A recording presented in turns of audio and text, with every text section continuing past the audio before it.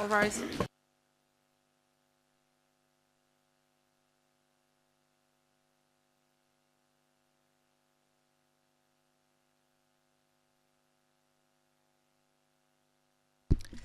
The Kosovo Specialist Chambers is now in session. Please be seated.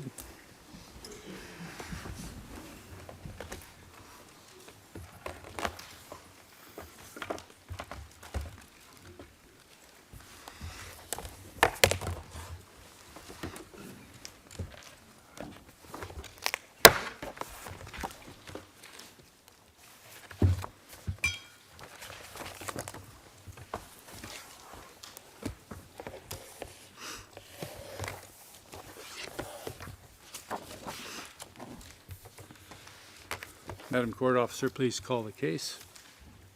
Good morning, Your Honors. This is KSC BC 2020-06, the Specialist Prosecutor versus Hashim Thaçi, Kadri Veseli, Recep Selimi, and Jakub Krasniqi. Thank you.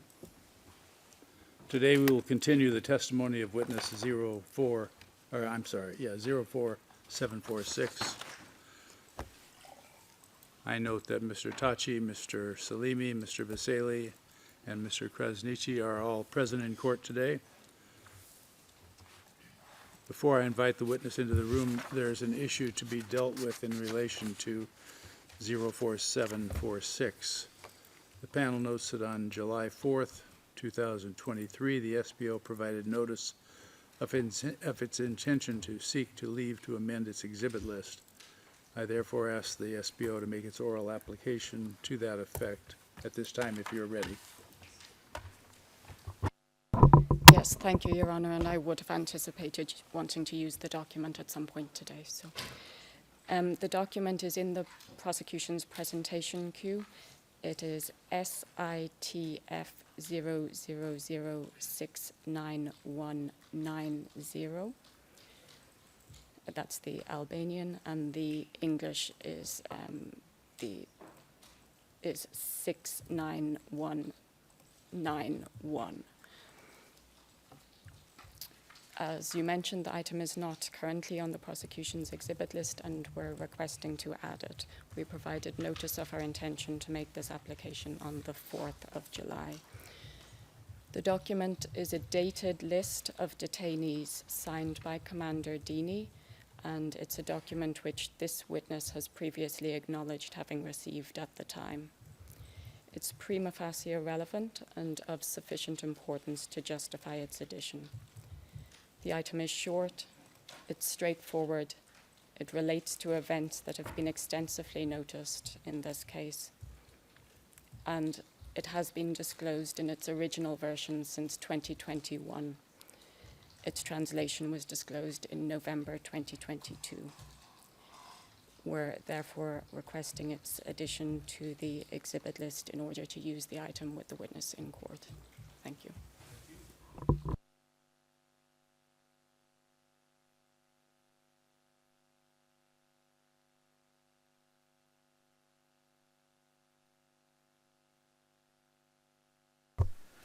Thank you, Judge Smith. The question is, why isn't it on your list already?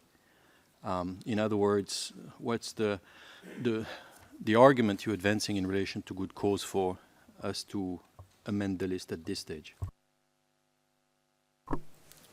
Yes, Your Honour, and it is a question of oversight, I'm afraid, due to the extensive materials. The document had been reviewed, it had been disclosed, as I mentioned already, in 2021, but the specific connection to this witness was only identified during preparation for the witness. As I indicated, it is a short document, it's very straightforward, and it relates to matters that have been centrally noticed, so we do submit there's no prejudice, given that we indicated our intention to do this more than a week ago. Thank you. Thank you, and thank you for your candor. No, thank you. I'm sorry. Mr. Laws, no comment then. Mr. Misitich? We have no objection, Mr. President. Any objection? Objection. Mr. Roberts?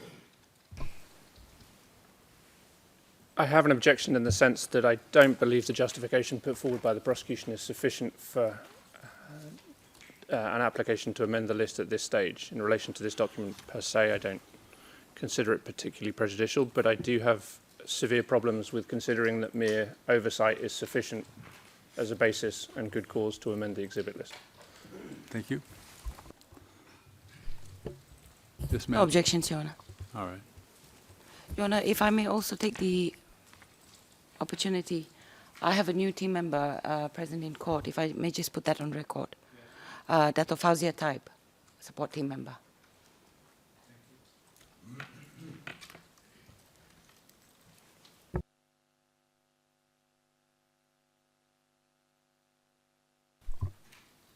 At what stage of today's proceedings do you think you will be using this document? Do you need a ruling right now, is what I mean, or can we wait to the next break so we can discuss it among ourselves? I wouldn't anticipate using it in the first session, Your Honour, so I would not anticipate. We'll make a ruling on that as soon as we've had a chance to deliberate. I don't want to hold it up this morning. So, Madam Court Usher, you may bring the witness in.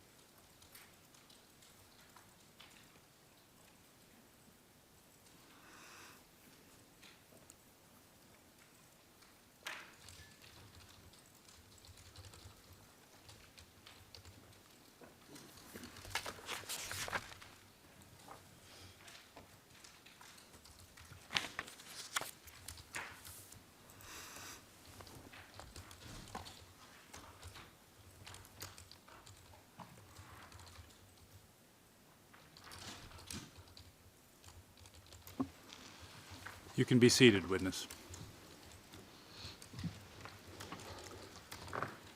Good morning, witness. Can you hear okay? Good morning. Yes, I can hear you. Today we will continue with your testimony. I remind you to please try to answer the questions clearly with short sentences. If you don't understand a question, feel free to ask counsel to repeat the question or tell them that you don't understand and they will clarify. Also, please remember to try to indicate the basis of your knowledge of the facts and circumstances upon which you will be questioned. I remind you that you are still under an obligation to tell the truth as stated by you in your solemn declaration. Please also remember to speak into the microphone. Wait 5 seconds before answering a question and speak at a slow pace. If you feel the need to take breaks, please make an indication and we will accommodate you. We will resume with the direct examination by the SBO, and Ms. Lawson will continue at this time. Go ahead, Ms. Lawson. Good morning, Mr. Mustafa.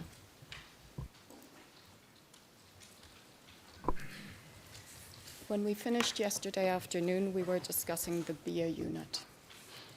I asked you whether it reported to the Zone Command or to Brigade 153, and you indicated that you did not remember exactly how it was. The transcript reference is T111.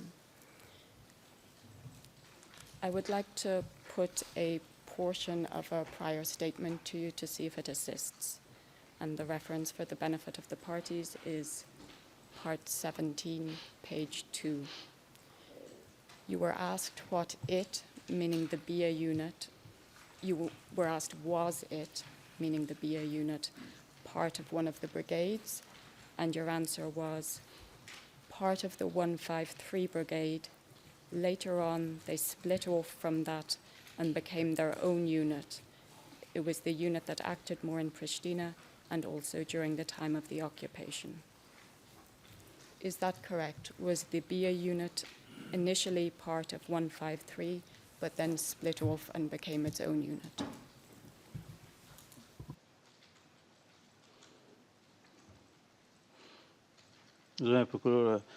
Ms. Prosecutor, Unit B, Unit and Brigade 153 is the same entity. However, B unit was formed before the brigade, and I think it then helped in turn in the formation of Brigade 153. This is an interesting development history. However, it is the same entity on which basis these two units were formed.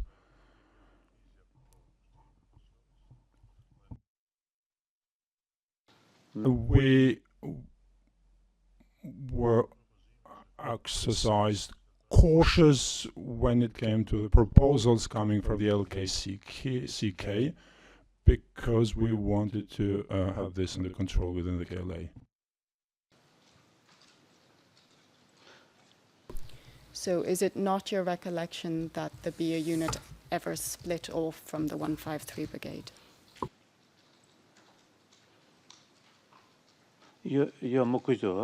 No, I do remember. I know they acted separately. However, I do not know when the split off occurred. I do know that the BIA unit was a separate unit, which could have reported to the LAP operative zone, which would be me and my staff. Okay, thank you. And there is one further clarification I'd like to make to what we discussed yesterday. I asked you who else was at Likots at the time that Kadri Castrati was assigned to the LAP zone by the general staff. And you stated that you don't remember. I'd like to put a short portion of one of your prior statements to you to see if it assists. And for reference, this is part 2 at page 24. You said, I knew Hashim Thaçi because I had met once previously with him when Kadri Castrati, my deputy, joined the war. We saw each other in Dranica. So is that correct? Was Hashim Thaçi one of the people who was present? Yes, he could have been. It's possible he was. Do you now remember anyone else who was present on that occasion? Likovs was a center of the KLA, and there were many co-fighters there, and as a consequence, somebody else might have been present there. However, the important thing is that I went there for the purpose of meeting with Kadri Castrati and bringing him in my zone.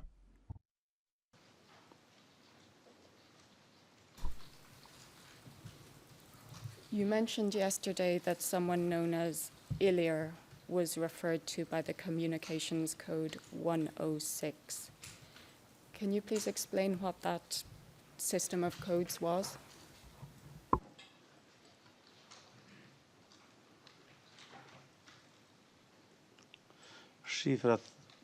Numbers we used to communicate through the radio. I, for example, had the call sign 100.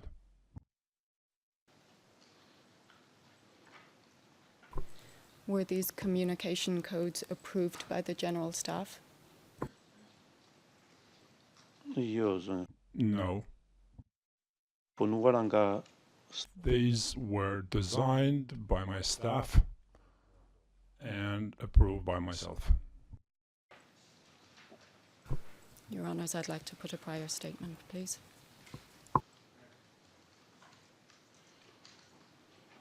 For reference, this is part 4, pages 8 to 9. And you're referring to information here that was provided in Skender Zitai's book, which we'll look at shortly. You say, I believe the details he gave are correct. Dardania was the code that was given, and the units were also given codes. I believe that we had presented this ourselves to the general staff, and then they approved that. Is that correct?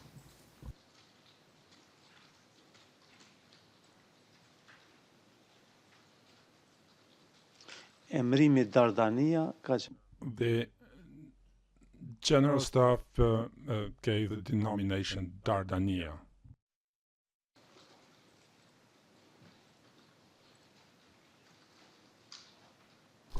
You're referring here to codes plural, so can you clarify which codes it was that were approved by the general staff?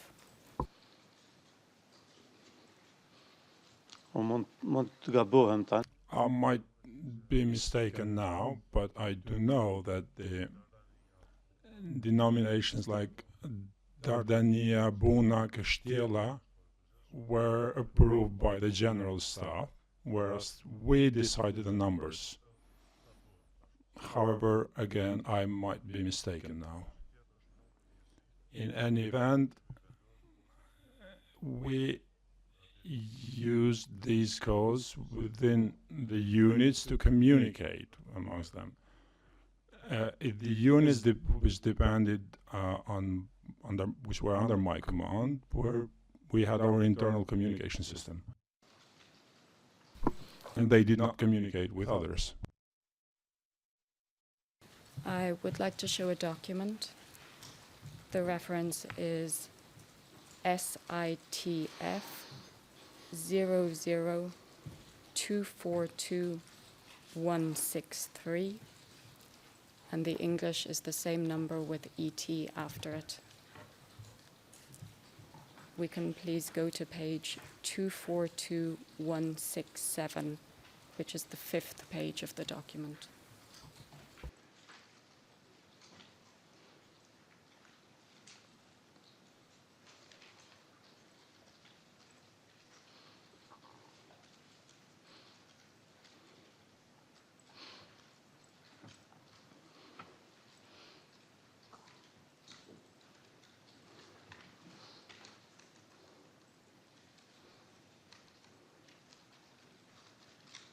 If we can move the Albanian across slightly, and we'll start at the top right-hand side of the page.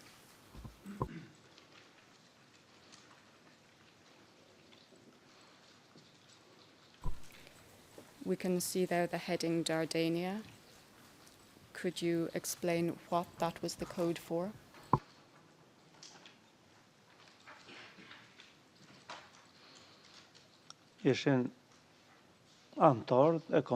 These were the members of the zone command and the units at the headquarters. And do you recognize all of the names and numbers listed under that heading? Yes. And you mentioned already that you have the number 100, which we can see opposite your name there. Could you explain what that was used for, when the number 100 would be used?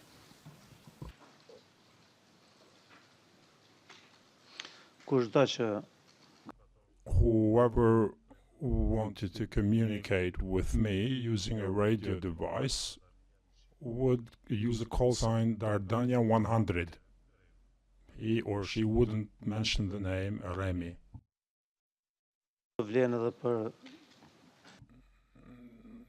The same goes for the following numbers below mine.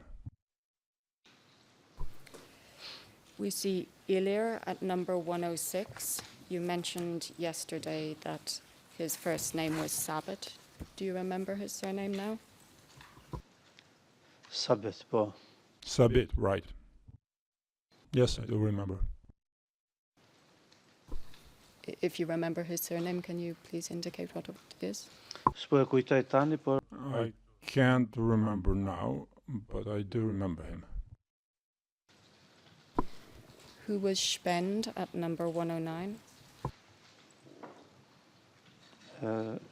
Muharrem Ismaili. Muharrem Ismaili. And what was he responsible for? Tash po më kujtohet është I remember now that he was in charge of caring about the people in the command. Number 111 appears to be missing in this list. Do you remember who had that code? nuk më kujtohet. I don't remember. Okay, we can come back to it. Beneath the list, we see the heading Castle. What did that code relate to?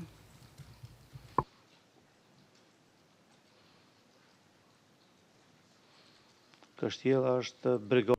Castle is Brigade 152.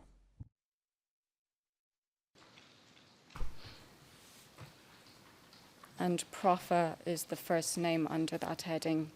He was the commander of the 152 Brigade, Jarif correct? Moqolli, komandant brigade. Muccioli, Brigade Commander.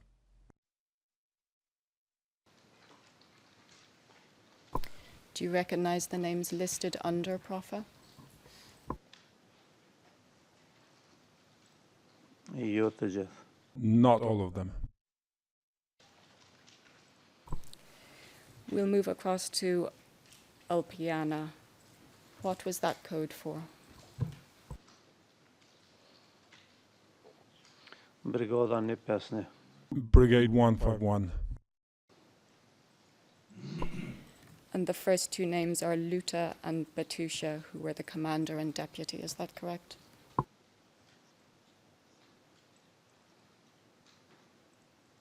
Po. Correct.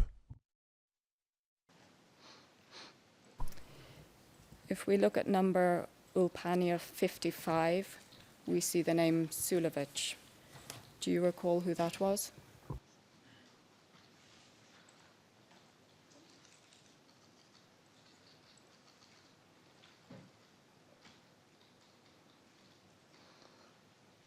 Më kujtohet një I do remember a person who went by the last name Sulevic and who had been detained by us, but I don't believe he had a number. It could be somebody else. Moving over to the left, what was the Guri code for?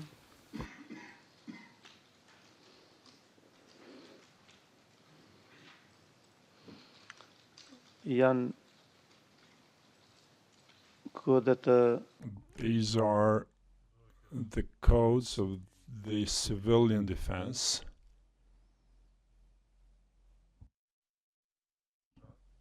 Each village had their own code.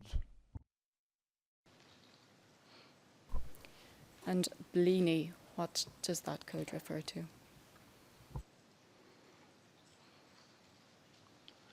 Më kujtohet që Blini ka qenë pjesë. I recall that Blini was a Kosovo Liberation Army member who was killed during the war. Blini këtu mund të jetë edhe ndryshme. However, Blini here can stand for a village, so don't take my word for that.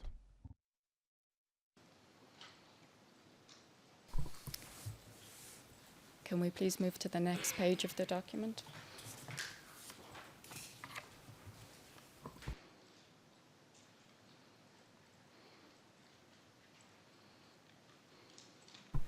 And there's a heading Lisi. Do you know what that refers to?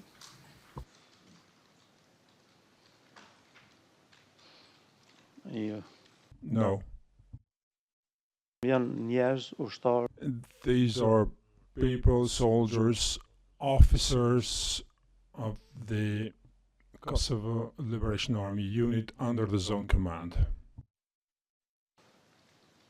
Me sa po shoh këtu janë të From what I can see here, they are from the villages covered by Brigade 153 around villages around Pristina.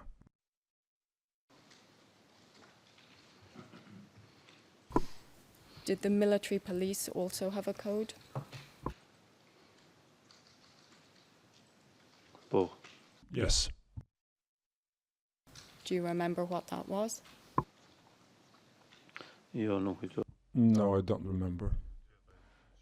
It might have been the 111, but I'm not certain. It could be that it was this one. We finished with this document for now, thank you. Your Honours, before the document's finally pulled from the screen, we haven't had any evidence at all about timing in respect of these codes and this document. There's no evidence at all about the date of the document, but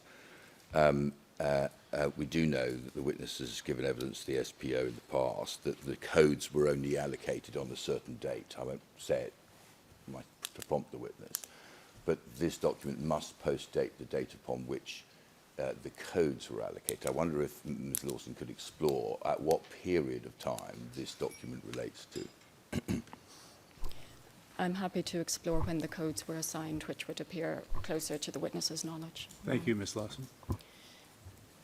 Witness, could you please indicate approximately what date the code system came into operation in the lap zone?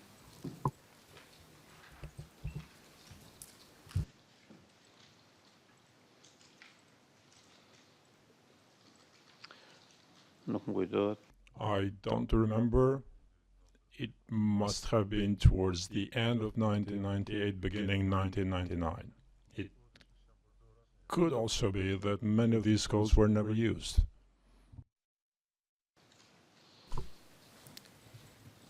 Do you know someone called Skender Zitai? Skender? Skender, who? Jo. No. I may be mispronouncing the name. Zatia. Po. Yes. How do you know him? Ka qenë ushtri. He was a soldier, and then a later officer in the KLA. In the lap zone, is that correct? Po. Correct.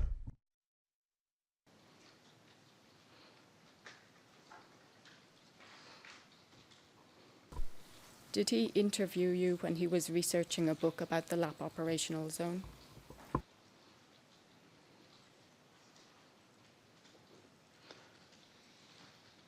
Ka fol për intervju. We had a conversation about the book he wrote with me, but there was no proper interview done. Are you familiar with his book, which was published in 2008 and called Kosovo Liberation Army Lap Operational Zone? Po. Yes. I know about it. Of the book? Besoj po. Oh, I think so. So I'd like to call up an exhibit, please. It's SPOE 000-55678. And we should please go to page 55705. And the English translation is SPOE 000-55705, and it's the ET revised version.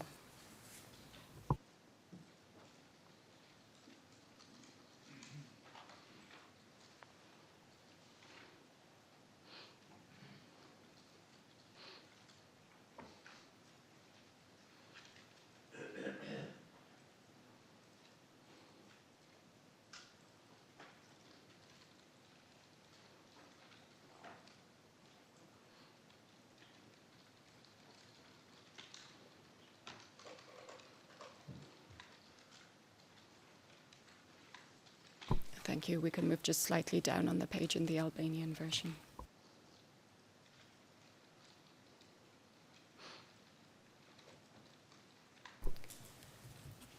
You can see there that he's describing the code names used in the communications system.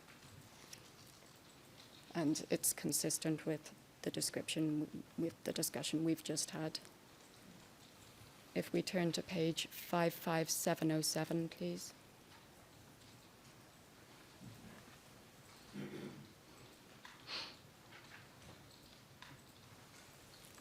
And go to the bottom of the page.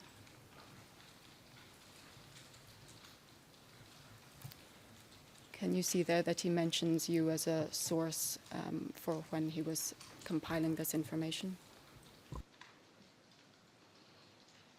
Po. Yes. There were a couple of points you indicated you didn't remember, so we'll see if this book assists. When we were discussing the sectors yesterday, you initially said that Fatmir Homoli was in charge of the sector for morale, but then stated that you had confused the sectors and you gave a different name, Valan Marathi. At page 706, so back one page, please.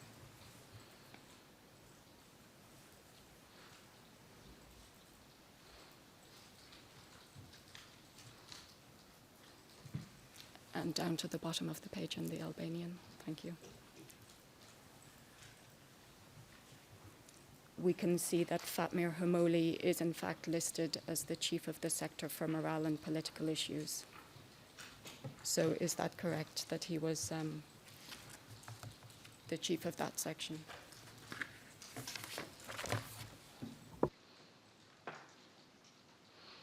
E saktë është kjo vetë. This is correct, yes.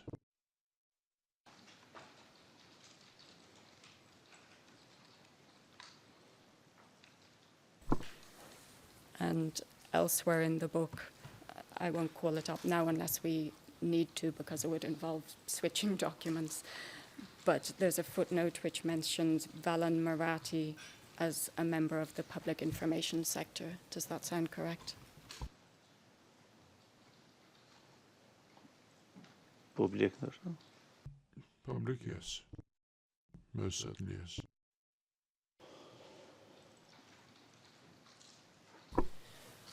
On that same page, you can see the nickname Bali for Hamat Haliti. Are you familiar with that nickname, or do you remember it now? Po. Yes. Hamid Hamidi. Hamid Hamidi.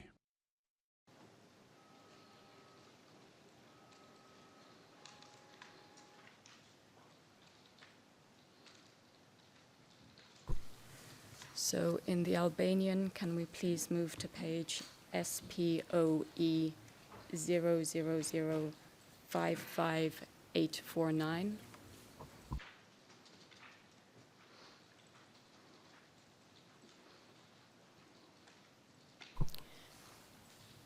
And we'll need to change the English document to SPOE 0055799, and it's the ET revised 1 version.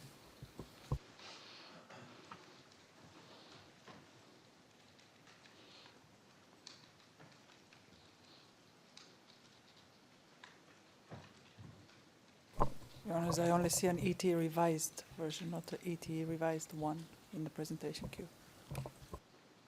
We can use the revised version. Thank you.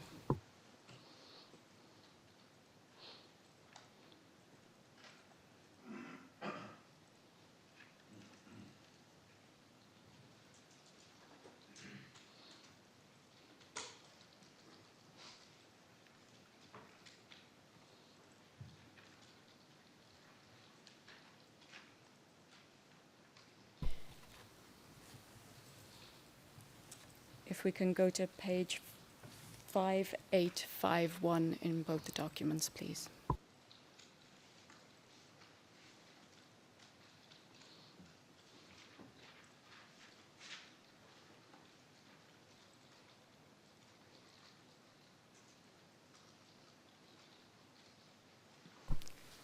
We can see there that he says the military police had the code JARI and their numbers started from 500 onwards. Was that correct? Taş.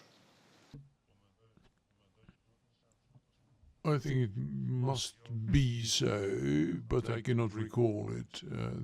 This code name Ziari appears to be interesting from my point of view.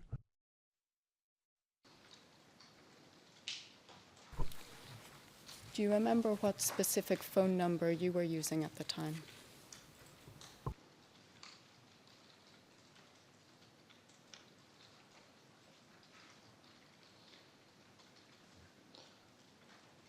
Yok. No, I don't remember the numbers.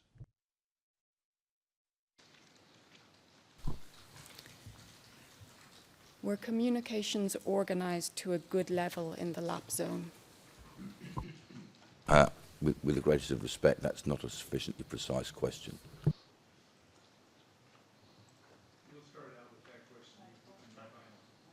We'll start out with that question, and then it should be refined. You may answer the question, witness. Yok. No, the communication via telephone was not that good.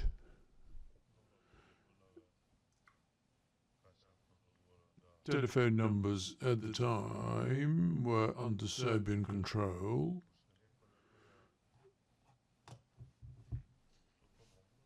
For our command needs, however, we had satellite phones at our disposal. However, there were many occasions when they did not work properly due to the fact that there were difficulties in paying off the bills. Those bills were being paid from overseas, so communications were not up to a satisfactory level.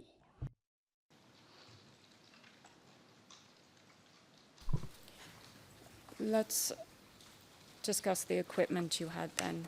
What communications equipment did you have?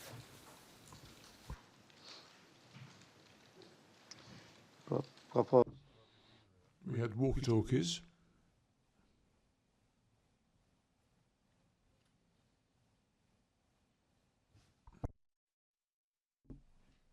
telephones,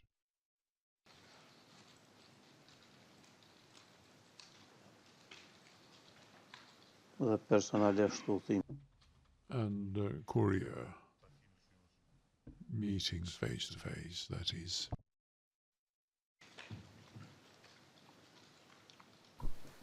Did you have radio handsets? Is that what you're referring to as walkie-talkies? Or did... Po. Yes. Again, I'm sorry to interrupt, but can we have a date frame for these methods of communication within the indictment period?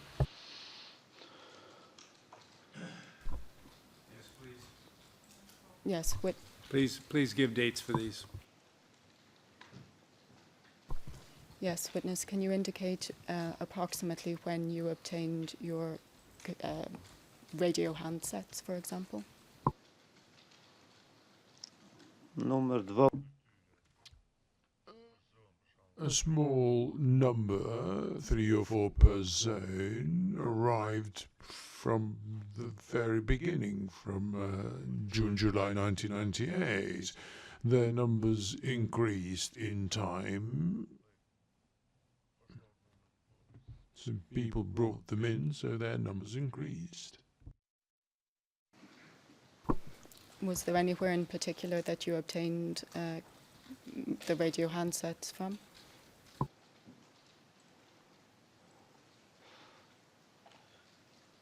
E kujtoj që një I remember that a number of those devices came from Western countries.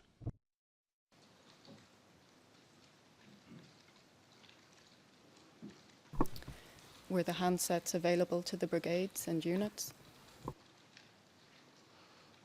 po kanë qenë Yes, they were at the disposal of units. However, we had difficulties in the supply of electricity and we had difficulty charging them. So we did have these technical difficulties to cope with. And you mentioned you had a number of satellite phones. When did you obtain them?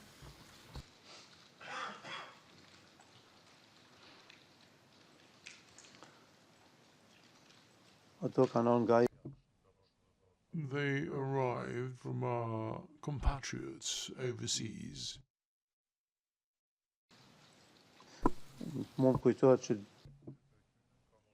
I remember the two of those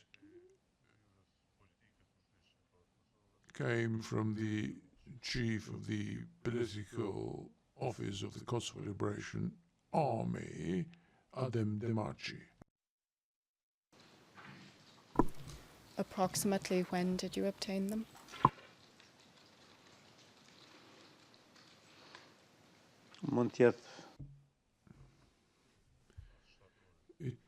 It may have been after the September offensive against us. Where were those satellite phones located? Where did you keep them?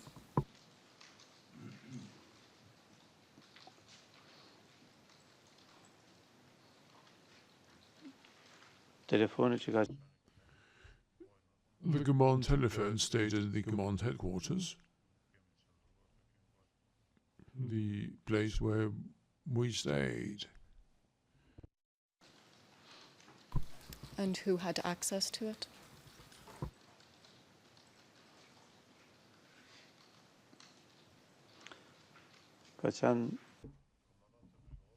The brigade commanders were the ones in charge. They could have allowed others too, however, because of the high cost of usage, the number of people allowed access had to be limited.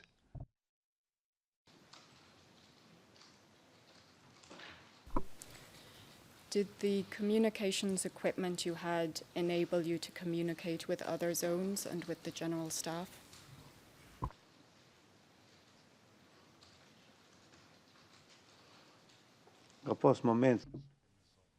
There were times when we were able to establish a connection. However, this was very difficult because the intervention by the enemy, interception by the enemy, was not that difficult. We were not very well schooled at their usage, so we did face a number of issues.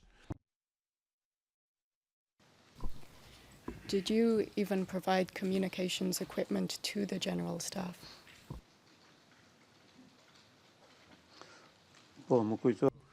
Yes, I remember that when these devices arrived from Western countries, I offered two of these radio handsets, but I don't recall ever having communicated with the general staff through them.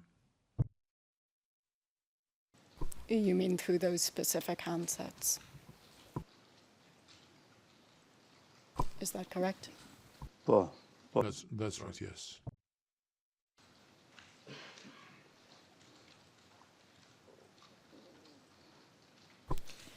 Is it fair to say that members of the LAP Zone Command had regular phone contact with the general staff?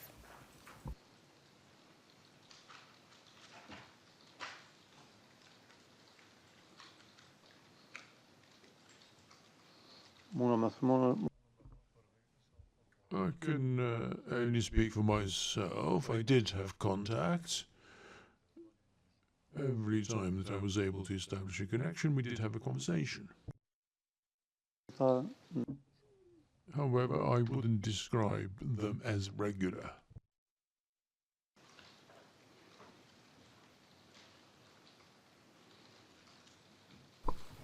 Your Honours, I'd like to refer to a prior statement again, please.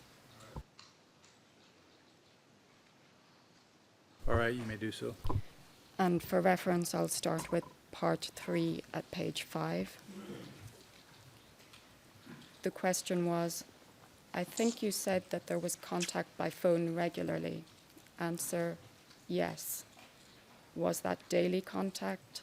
Answer, no. Question, well, by, for example, January 99, were you in daily contact with the general staff? Answer, we tried to contact them by phone, but it doesn't mean that we spoke every day. Is that accurate? It's exactly what I said earlier.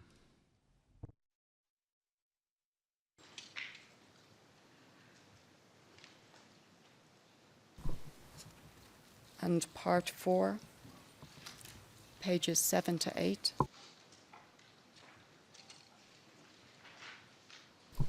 Your answer was, these were the people that all zone commanders knew, and they were members of the general staff, and we had the phone numbers of the general staff, and we spoke with them.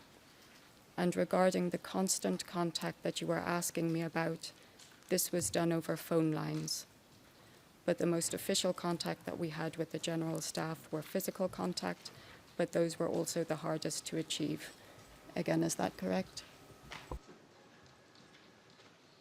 Well, Yes, it is.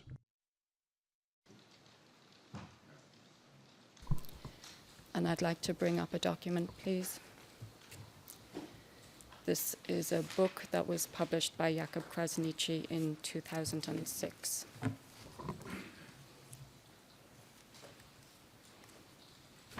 The Albanian reference is U015-8743.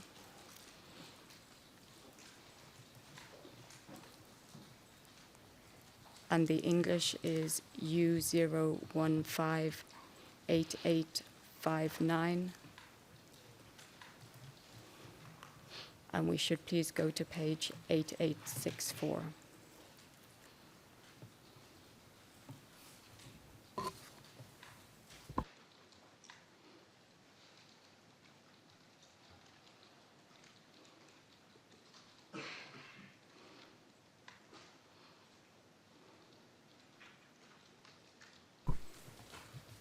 And I can read the passage. He is referring to a visit to the Lap and Shala zones in October 1998, and he says the following. We went to those areas to see for ourselves on the ground what the political and operational situation was like after the September 1998 offensive.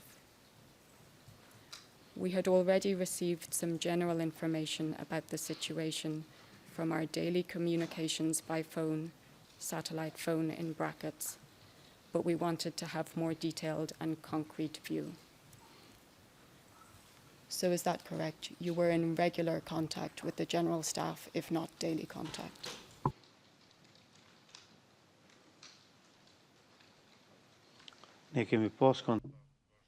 We did have contacts continuously. However, it depends on the definition of the word regular. We tried to remain in permanent contact with the General Staff of the Kosovo Liberation Army.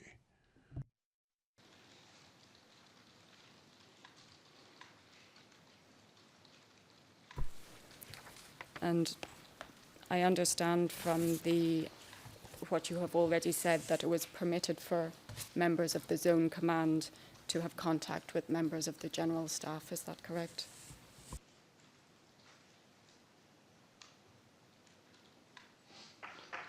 Can you kindly repeat it, please? It was authorized for members of your zone command to have contact with the general staff directly.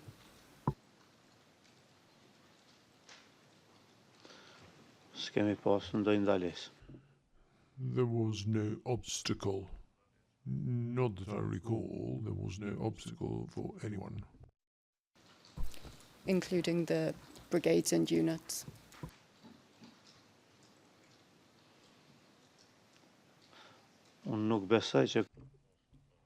I don't think they had contacts because I did not have their phone directory. However, there were no restrictions on anyone to contact the general staff. So, for example, a person dealing with the logistics could make direct contact with a member of the general staff responsible for logistics. Is that correct? Kontaktet zyrtare. Official contacts, Madam Prosecutor, came via me. I was the person who represented the ULAP operational zone at the general staff. Nuk më është drejtuar. The logistics chief or anyone else, for that matter, has never come to me to have this kind of contact with the general staff counterparts. So when you're referring to official contact there, I understand that you're referring to the physical in-person meetings. Is that correct? Personale fizike. Personal, physical, other communications, all contacts that had to do with the state of affairs within the Kosovo Liberation Army. These contacts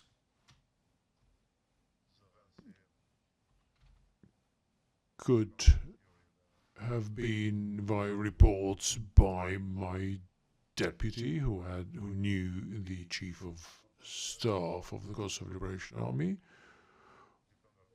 or it could have been someone else who I had assigned to establish links or to communicate with the general staff or with some other operational zone command. Thank you. We'll move to a different topic. When did you assume responsibility as commander of the LAP zone?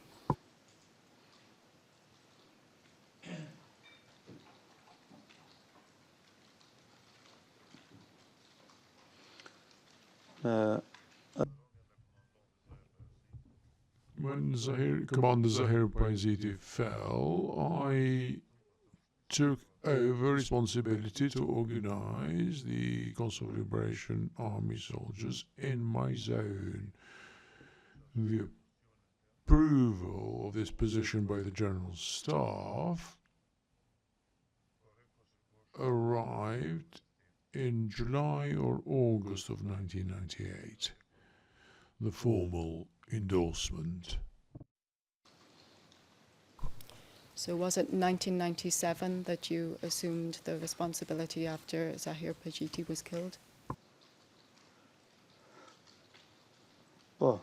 Yes. Was there a particular decision taken that you would assume that responsibility? Jo, nuk ka. No, there wasn't. I was in contact with friends of mine, co-fighters who had survived, and we deemed it necessary to become operational, and so we gradually established ourselves, established links with the General Staff and others who were as keen as we were to fight for the Kosovo Liberation Army. I'd like to show you a passage from the book War for Kosovo, Commander Remy Speaks. The ERN in Albanian is SPOE 00330195. And we should please go to page 330236.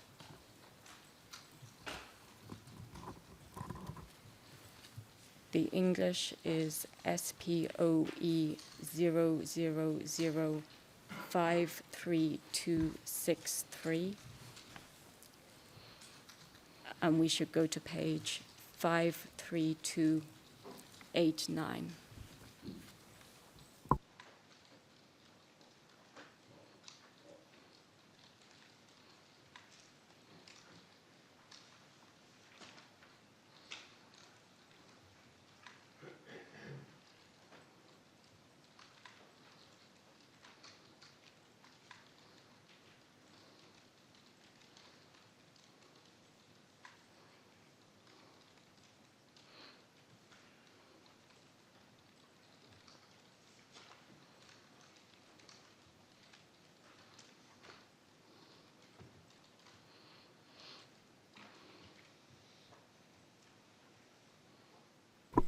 if we could move down to the bottom of the page in the Albanian, please.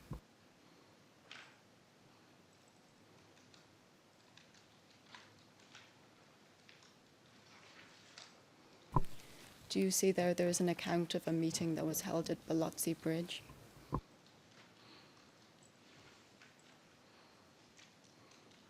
Po. Yes. Is that account accurate? Po këto ishin marrëveshje. These were agreements amongst friends, as I said earlier. We agreed with KLA members. You may want to call it a decision now, however, that was an agreement for us to continue work onwards. And in that passage, you yourself described it as an official meeting at which a decision was taken. Isn't that correct? Ne kemi pas.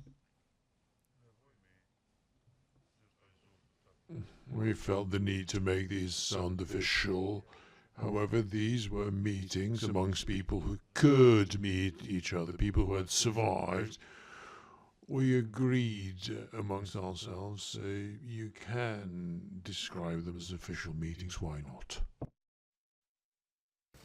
Can you please read out who was present at the meeting?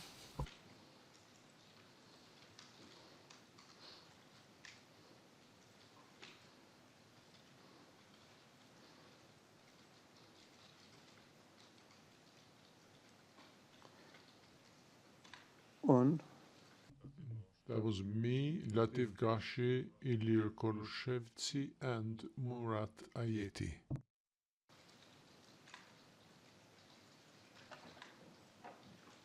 And if we move over to the next page, just in the English, please.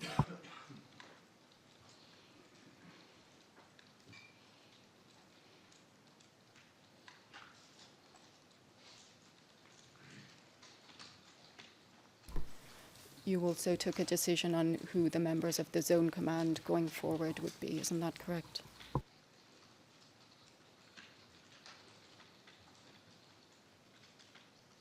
Jemi pajtuar që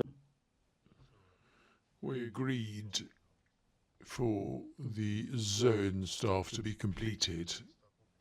You should be aware that these public interviews, in fact, are essays. These are accounts aimed at publicity. And that is why we magnify these achievements. We describe them as official meetings and so on and so forth.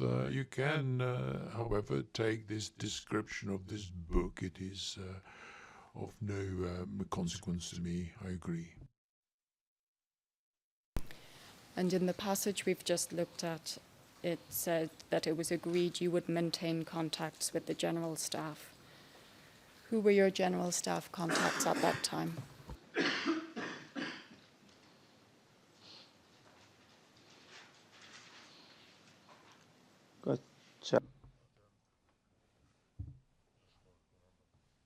Adem Yashari, the commander, the one who we call the legendary commander.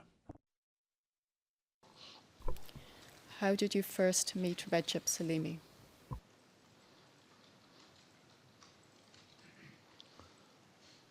kam takuar. I met him in the company of Commander Adem Yashari one day before the Breakhouse War, where the commander and the entire Yashari family fell.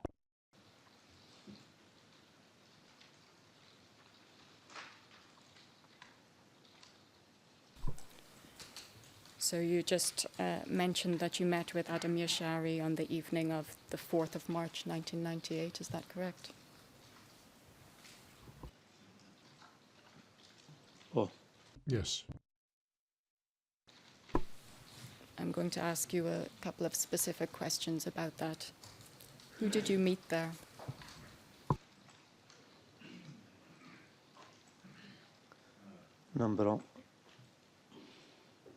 Në mbrëmje.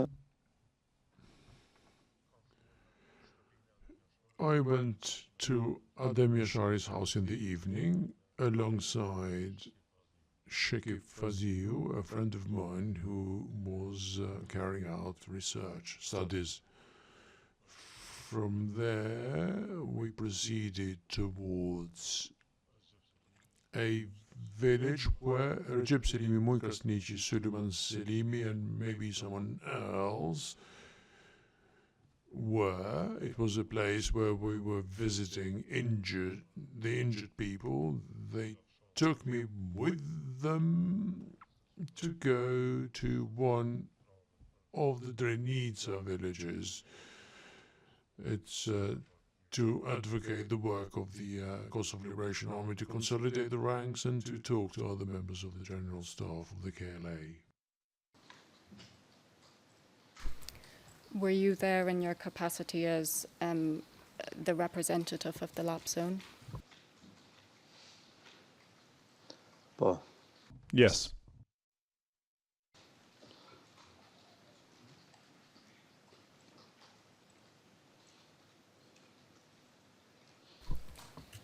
So you mentioned this previously, and I believe you gave July or August 1998 as the date. Did there come a time you were officially authorized as the LAP zone commander by the General Staff?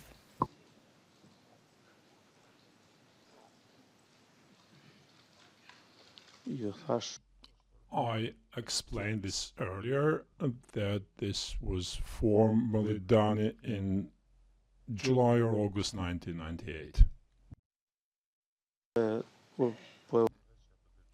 But I was already exercising those duties and holding that position. Who appointed you?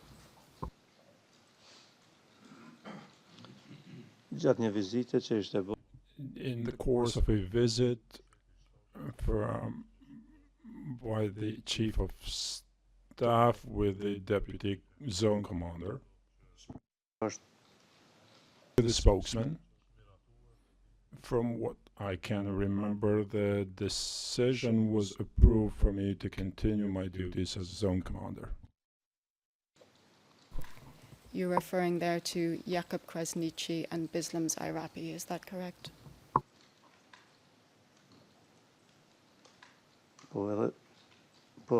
Yes. How was the appointment done? Was there a signed document?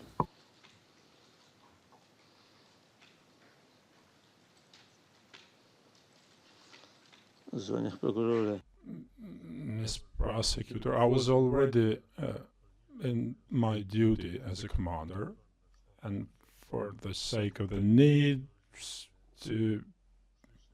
for the purpose of formalizing this as within the KLA, the General Staff formally approved that the fact that I was who I in fact had already been in. Did they do that by way of a written document?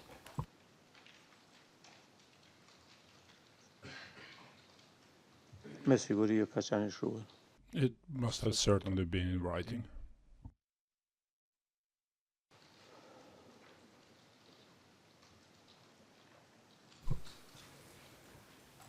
And you indicated that it was during the course of a visit. That was a visit to the LAP operational zone, is that correct?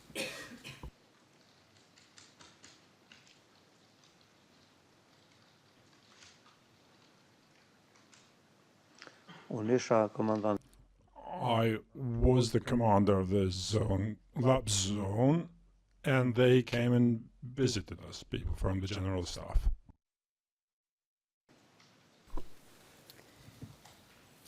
Did other members of the General Staff travel on that visit as well as Jakub Krasniqi and Bislam Zairapi?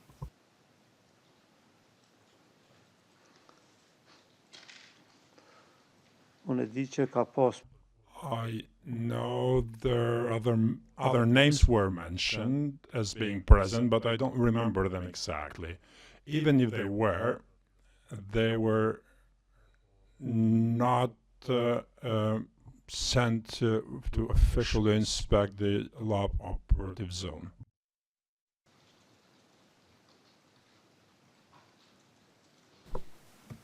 Did the general staff members only appoint you at that time, or did they also confirm the appointment, other appointments in the LAP zone command?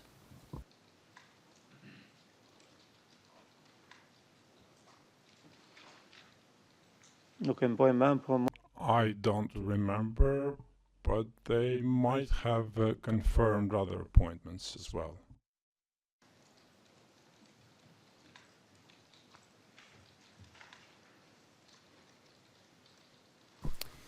What else was discussed during the meetings you had with the general staff representatives?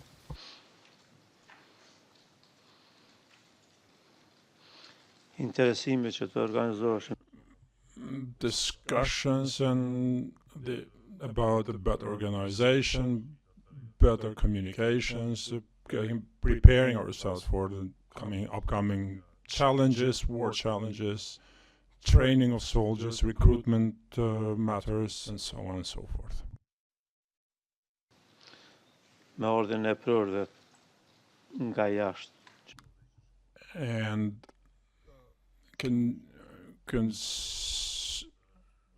we were aiming to better organize and to better structure our units, considering also that our officers were coming from abroad to join our ranks.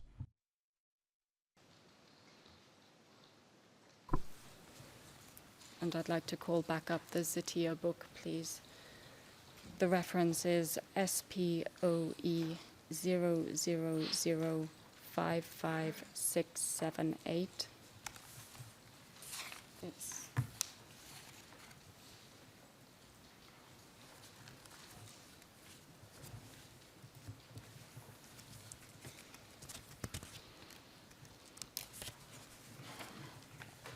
and we'll go to page 55819.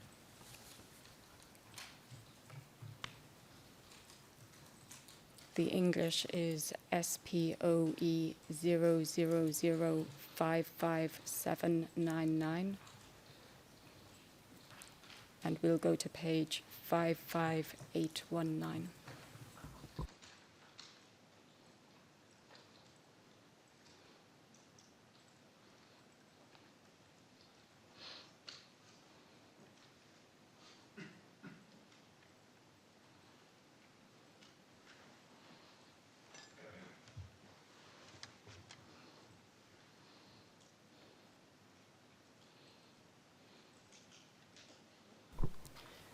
We can see there he's describing this visit in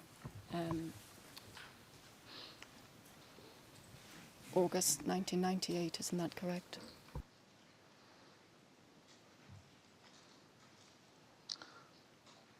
Nuk mundem të I cannot confirm it with certainty, but I have no reason to doubt the account of Mr. Skander. It's hard for me, although, to make comments on other people's writings.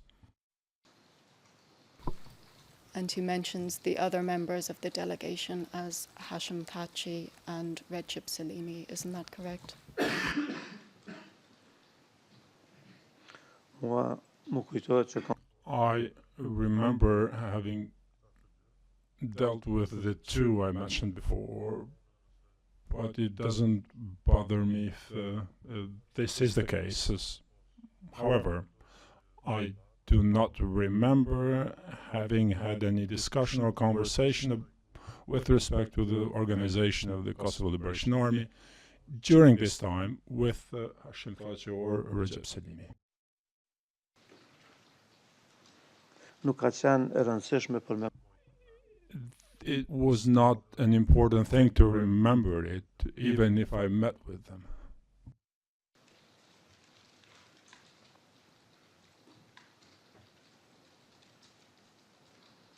If we can turn to the next page, please.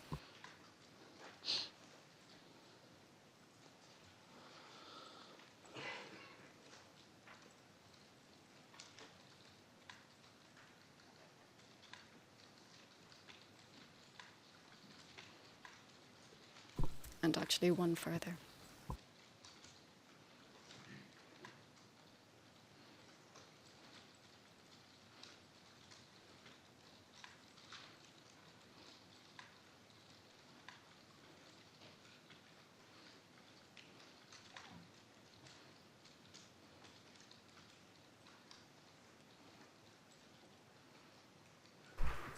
and it says that the delegation left satisfied with the achievements of the zone and encouraging you that you have their support. Is that correct?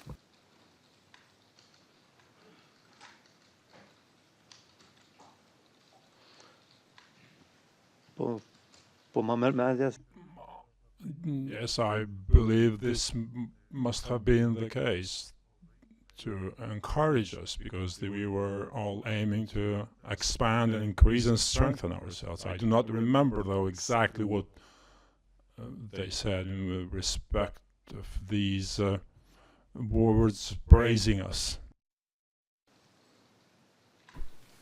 What were your responsibilities or duties as zone commander?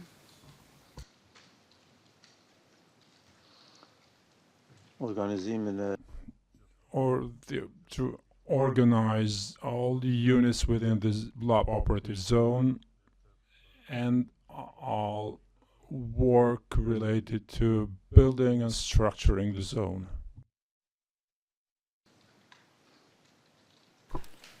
Did it include respecting the war strategy of the KLA as established by the General Headquarters?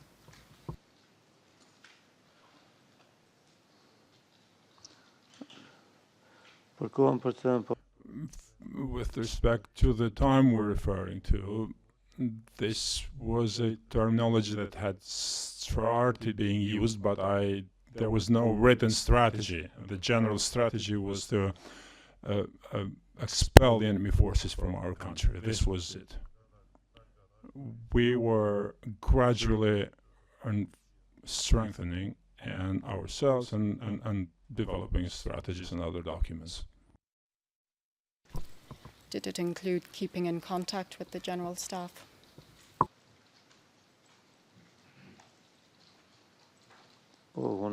Yes, I was obligated. I had taken on the obligation to be in contact with the general staff and to attend those meetings that I was able to attend.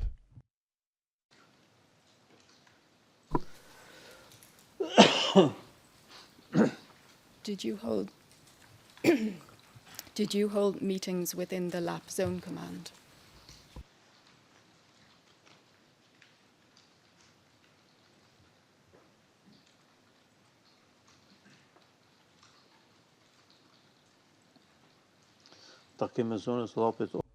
Meetings with the LAP zone, what exactly do you mean? Internal meetings of the LAP Zone Command.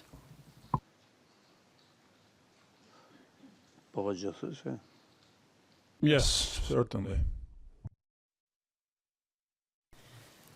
And if someone, I assume there were occasions when one or more members would not be able to attend those meetings, is that correct? Certainly. If they were absent, would they be informed of what had happened?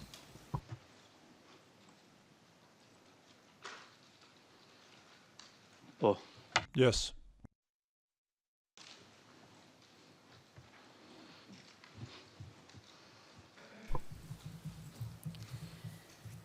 As commander of the zone, would you visit the different units in the LAP zone?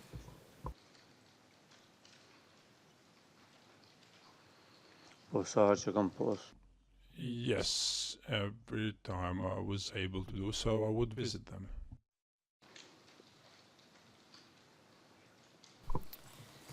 And would the LAP Zone Command receive reports from the different units and brigades?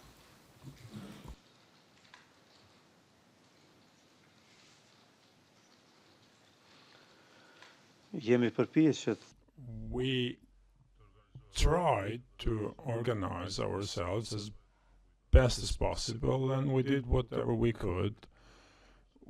We tasked units to report back, to report on their work, reported to the zone staff.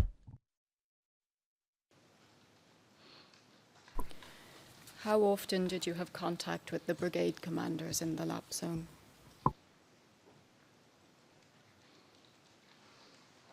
Varësisht nga situata, Depending on the situation. For example, the time we're referring to before September, I stayed together with two of these commanders, so our contacts were almost daily. Meetings were almost daily. Then later on,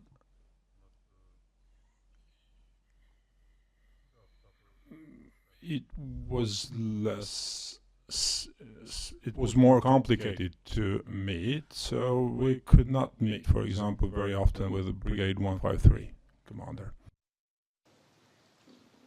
That was going to be my next question. So it was the Brigade 151 and 152 commanders that you were referring to as having almost daily contacts with at a certain period of time.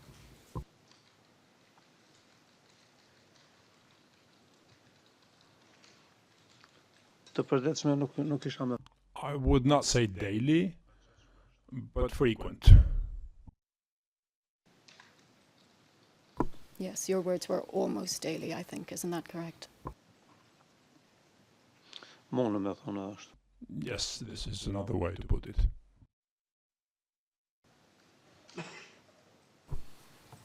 Did soldiers in your zone receive any training?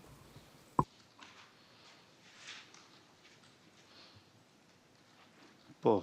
Yes. We tried to give a training to every one of them, but we didn't have time, and most of them were sent to front line without having undergone such training.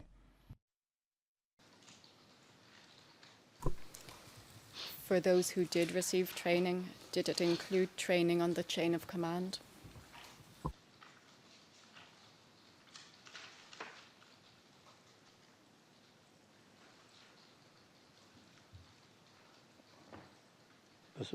Po besoj që po, thanë. I believe so. I don't remember now, but I believe so.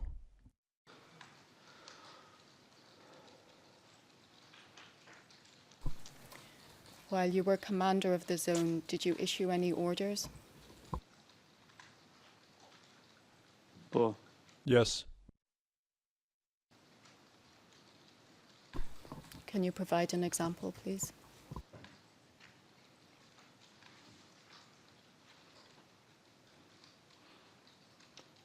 Kanë qenë rroll me shkrim, po edhe. They were mostly oral, very rarely in writing, and mostly with respect to troop positioning, engagement of troops in the defensive line.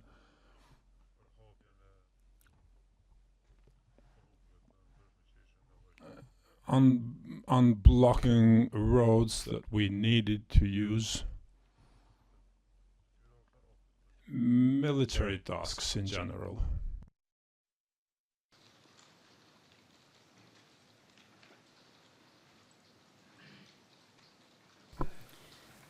As the zone commander, did you have the authority to inspect any of the units or facilities in the LAP zone?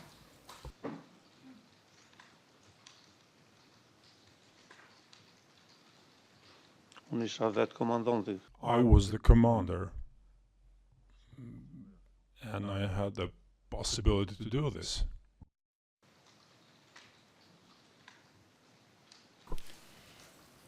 In terms of hierarchy, were members of the zone command a higher authority than other KLA members in the zone?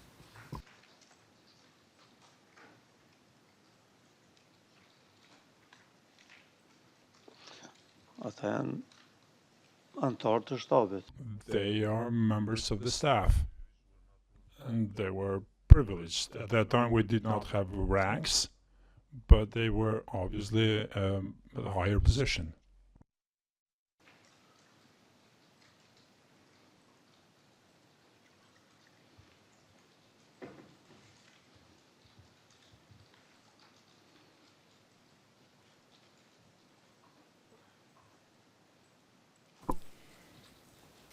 Were there any regulations on discipline in the KLA?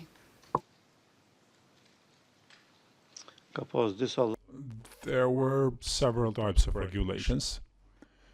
We used all literature sources from Albania and from other armies in the region.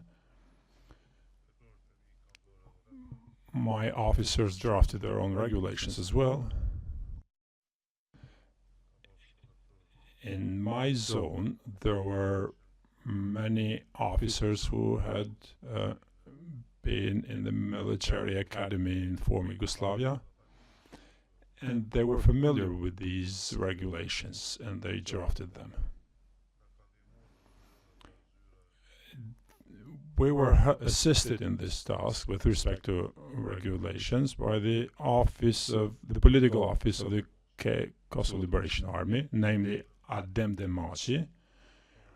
He had a number of advisors around him.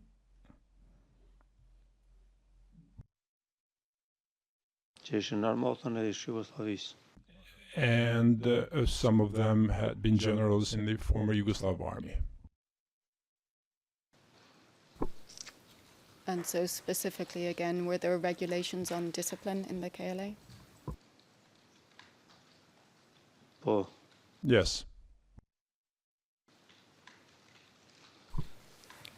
I'd like to show a document, please. The reference is P00165.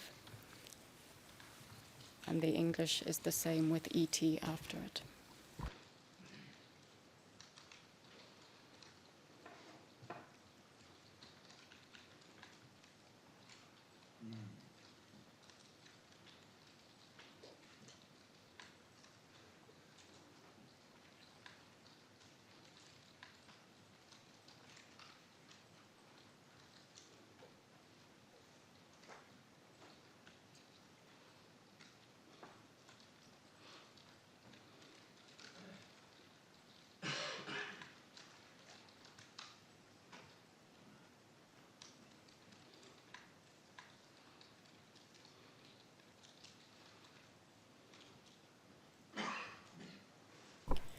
Do you recognize this?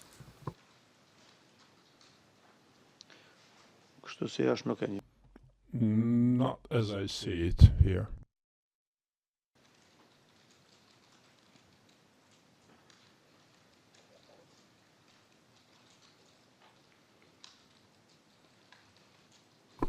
Would it assist you to see some more pages of the document?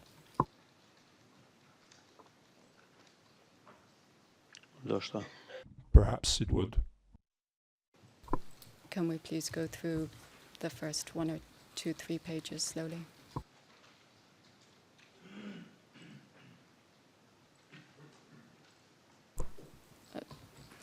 The next page, please.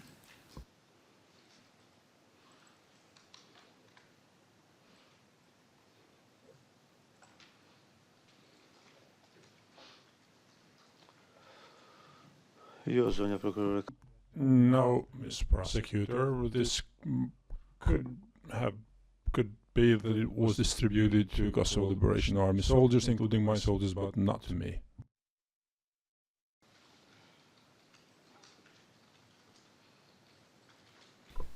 Your Honours, I'd like to refer to a prior statement again, please. Yes, granted.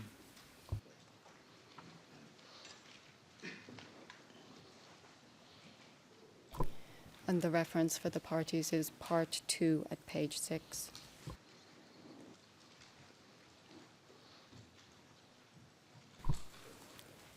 You were asked, Mr. Mustafa, are you aware of the KLA General Headquarter Regulation on Discipline?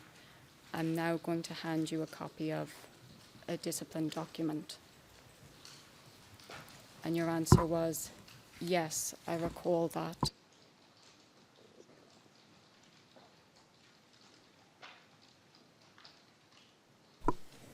And the question was, and it's correct, that is the regulation on discipline within the Kosovo Liberation Army.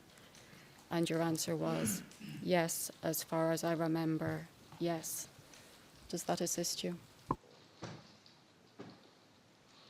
Nëse e kam thonë If I said so, there's no reason for me to avoid recognizing this document. I don't remember now, but if you say so, I then must have said it. I know there were many regulations at that time. There were many books written on this, and this could be one of those. And I'm certain that various regulations originated from the General Staff with respect to discipline.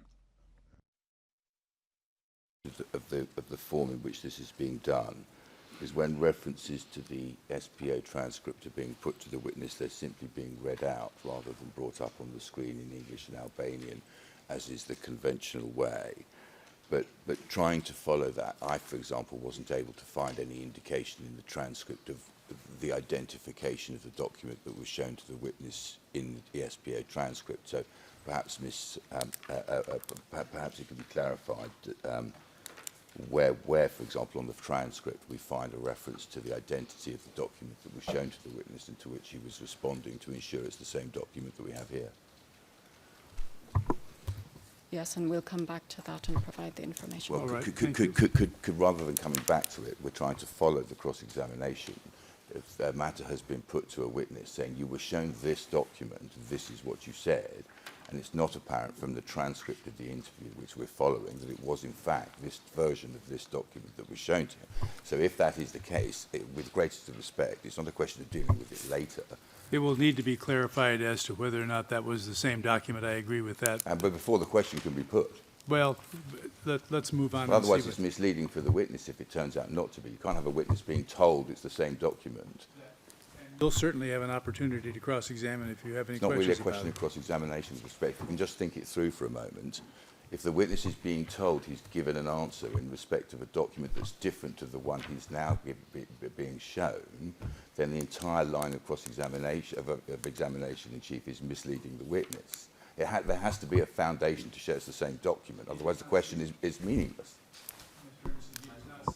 He does not seem to be misled. He's given a straight answer. He's given the best answer he can.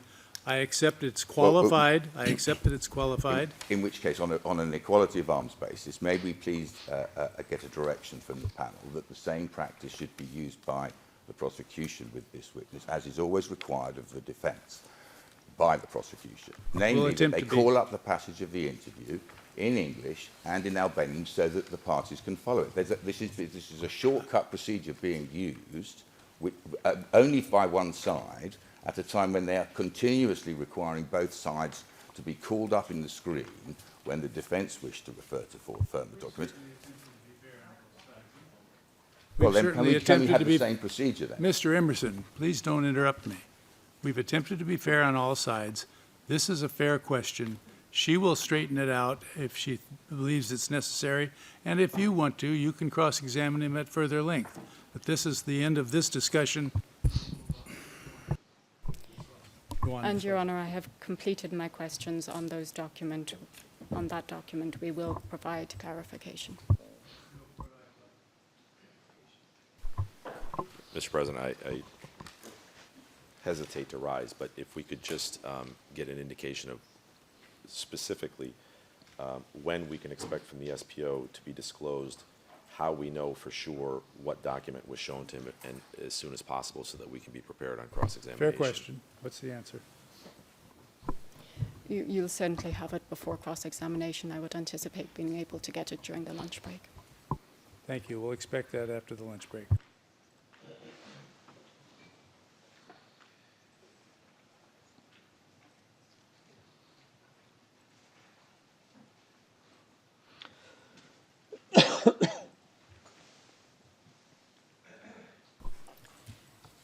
Do you recall any instances where one of your subordinates disobeyed an order and had to be disciplined?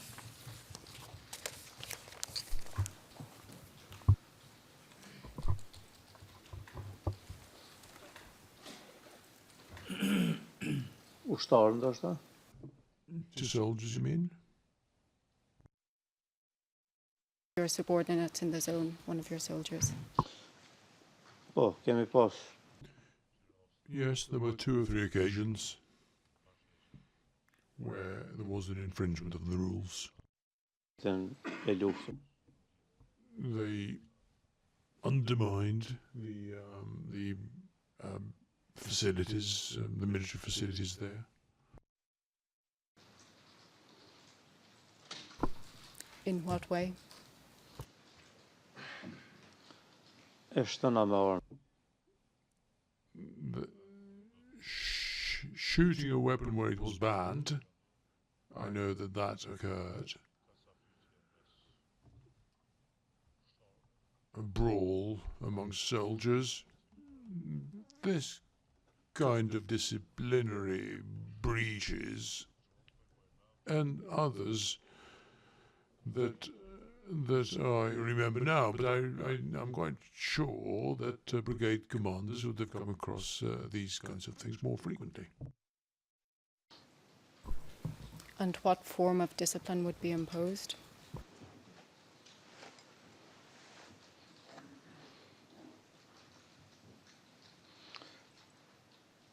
Kanë mosa të ndryshme.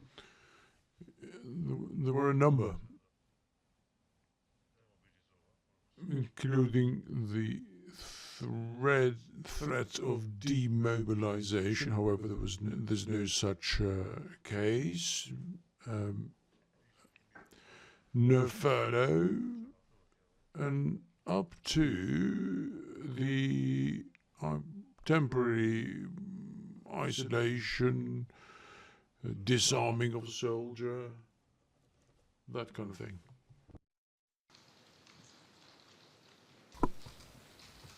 When they were isolated, would they be detained? Is that what you mean?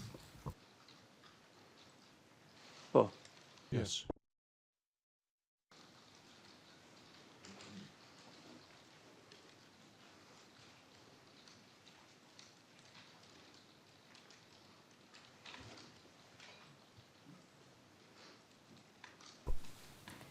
So in the lapse zone, were there people who were detained by the KLA?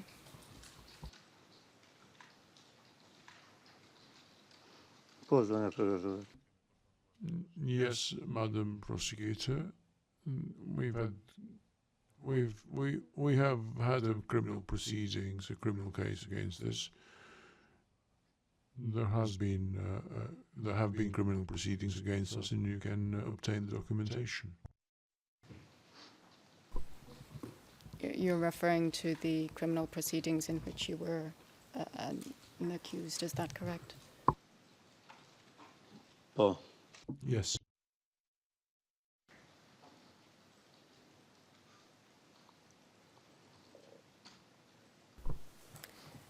What ethnicity were the people who were detained?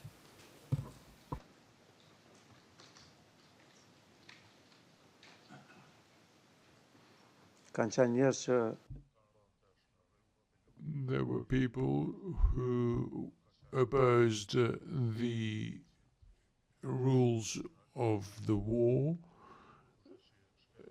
with the ethnic background was of no particular significance to us. Whoever breached them would be subjected to it. And given that you're asking, they could have included Serbs, Albanians, and I'm not sure about other ethnicities, but that they would have been citizens of the country. When you say opposed the rules of the war, what are you referring to?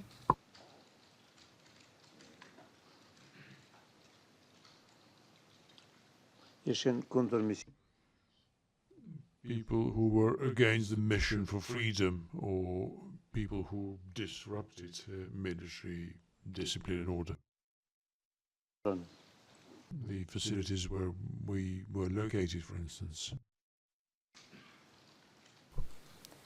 So is that people who opposed or objected to the mission of the KLA? Ka pasur të tilla. There were some of those too, even though fewer in number.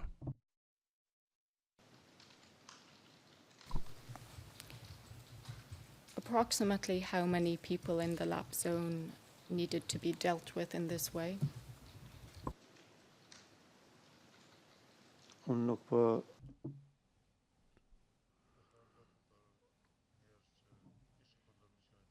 I'm talking about people who opposed our mission for freedom, but generally speaking, the number, including amongst my soldiers, does not exceed 3 figures.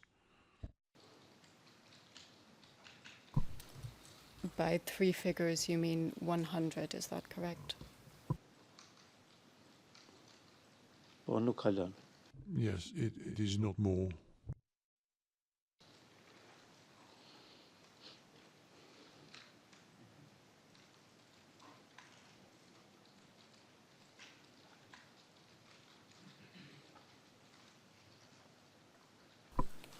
And they were people for whom detention was deemed a necessary measure, is that correct?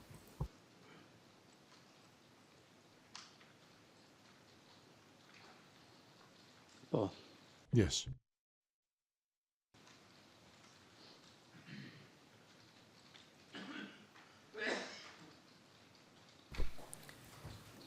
What locations in the LAP zone are you aware of where people were detained by the KLA?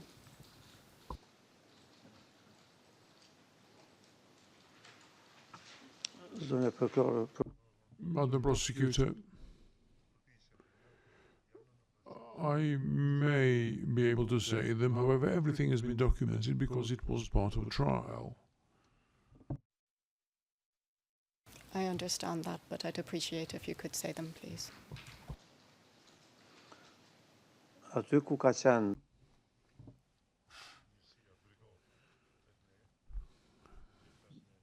Where Brigade 151, 152 and the Zone Command were located, there might have been a detention house there. And I can mention Bradash, Lapashtic, Burit.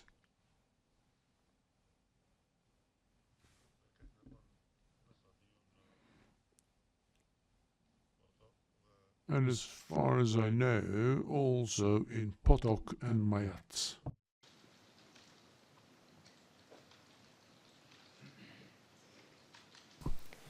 Were people also detained in Baigor? po, ka qenë Yes, by Gortu.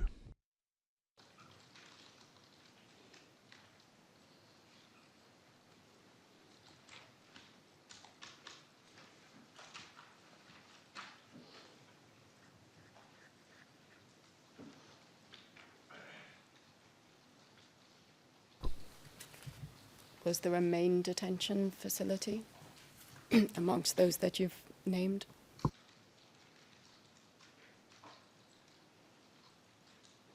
po, ishte në Llap. Yes, the one at Lapashtic.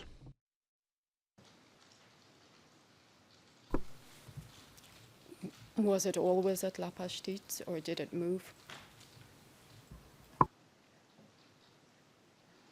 Varësisht për rrezikut, It may have moved due to the degree of risk.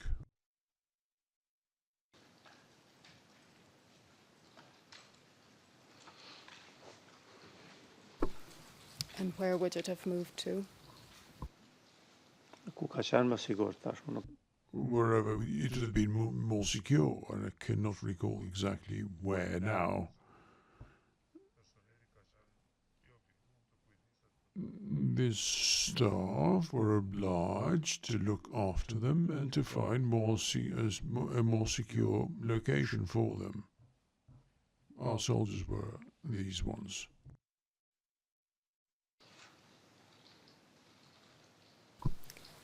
Who would escort the detained persons when they were being moved? Ka qenë persona i ri. The staff who were assigned to deal with these matters. Who were the staff who were assigned to deal with those matters? Policia, The police of the operational zone.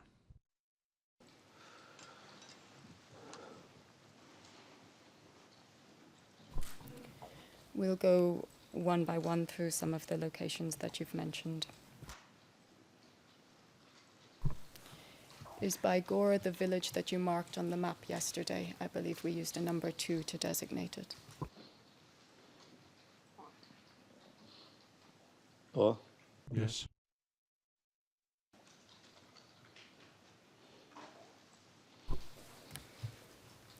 And during what time period was the LAP headquarters in Bygore?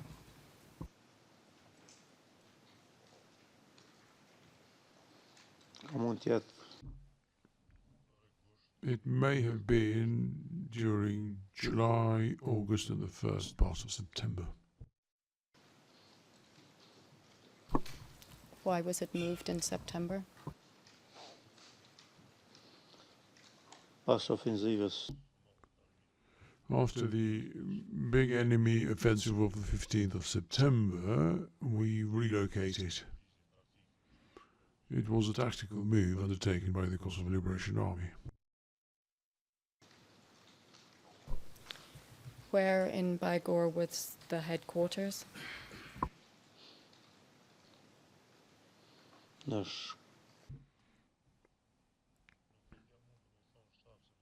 don't know whether we can call it headquarters because we slept in various houses belonging to the villages. However, at the school in Bygore, the school in Bygore was the place where recruits would sleep.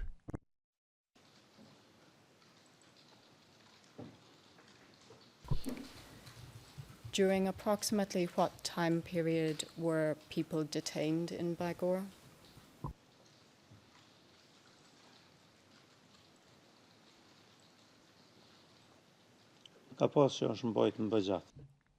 There were some who were kept for a long period of time, but there were others who perhaps were kept in detention for 2 hours, others who would spend the day in detention, others would spend weeks.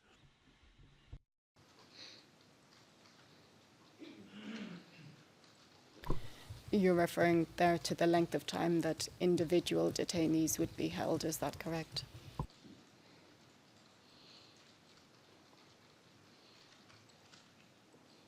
Oh. Yes. So during approximately what time period did the detention facility in Bygore operate?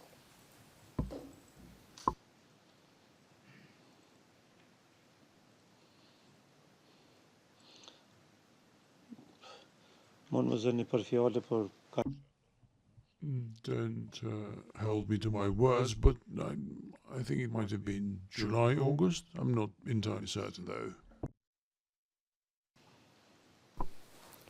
And did people continue to be detained there up until the headquarters was moved in the middle of September?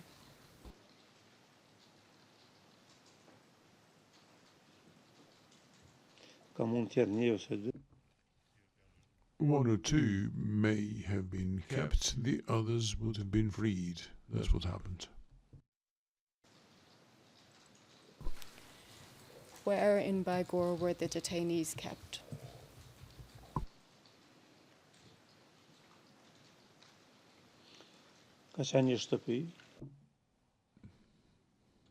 That was at a house consisting of 3 or 4 rooms, just like the other houses there. Madam Prosecutor, all these were part of that trial. Everything is there. I'm referring here to a judgment that has gone through all the justice system, and it was a case that was led by Unmake and Ulex.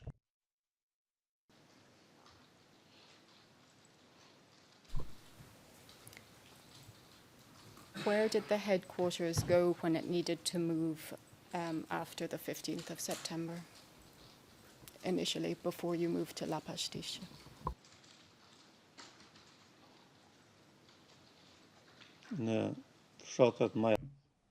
In the villages of Mayac and Lopch to adjacent villages.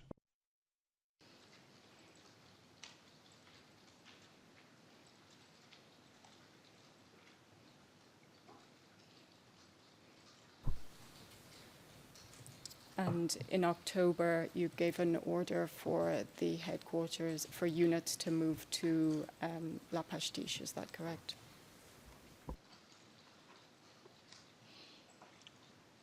Po. Yes.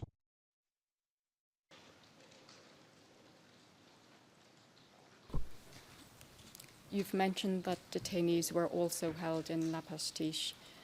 Approximately when did the detention site there start operating?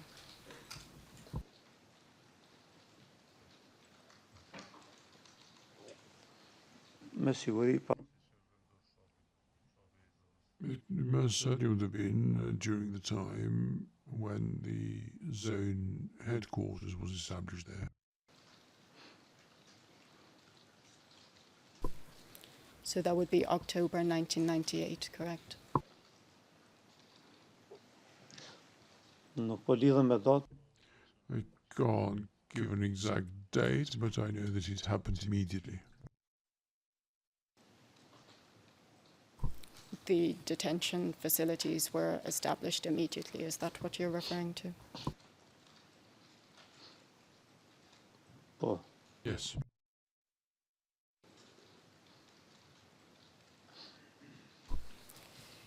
In addition to the zone command itself, were other units based in La Pastiche?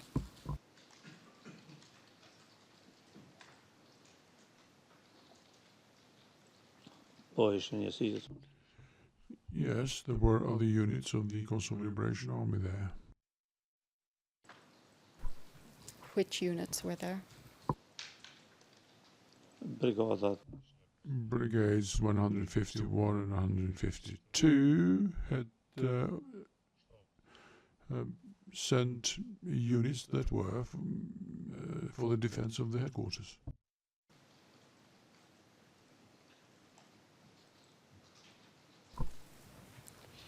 Were the military police that were attached to the zone also based there? Po. Yes, they were close to us.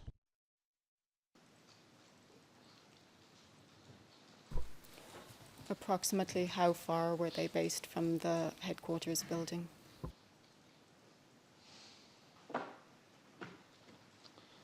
Nuk më kujtohet. I can't recall exactly, but it can't be more than 300 to 500 meters.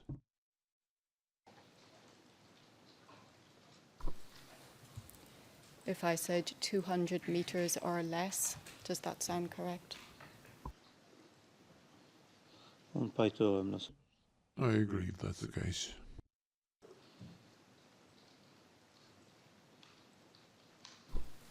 And is that where Nazif Mehmeti and his unit were based? Po. Yes.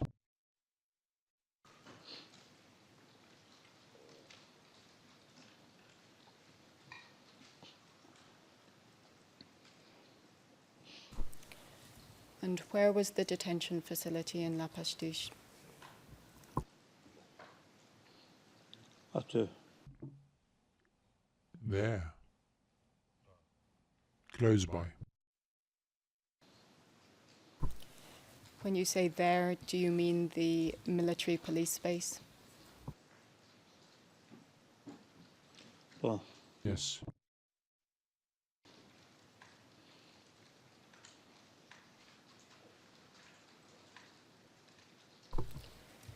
Did you ever go to the detention building? Aty ka qenë kuzhinë. The kitchen was there. The kitchen that served the zone command, so I would go.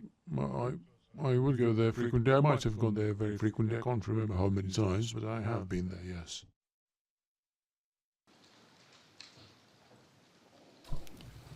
To the military police building, is that correct? Is that what you're referring to as the kitchen being? Po, në atë kuzhinë. Yes. I would go to that kitchen to have my food. Did you ever see the detainees? Ka pas rast që më kujt. There are occasions, I remember occasions where we had lunch together, not sharing the same table, but sharing the same room, that kitchen.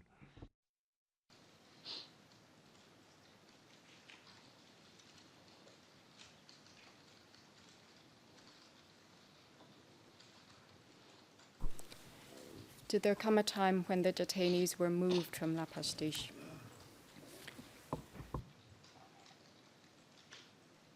Po, Yes. When was that? për gjitha ka evidencë. Everything has been documented, but I cannot recall at this point in time, Madam Prosecutor. I agree to the written evidence that is public. So if I suggest the date from your prior statements of 24th March 1999, does that sound correct?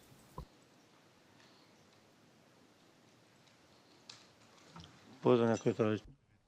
Yes, Madam Prosecutor, the records that you have and which I have been able to see, those that were presented during the trial, they exist, and I fully support them.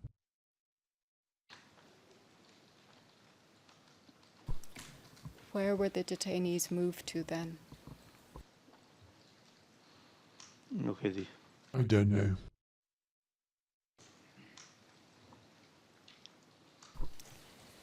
During what time period was there a detention center in Mayats?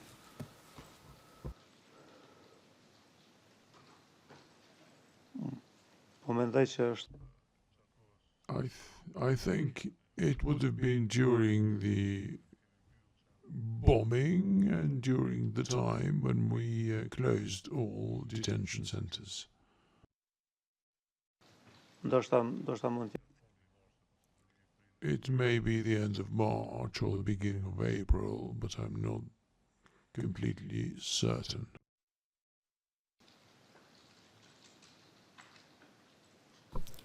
Where in Mayats was the detention center?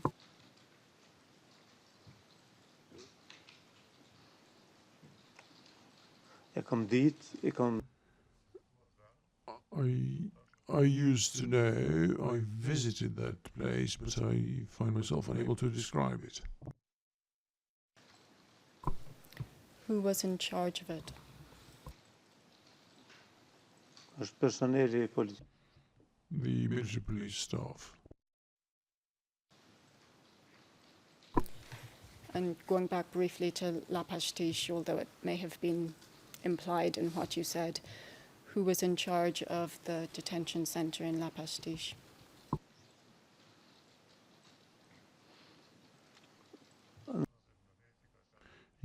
Nazif Mehmeti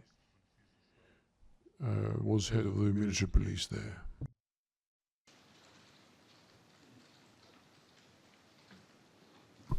And were the military police in charge of the detention center there? Po. Yes.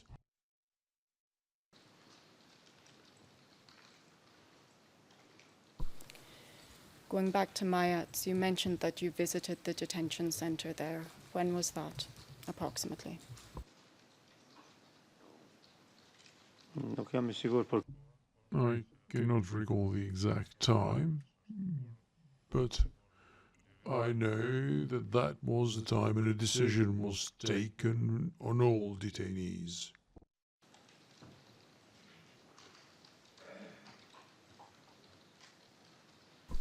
What type of decision? Ka pas vendem. There was a decision because we had no conditions for their continued detention. The war the war was all around us, and so we freed them and allowed them to go to where the population was located. There were some of those who went and joined the Kosovo Liberation Army. So everyone returned to their own locations, with the exception of one who was kept until the end of the war. And was that the reason why you went to the detention center on that occasion? Nuk e di pse kam shkuar. I cannot remember the reason. Did you go just once or more than once? Unë di që kam qenë një herë. I remember having been there only once. Approximately how many people were detained at the time that you went there?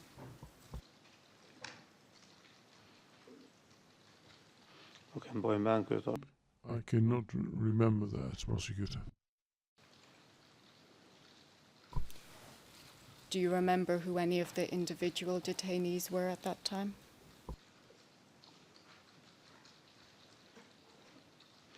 Kujtohet ka qenë një I remember someone who had been talked about quite a lot, someone called Enver Sakiracha. I remember this case because it was mentioned so widely afterwards, not then. And by afterwards, are you referring to knowledge you obtained during the trial? It may have been during the trial, but what I mean is after the war. I can't remember exactly why and how I learned that he had been there. So shortly after the war, you somehow obtained information that he had been one of the detainees there, is that correct? You may put it that way. Who else was with you when you went to the detention center in Mayats?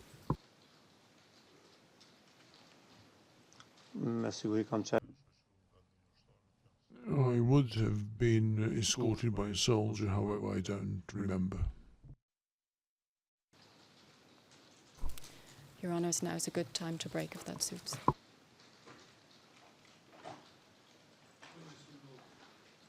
Witness, we will take our morning break for a half hour.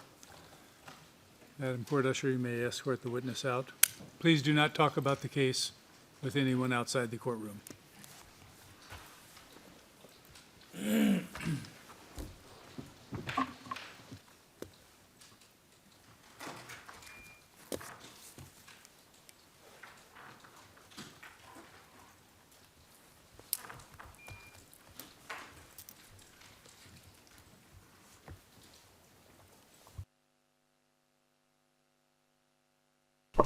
All rise.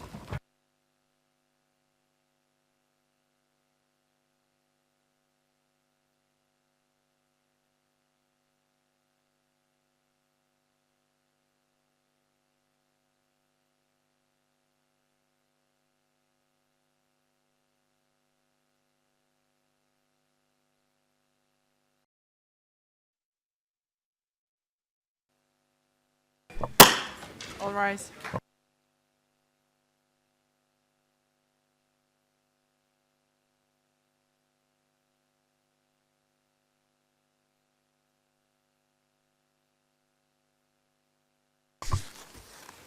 Be seated, please.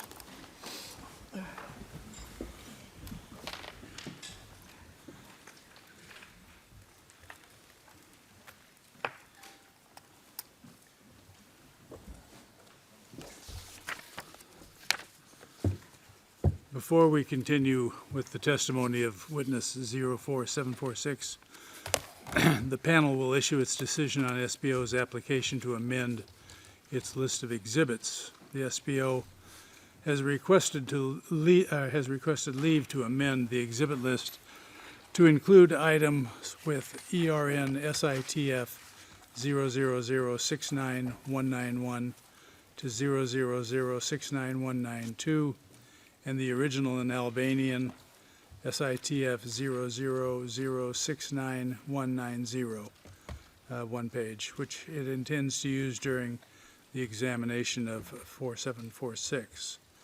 I will refer to this document as the list of detained persons. The SBO submitted that it provided timely notice and shown good cause for the addition of this item to its exhibit list, and that no undue prejudice is caused to the defense by such addition. The Thaçi defense, the Veseli defense, and the Krasniqi defense did not oppose the request. The Salimi defense opposed the SBO request, arguing that mere oversight is not a basis to amend the exhibit list. The panel notes that the list of detained persons contains information on matters generally relevant to the allegations in the indictment. The panel further notes that the SBO has indicated that it intends to use the list of detained persons with W04746. The panel is therefore satisfied that the list of detained persons is prima facie relevant and sufficiently important to justify its late addition to the exhibit list. In regards to the impact of the list of the detained persons on the accused's preparation for trial, the panel notes that the list of detained persons has been disclosed to the defense pursuant to Rules 102 sub 3 and 103 on 21 June 2021 in its Albanian version, and on 11 November 2022 in its English version. It relates to unknown aspects of the SBO's case. It relates to known aspects of the SBO case, is of a similar nature to other documents disclosed by the SBO and already on the exhibit list, and consists of only one page of Albanian and 2 pages in English. In addition, the defense has given sufficient notice of the SBO's intention to seek leave to add this item. The panel is therefore satisfied that the defense has been given sufficient notice and adequate time for its preparation in respect of the list of detained persons. The panel notes that the document has existed and was in the possession of the SBO for years. The SBO could, and in fact should, have sought leave to amend its exhibit list in relation to this item at an earlier point in time. However, the panel does note the SBO's candid concession of an oversight. The panel is of the view that the reasons advanced by the SBO for the belated nature of the application are, as pointed out by the Salimi defense, a questionable basis to demonstrate the timeliness of the request. However, the panel notes that the Thaçi defense, the Salimi defense, and the Krasniqi defense did not oppose the SBO's request, and the Salimi defense noted that the addition of the document to the exhibit list is not prejudicial. In light of the absence of prejudice to the defense, the limited nature of the information contained in the document, the fact that the substance of that information is contained in large part in other documents already on the exhibit list, and the fact that the document has been in the possession of defense for years, the panel is prepared to grant leave to amend the list in these exceptional circumstances. For the foregoing reasons and in light of the parties' submissions, the panel therefore authorizes the addition of the list of detained persons to the SBO's exhibit list and its use with W04746.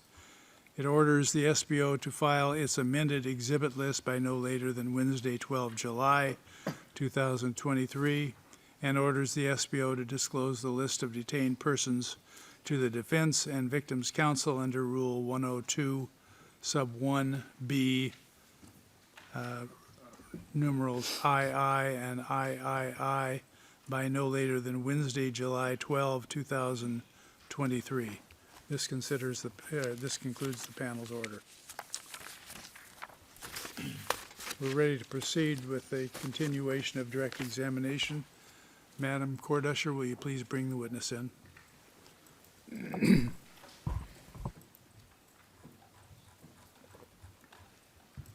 something? Your Honour, while that's occurring, I can perhaps provide the clarification that was requested by Council in relation to a document in the last session. Please do so. So I can confirm that the version of the document that was shown to the witness during the interview is the same version that was presented in the courtroom. In transcript part 2, page 6, the heading of the document is mentioned, the title of the document, and on part 2, page 13, it is indicated that the regulations would be marked as Exhibit 1 for that interview. Now, the ERN of the document is not mentioned in the transcript of the interview. However, there's an official note prepared immediately following the interview, which identifies Exhibit 1 as the same ERN of the document which was presented to the witness today. I hope that clarifies. Thank you, Madam Prosecutor. You can be seated. Sorry.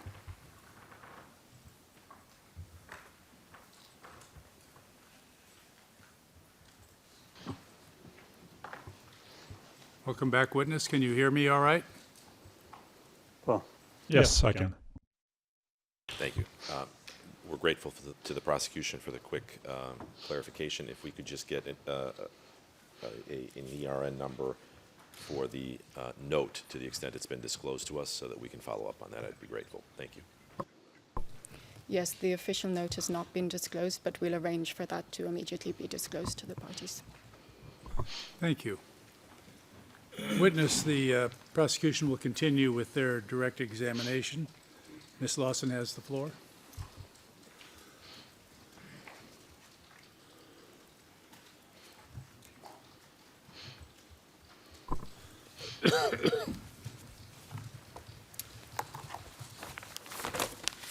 Before the break, we were discussing some of the detention facilities or locations where detention facilities were based.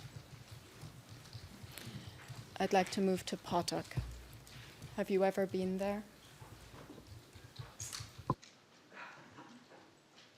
welcome gentlemen. Yes, I've been there many times.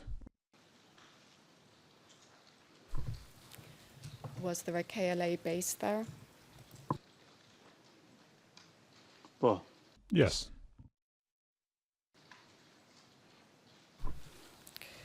Which base or what was there? kapos disa penjësitë. There were several KLA units, depending on the period of time. Could you please specify which units those were? And as necessary, also specify the time period. Nuk më kujtohen specifikt. I don't remember the details, but they were there until from October 1998 to April 1999.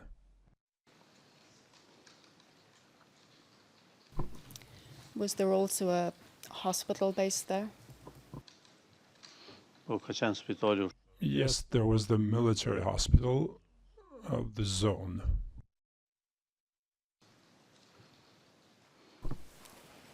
Was it used for parking vehicles? Po ka qenë edhe një park. Yes, there was also a parking area for the logistics vehicles close to the hospital.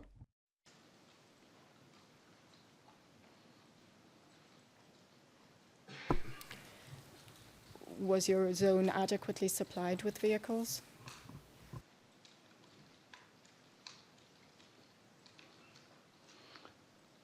Nuk ka pas mjaftuar. They were not in sufficient numbers, but since we were close to Pristina, the capital, they gave a lot of donations for our region, so we had vehicles. How would you get them? You just mentioned donations of vehicles. Could you please expand on that?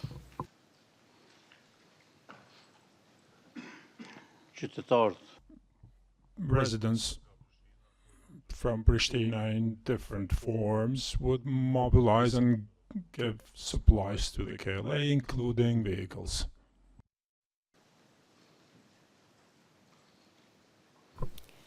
Do you know the name Flocky?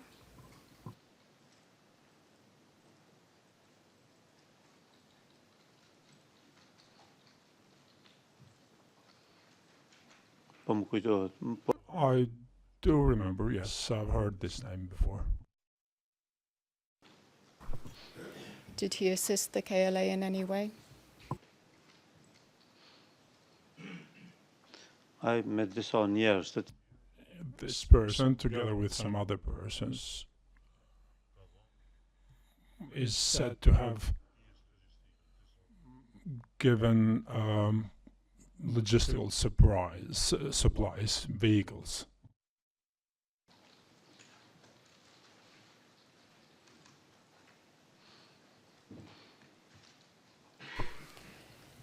And I believe you mentioned Potok as one of the locations where persons were detained. Is that correct?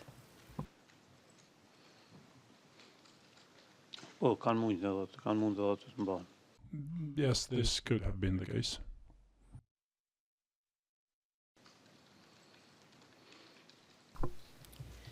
Which brigade's area did Potok fall under?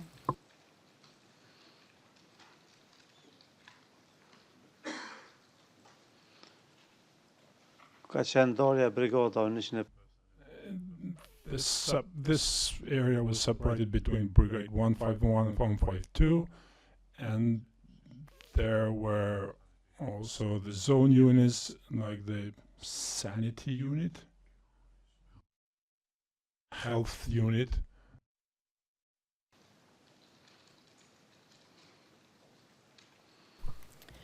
Was anyone in the LAP zone arrested just based on private disputes or malicious motives?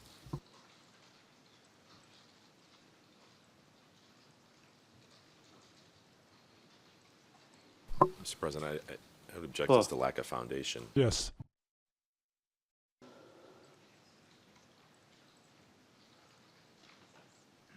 You may answer the question, witness. Thank you.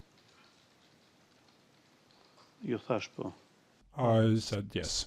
I answered yes, there were. Do you recall any instances of that?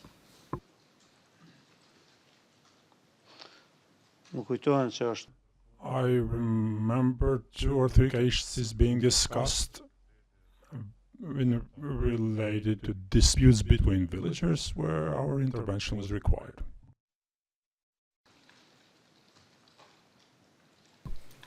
And you would detain the persons involved in the dispute, is that correct?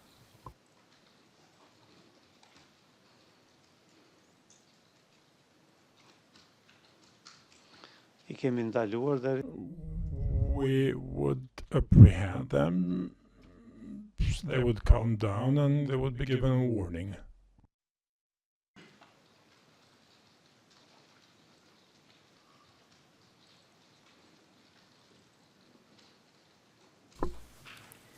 Was detaining collaborators part of KLA policy?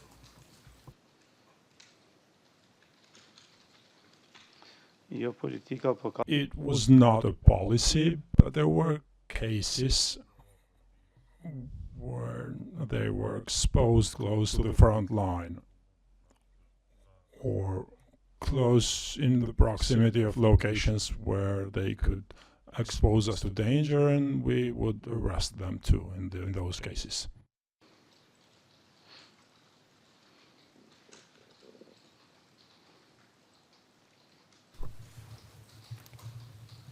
When you say it's not a policy, what do you mean by that?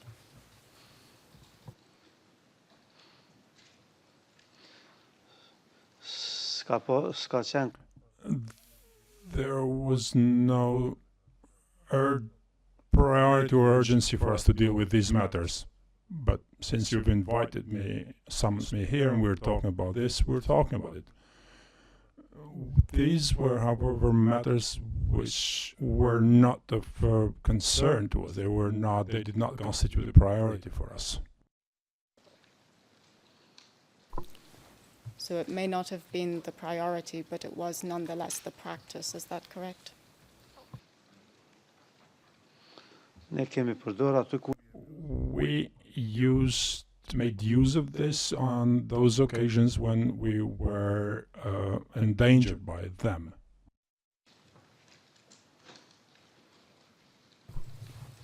And was this something which the general staff provided instructions on?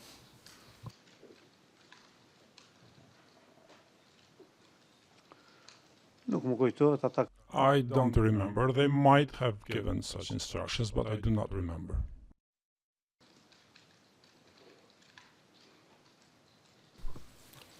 Do you remember the general staff saying anything about collaborators or how they should be treated?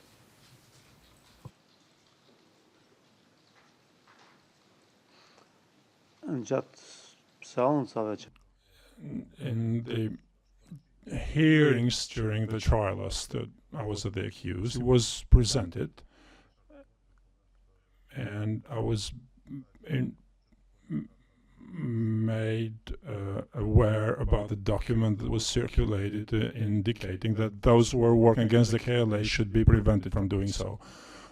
But I don't remember something specific from the general staff in relation to this matter, at least not as long during my time there. Are you referring there to communiques that were issued by the KLA, referring to collaborators? Yes, the communiques, and I think there was an instruction that was presented in the criminal proceedings in the trial I was involved in. And as I mentioned before, I stand by everything I have stated in those criminal proceedings, and I would rather rely on those statements because they were given earlier. I appreciate that, and I'll remind you as necessary of what was said during those prior statements. What did the communiques say about collaborators?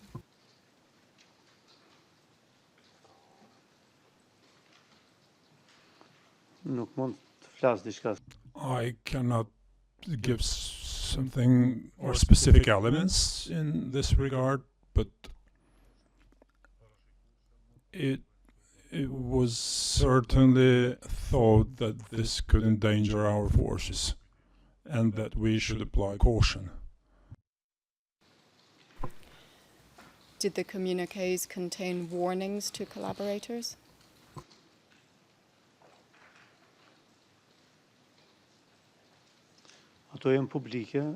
They are public, I don't remember them.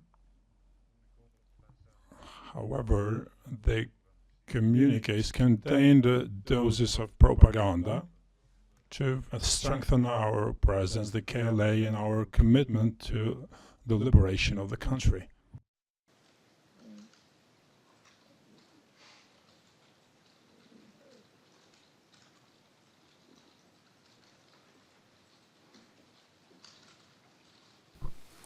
And did you use the communiques within the zone when you were organizing yourselves as a basis? Mr. President, I'm going to object again on foundation. So far, the foundation that's been established is he saw communiques during his trial. There's been no further foundation established about what he saw in the relevant time period. So I'd ask for specific foundation about what he saw at the time, because I think it's highly relevant. First of all, she's asking about what he saw at the trial right now, but if you have information that he saw something before, please specifically ask that question. Yes, Your Honor, I was attempting to maintain it open, but I do have a prior statement that I can put to the witness.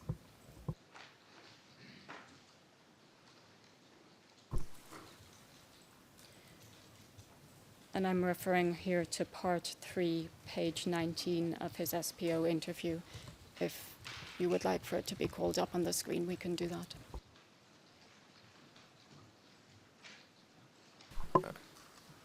I would. I think it's important enough that it should be shown to the witness. Yeah. This is a particular issue that the defense will be exploring as well, and I think it should be shown to the witness so that he's able to follow what was actually said in his SPO interview. Please show it on the screen.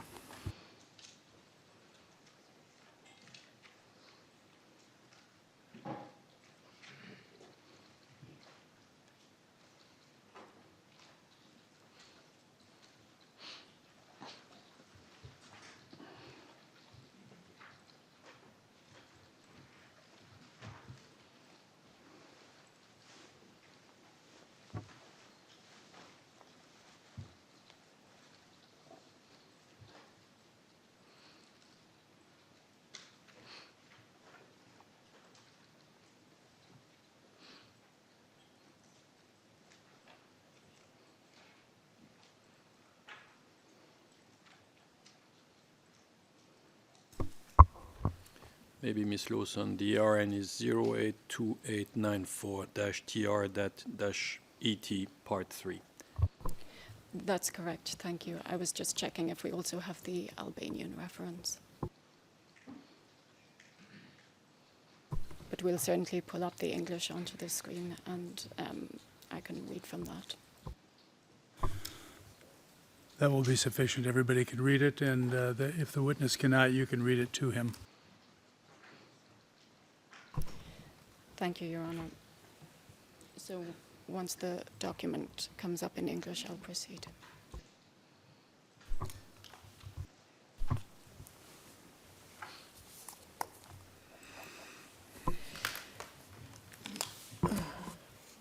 So the question posed to you was, when did the General Staff decide there should be a policy of detaining collaborators? And your answer was, there were communiques in which there were warnings about that given even before the war started, and we utilized those communiques as for our reorganization. As far as I remember, from the very first communiques, there were warnings given to collaborators. Is that correct, Mr. Mustafa? Now we're referring to year 1996 and 1997. Again, I do apologise for interrupting, but could the entire quote be a passage be quoted down to the very end of the page, and there's 3 words at the top of the following page, to put it in context of what the witness is being asked about and giving answers about? Of course. Yes, I'm happy to do that. So it continued, but when was it that the General Staff decided that there should be a policy of detaining collaborators? And your answer was, I'm sure that you should have that in your evidence, because that's something that's been out in public. I couldn't tell you the time, though. I know that we received letters saying that we would need to look after this type of thing. Question, but do you recall when it was and the circumstances when the General Staff indicated that collaborators were to be detained? Answer, I don't recall. I believe it would be after the September offensive, and this probably applied mostly in Dukajin and Drenica, where there were a lot of Albanian citizens who had harmed the war in one way or another. But fortunately, in my region, that was very rare. Is that sufficient?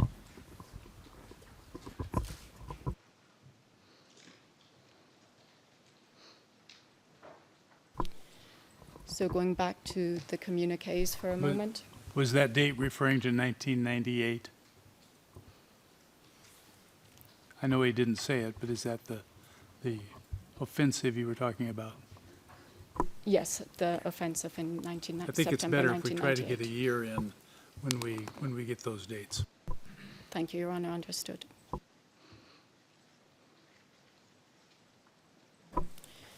So going back to the communiques, you stated in your answer there that there were warnings contained in them and that you utilized the communiques for your reorganization in the zone. Is that correct? Tane zonja prokuror. Now it's clear to me. We're referring to 1998, following the offensive in Dukajin and other parts of Kosovo. Units from column number 5 came. The enemy forces mobilized Kosovo residents to fight against our forces. This was not the case, did not occur in my region. There were no such units. But following these events, a communique or a recommendation was issued. Ka qenë një orë notore publike. This was notoriously public.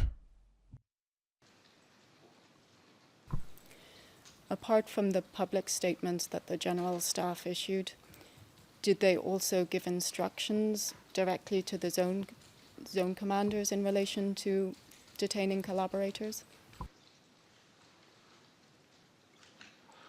Jo, zot. No, I don't recall such a thing.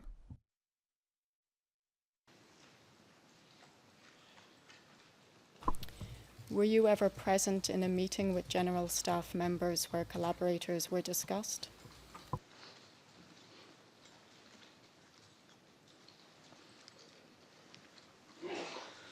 Nuk e kujtoj, zot. I don't remember any such thing. There were many more important matters for us, and even if this was discussed, I do not remember it.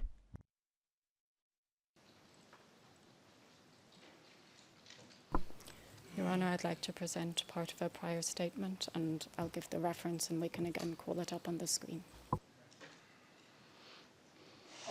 I'm sorry, granted? It is 082894 TRET, Part 3, page 20.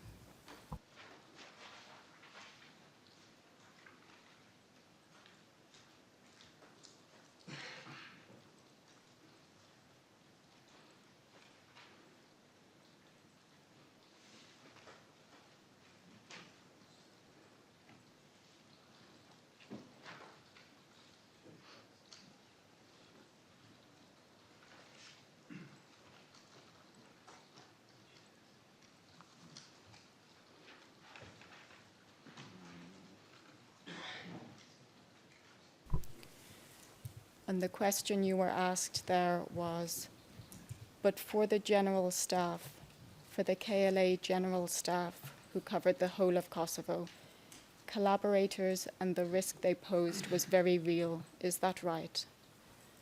And the answer you provided was, yes, and I was in the General Staff when this issue was discussed, and I know that they had issued this. And the reason why they issued this was because they had seen from the grounds that it was happening, that people were becoming great obstacles. And I was there when it was discussed, and I know that this was done, yes. Does that refresh your recollection as to whether you were present at a meeting with members of the General Staff when the issue of collaborators was discussed? I think it's exactly the same thing we discussed shortly before. Were you present at a meeting with members of the General Staff where the issue of collaborators was discussed? I'm sorry, again, I must... Your Honours, I must invite, if that question is going to be put, that the entire passage to the end of the page be put, because the witness's answers in the passage that's being put place an entirely different complexion on the selective way it's being pulled out. And Mr. President, I rise just to point out that there is an Albanian version of his testimony, and it's been the common practice for Albanian-speaking witnesses that we put it on the screen so they can read it themselves.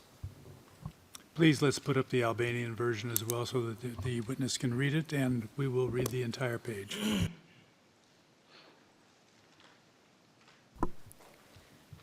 we will locate the Albanian reference. In the meantime, I will continue to read the English page.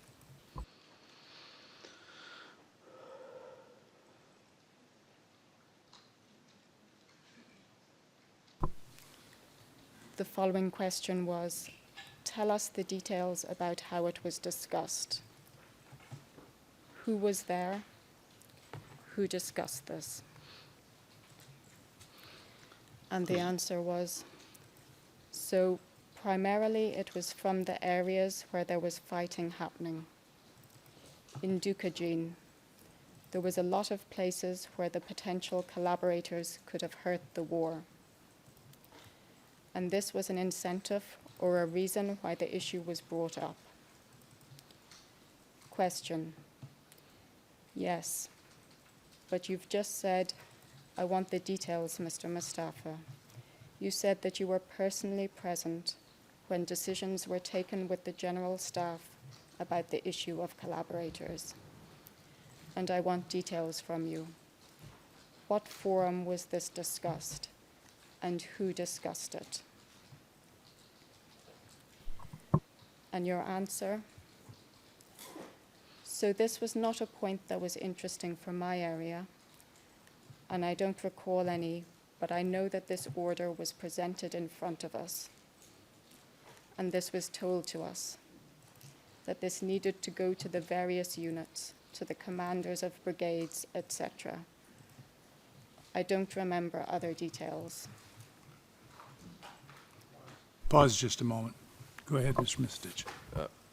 Mr. President, we have located the citation to the Albanian version. It is 082894-TR-AT, Part 3, page 27, beginning at line 1. Thank you.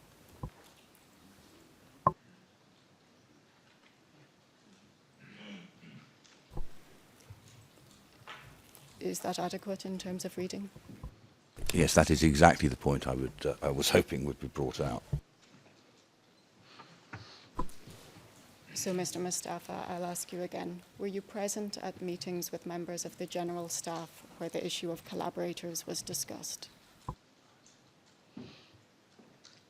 It's exactly the same thing that we discussed about earlier, Madam Prosecutor, and I abide by everything that I've stated earlier. I accepted that I could have been at the General's headquarters when this issue was discussed, but this was an issue that was not of significance to me. The time when this arrived to us is exactly after the offensive that we mentioned earlier. Is that a yes, you were present at meetings with members of the General Staff when it was discussed?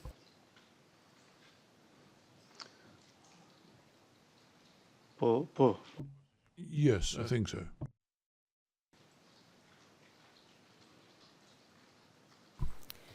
And where were those meetings held?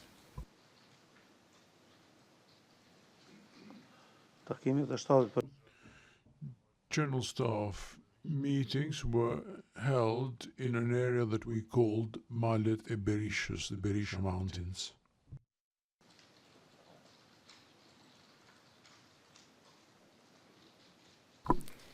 Who else was present at those meetings?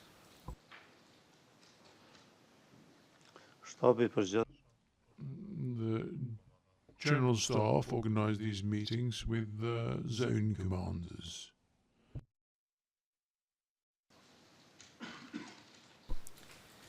Do you remember which members of the General Staff were present at the meeting when the meeting or meetings when the issue of collaborators was discussed?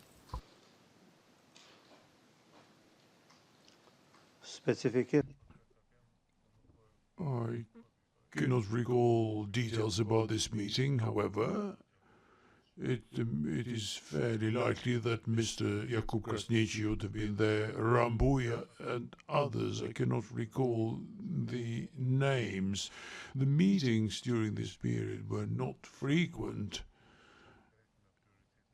and the issues that we discussed were issues of a different priority, rank of priority.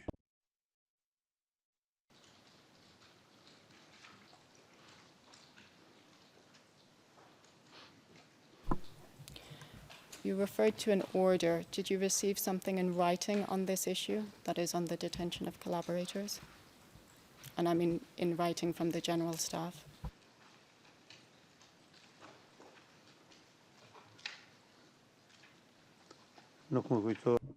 I cannot remember. It may have been the case, but I cannot recall.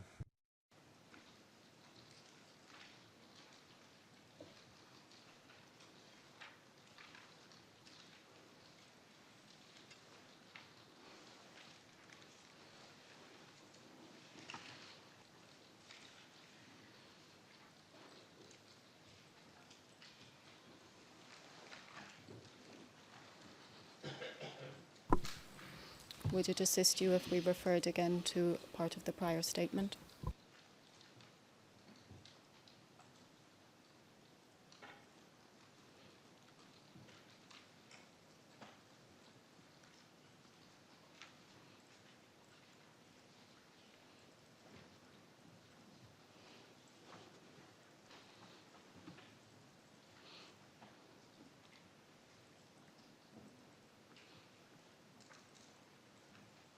Would it assist you, Mr. Mustafa? If I have said somewhere that we've received a document, we most certainly must have.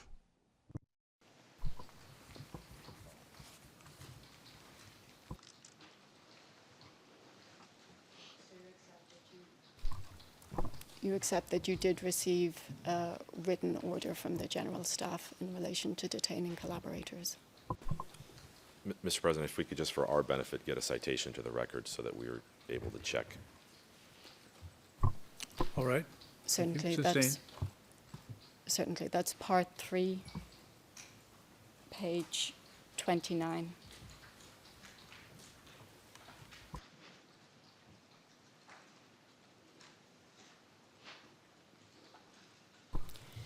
Were you given instructions on how to implement this order?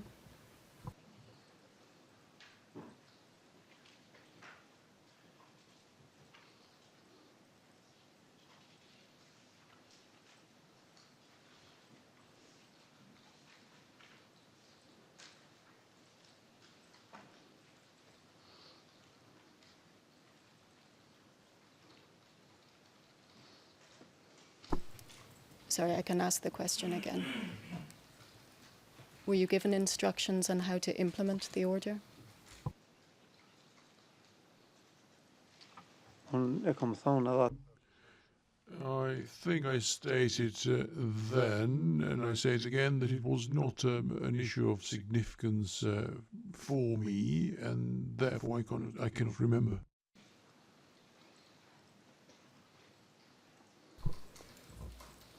Well, for example, were you asked to distribute it to your commanders and ensure that it was given effect to?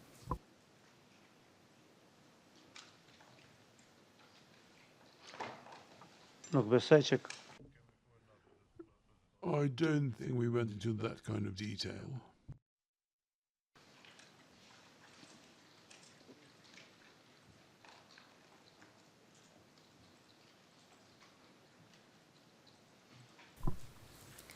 Well, if I just refer back to the portion of the transcript that we had on the screen a moment ago, it's part 3, page 20 in the English, and I believe it may already still be up on the screen in the Albanian.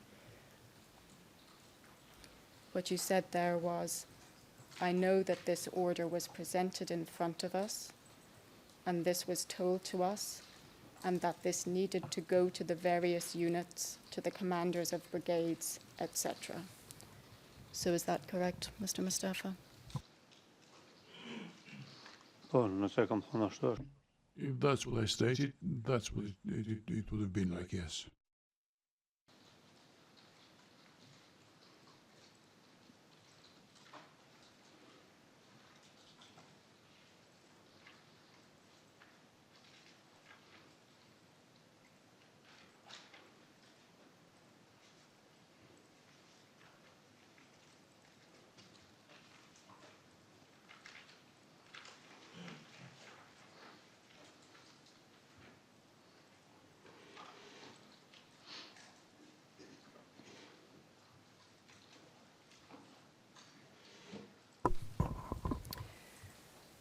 Who had the authority to order that someone be arrested?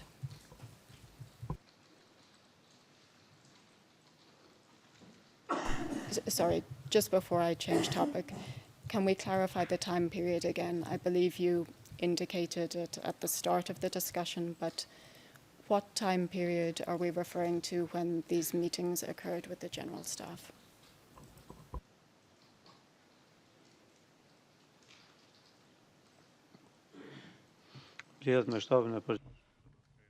Meetings with the General Staff started quite late, following the arrival of the OSCE and KDOM in our country. Meetings before that were very brief and incomplete. The meetings were initially led by the Chief of Staff. At some point, Staffer, but I'm referring here at this particular moment just to the meetings in which the instructions or orders relating to the detention of collaborators was discussed. Did that occur following the September offensive?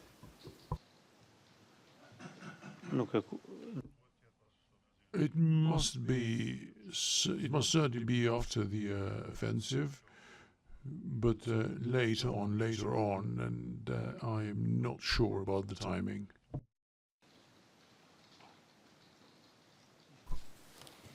Thank you. So, who had the authority to order that someone be arrested?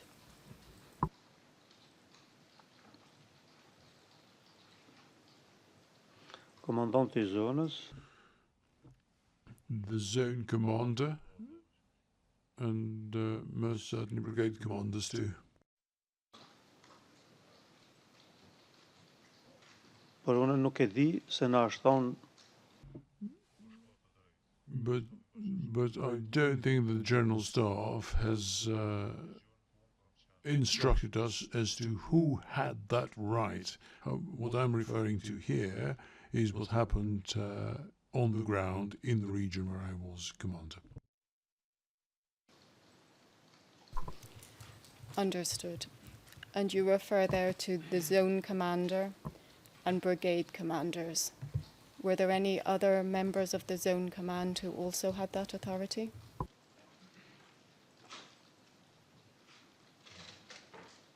Ishin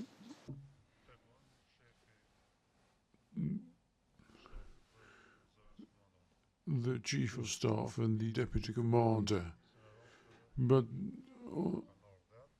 in the majority of cases, they came of their own accord, of villagers who were already mobilized within the ranks of the KLA would bring them over.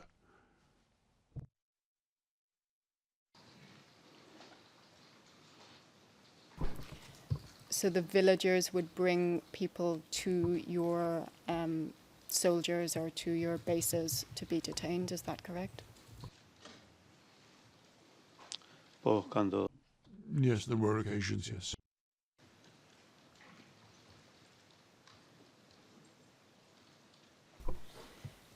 Did the zone command make specific decisions in certain cases on who should be arrested?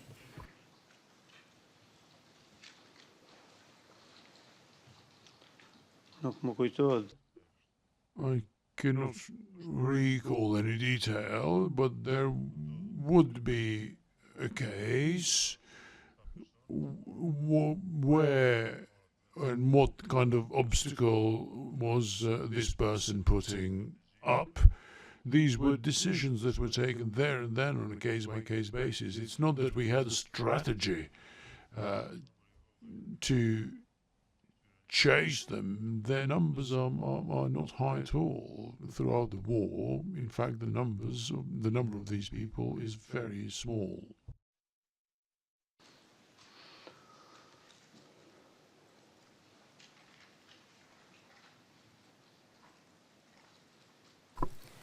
So who did you receive information from on who should be detained? You've already mentioned that villagers would bring people. Was there any other sources of information?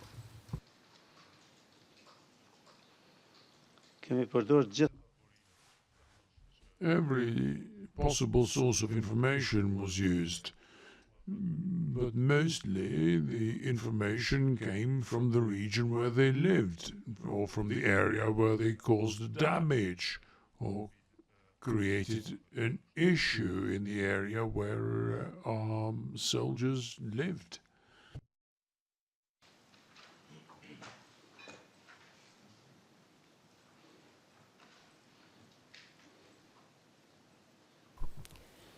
What was then the process for conducting an arrest?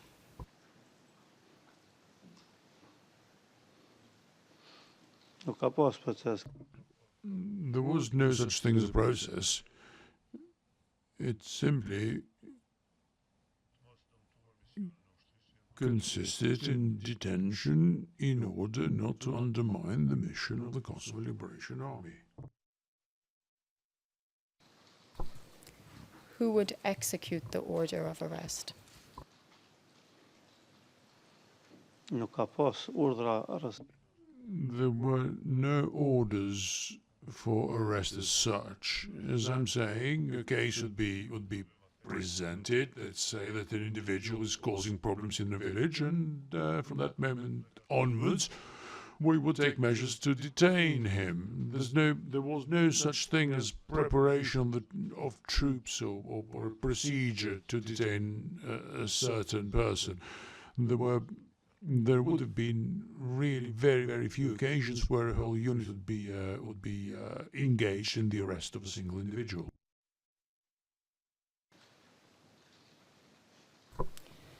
So the individuals would be brought to to the KLA. A decision would be made to detain them, and who then would physically conduct that detention? Policia. The police.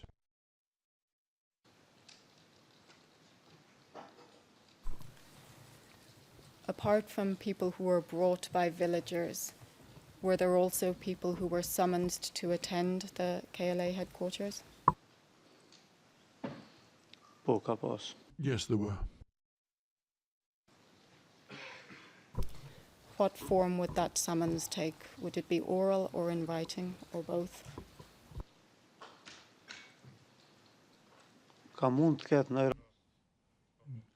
There may have been occasions where military police would have done that in writing, but in the majority of cases it would have been oral.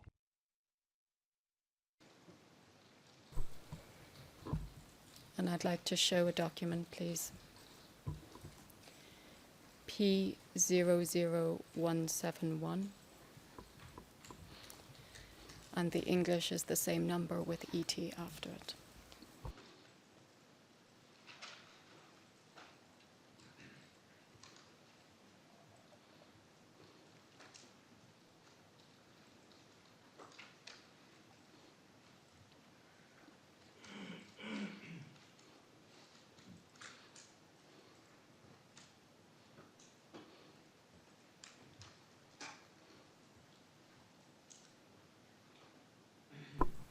Can you see the document on the screen, Mr. Mustafa? Yes. It's a template form of a summons, is that correct?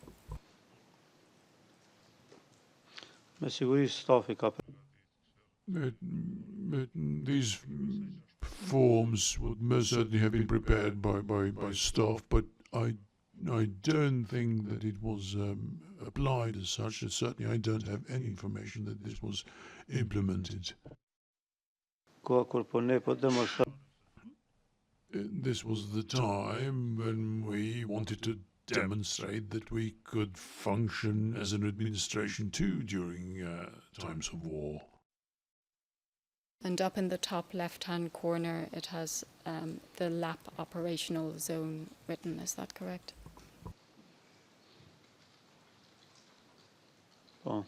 Yes. And under that it says military police, correct? Секундо, šta je документ? I'm not opposing this document. There's nothing here for me to object to.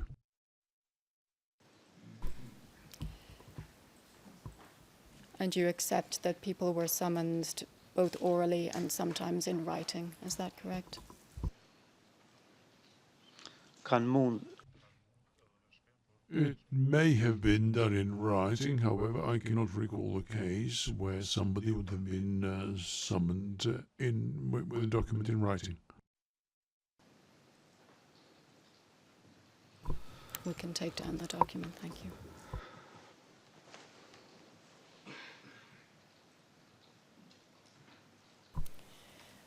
When people were detained, was there someone responsible to register their information?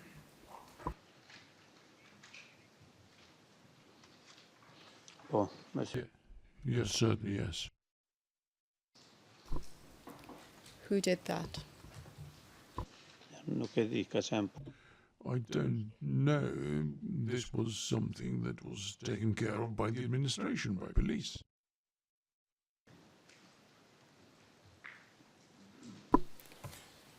Did anyone speak to the detained people? ka pas raste me siguri. There must certainly have been occasions where someone would have spoken to them. Would they be questioned about the reason for their detention? Nuk ka qenë kjo praktikë. This is not what happened in practice.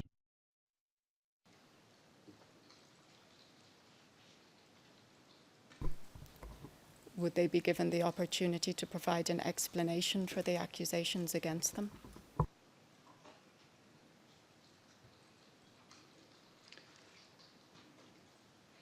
S'kemi pas. There was no regular process to follow against them, Madam Prosecutor, but I do not exclude the possibility that soldiers did not have these conversations when they were eating lunch or chatting to them, occasions where they would have taken the name and surname, who they are, and so on and so forth. I do not exclude the possibility that there were questions asked, but in fact there was no process as such, no specific process as such to handle these cases. And who would have done that? You referred there to soldiers, but is there a specific unit or anyone in particular who would have done that? Ata që merreshin me Those people who were in charge of this, the administration of this, military police that is.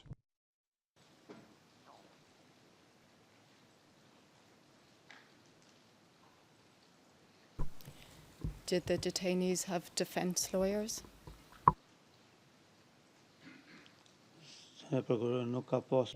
Madam Prosecutor, there was no process as such. These people were detained, certainly not to damage the Kosovo Liberation Army and our mission for the freedom.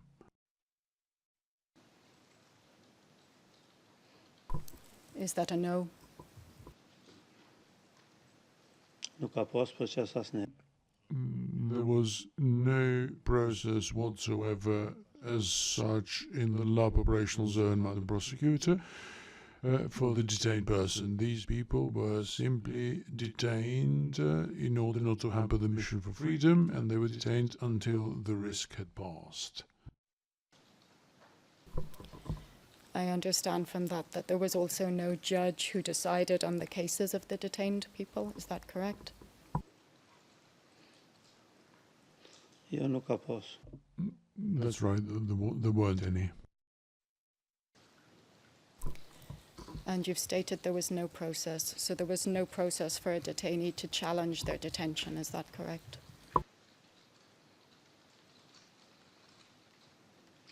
Zonja kryetare. Madam Prosecutor, They were simply detained on military grounds until the risk passed. There was nothing else that happened to them. Family members could visit them. The other organizers like the Red Cross, the OSCE, and the Council for the Defense of Human Rights could also visit them.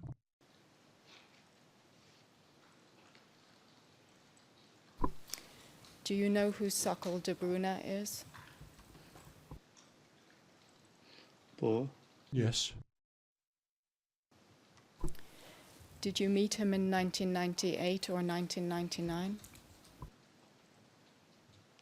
jam tak I met him at the general headquarters, but at the time I did not know his post. At the time they said that he was the Chief Justice. I learned that after the war.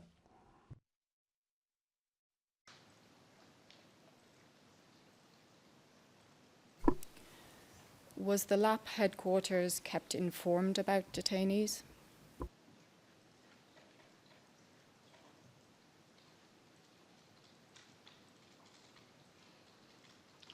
jo specifike. Not specifically, however, there were cases when those people who were in charge of protecting them would report.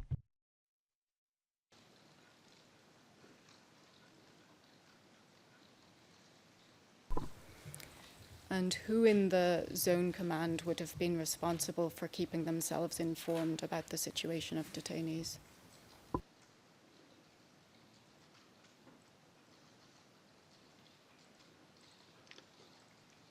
Te shefi I shtabit, The Chief of Staff, possibly my deputy and myself included. But the person in charge of reporting was Nazif Mehmeti.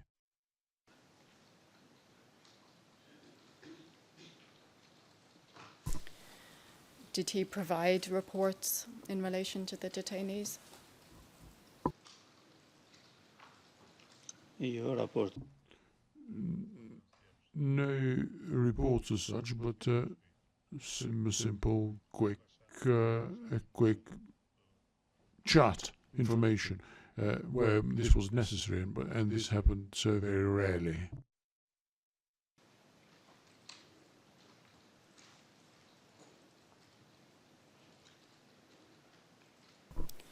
What type of information would he provide?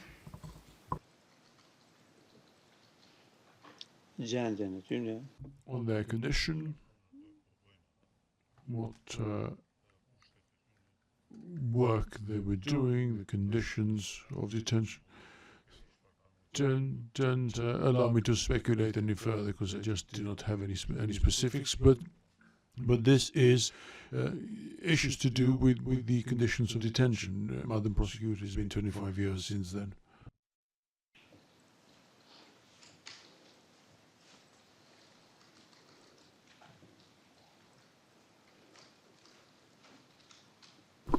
I understand, and I'd like to call up an exhibit, please.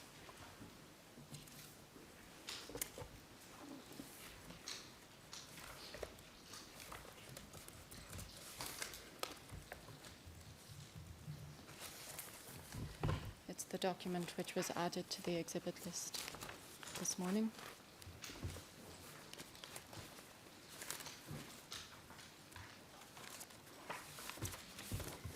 And the reference is SITF 000-69190.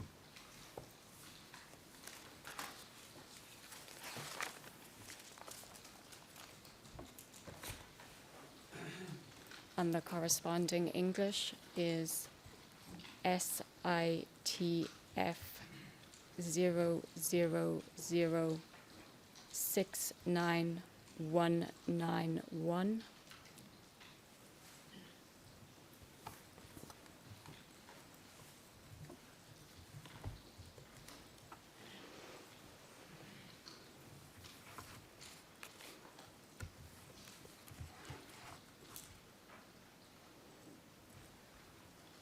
Can we scroll down to see the bottom of the page for a moment, please?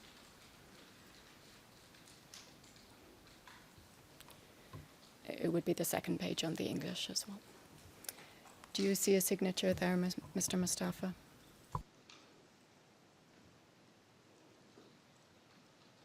Po. Yes. Do you recognize whose it is?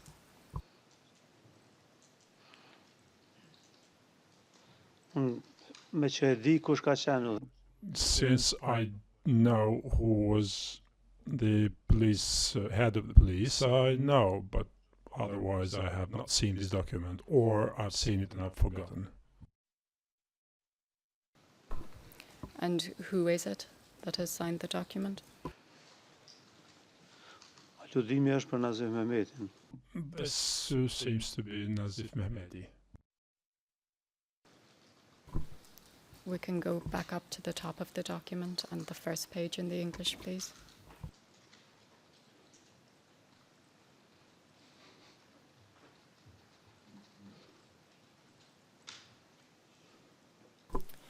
Is this the type of report that you would sometimes receive from Nazif Mehmeti? Nuk qenë ka raport. It's not a report, it's a record of the detainees. And is this the type of record that he would provide?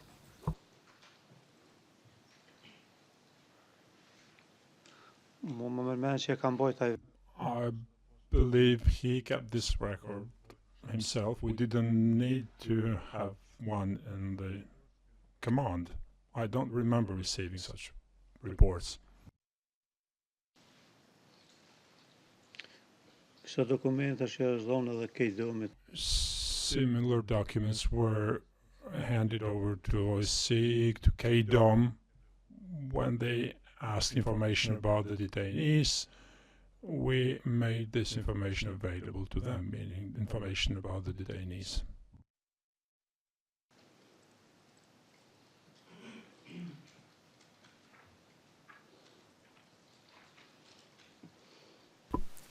Your Honour, I'd like to tender that document, please.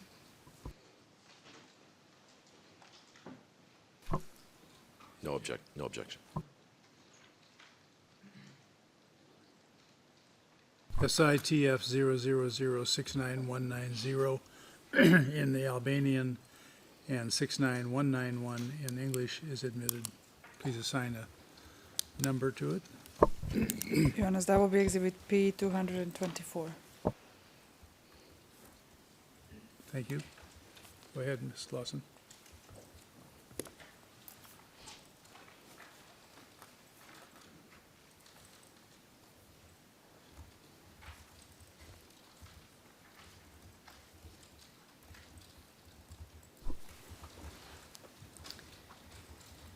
Was it a secret that the KLA were detaining people, Mr. Mustafa?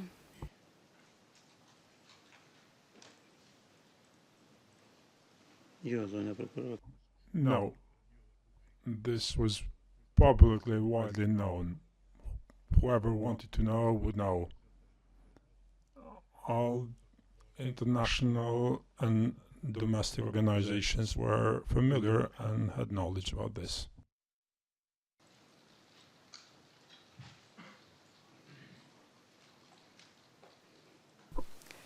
You referred there to international organizations.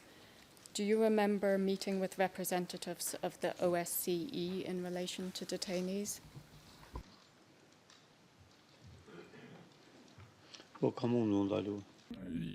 Yes, I may have met with them.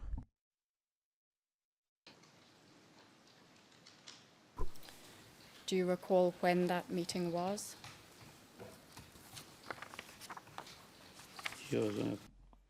I don't.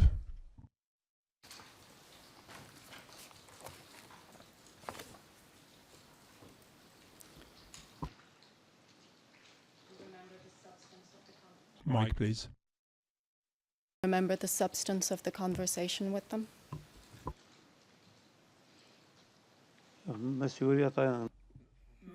They must have certainly expressed interest in knowing about their detention and conditions. I don't remember details, though. I remember one occasion in which, through the intercession of the head of the mission of the OSCE and the intervention of Adem Demaci, the political representative of the KLA, 2 detainees, prisoners, were released.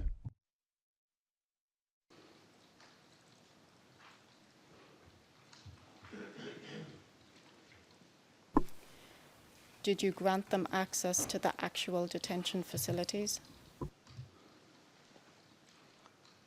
Po. Yes.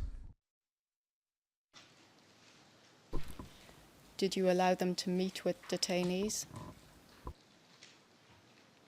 Po. Yes. I believe we did.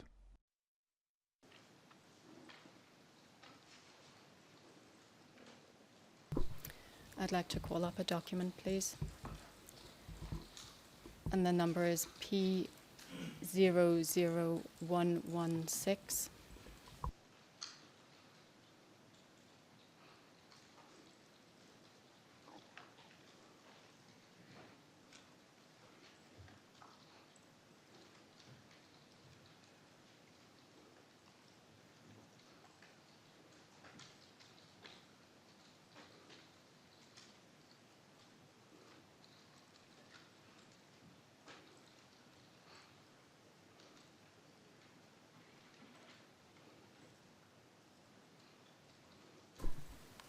This document is in English, but it refers to a meeting on the 18th of February 1999. Does that sound approximately right to you, Mr. Mustafa?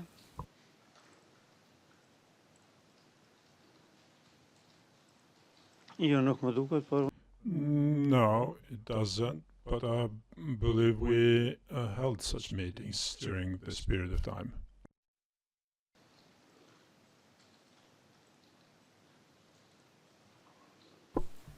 And in the second paragraph, it says that access to the detention facility was denied for security reasons.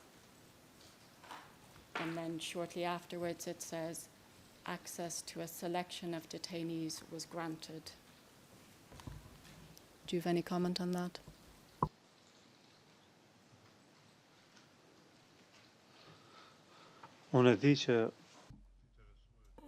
To my knowledge, representatives of international organizations and domestic organizations, those interested, had the possibility to meet them, had access to them. I do not recall this case in particular.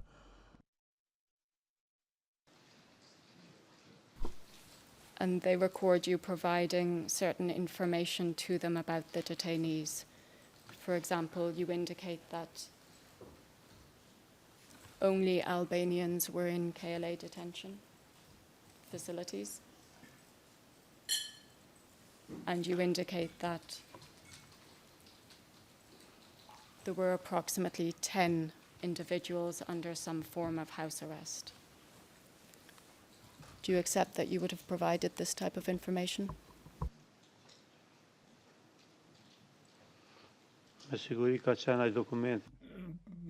Must have certainly been the document we just discussed. I'm not objecting to it, but I do not recall it exactly. And how would you have known that information about the detainees?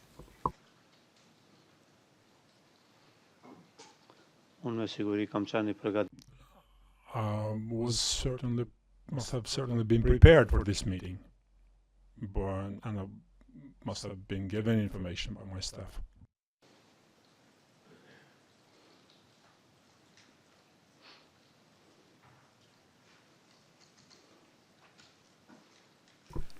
Further down the document, the author describes meeting also with the commander of the military police.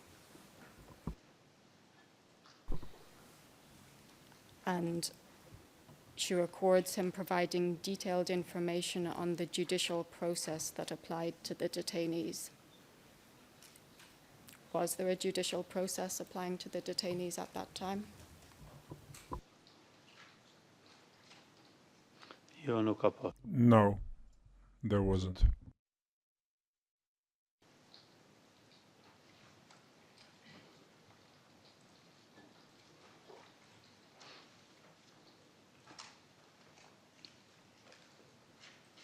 And we can take to end the document. Thank you.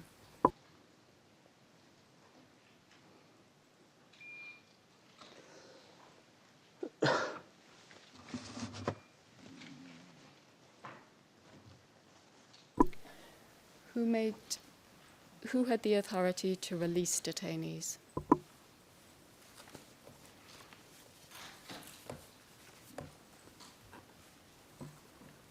Unë I and with my staff.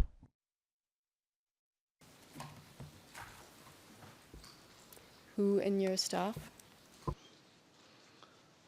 gjithë ata njerëz stafit All the staff members we discussed earlier, por jo pa dijen tonë. but not without our knowledge.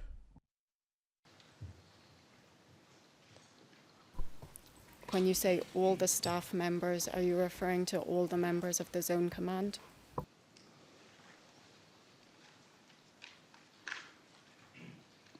Po, Yes, And when you say not without our knowledge, who are you referring to there? pa njohurinë timën without my personal knowledge and that of the leadership of the zone, the chief of staff and my deputy.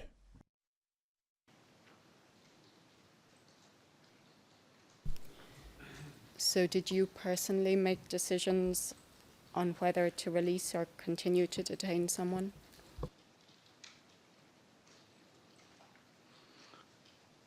specifikisht nuk më kujt. I don't remember specifically, but yes, I did. The staff members would prepare the decision and we would issue or such a decision.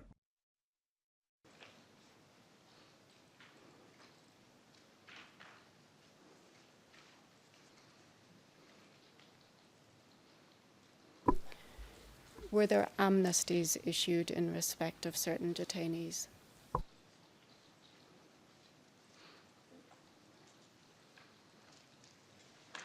S'më kujtohen edhe I don't remember the details, but yes, things unfolded as described in the previous proceedings.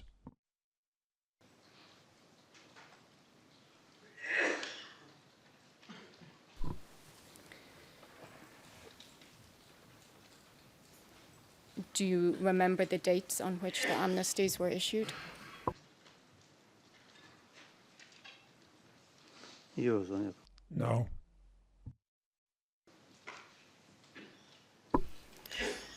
Were they written amnesties?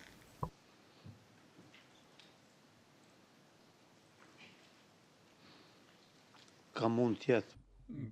they might have been, but I don't remember exactly how this went. Somebody from the staff must have certainly documented this. Mjetet publike kemi mujt. And for the sake of the public information tools, we might have issued such decisions in writing. What were the reasons that the amnesties were issued?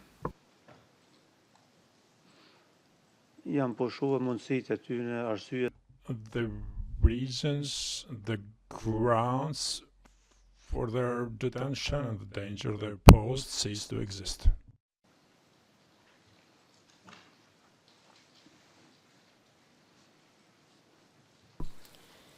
Was there also an issue of overcrowding in the detention facilities?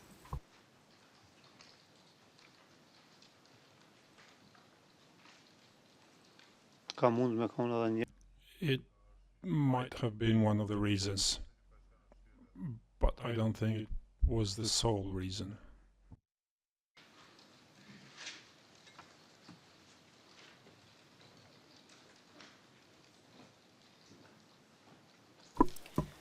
Why did you produce written amnesties? Why didn't you just send the people off?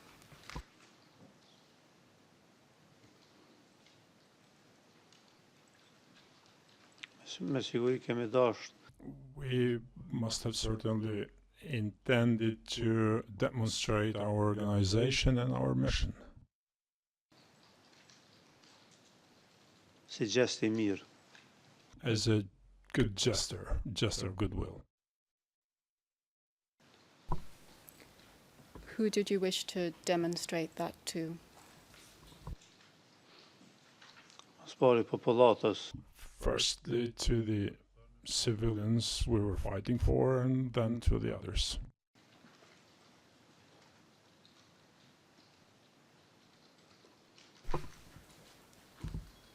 Also for internationals?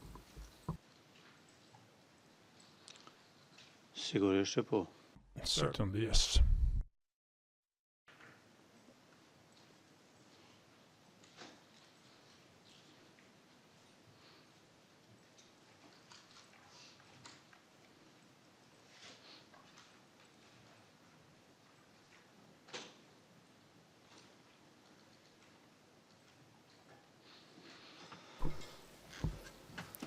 Your Honours, I'd like to show some documents now. I'm about to go through a relatively lengthy document series. I'm not sure if you want me to start it now or after the lunch break.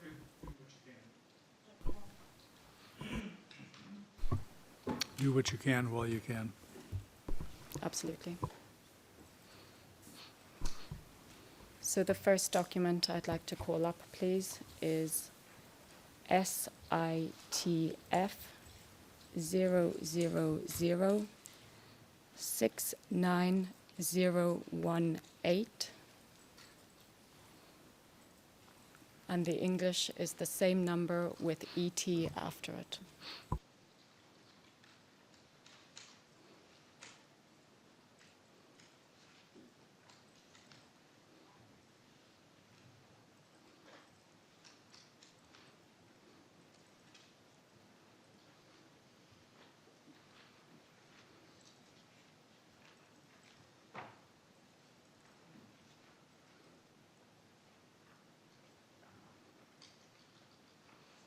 Mr. Mustafa, can you please read out the date of that document?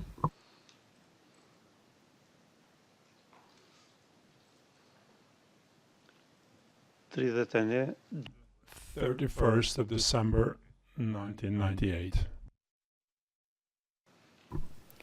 And do you recognize the signature at the bottom of the page? Po, është në Yes, it is my signature. Can we please go to the next page?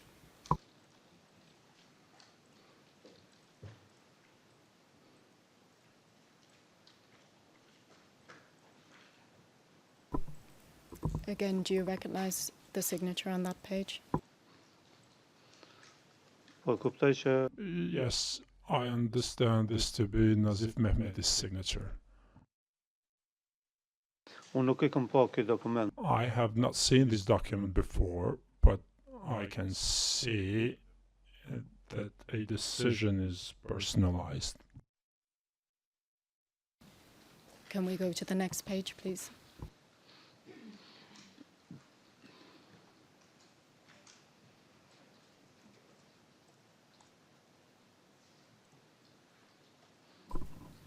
Again, do you recognize the signature on that page? Kryetar veç po e din kanë pa I only see who this document could possibly refer to, knowing who was the commander of that unit. So it must be Nazif Mehmeti. However, I have not seen this document before. And if we can go to, I believe it's the final page, the next one, please.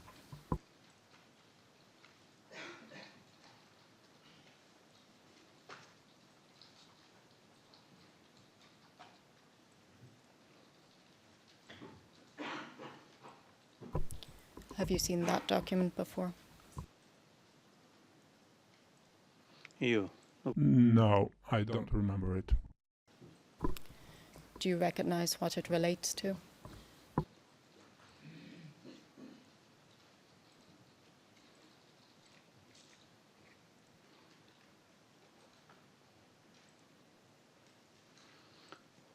Arsytem pse This contains a reasoning on the grounds for the detention of an individual who was then released. Can we go back to the first page, please?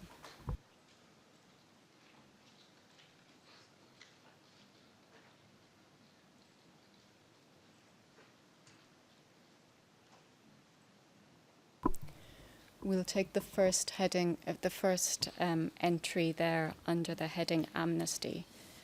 Can you please read out the name, the date on which it's indicated that he was arrested, and the reason for his arrest?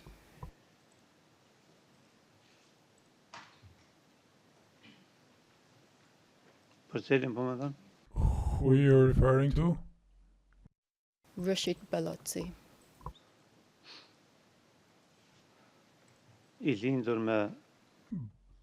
Born on the 3rd of June 1973 in Pristina, Vuštrit Street, number 40A, deprived of liberty on 20th 11th 1998 for the criminal offense of counterfeiting and collaboration with a Serb occupier for material gain and illegal enrichment.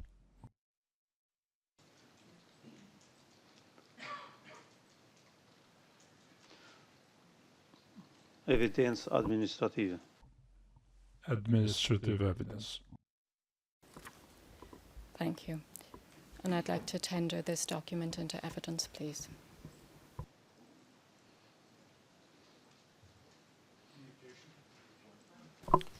No objection. Saley, defense? Nothing from me, Your Honor. SITF 00069-018 is admitted. Your Honor, that will be Exhibit 225.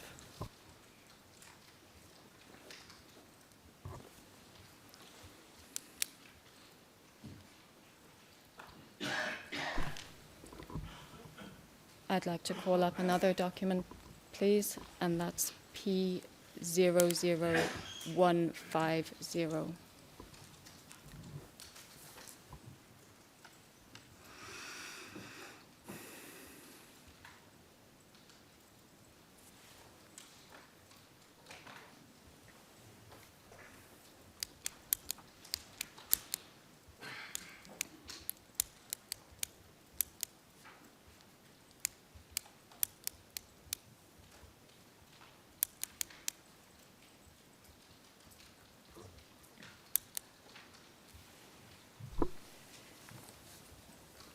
And the English, I believe, doesn't have an exhibit number assigned yet, although the Albanian has been admitted. So the English ERN is SITF 00242-572.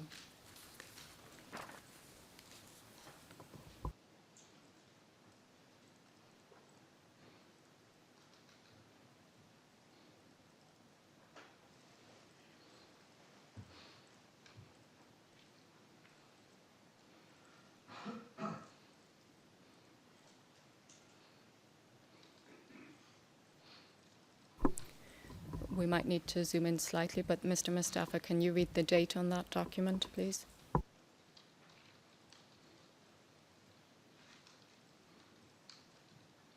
Shtatëmbëdhjetë 17th January 1999. And if we move down so that we can see the bottom of the page in the Albanian.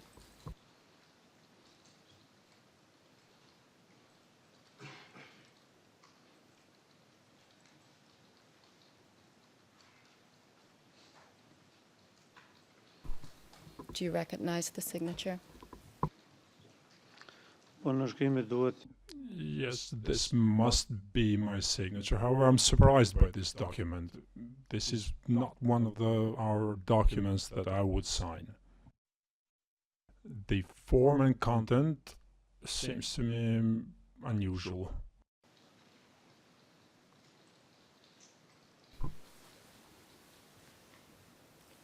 If we move back up the page slightly, and again, Mr. Mustafa, I'd like you to take the first entry and please read out the name, the date and time on which it is indicated that the person was arrested.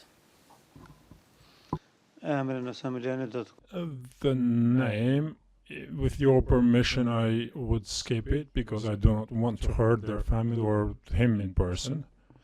Born on the 12th of June 1955 in La Pastiza, Bosnia, Lower La Pastiza, where he resides.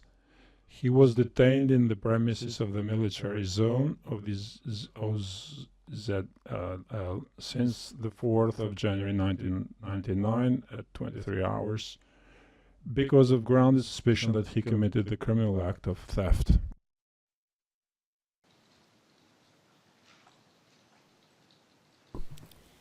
Thank you. Can we move to another document, please?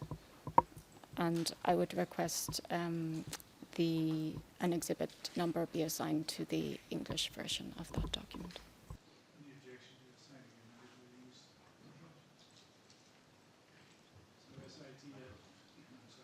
SITF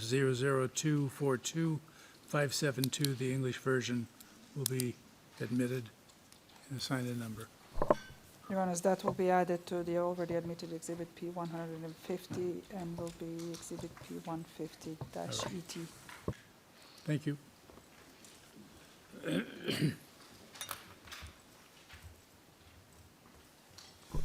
actually, Your Honor, we can break now if you like before going to the next document. Witness, we will take our luncheon break now. We will be back here at 2:30. Remember not to talk to this about your case or your testimony with anyone outside the courtroom. You will be excused now. The court usher will escort you out of the room. Thank you.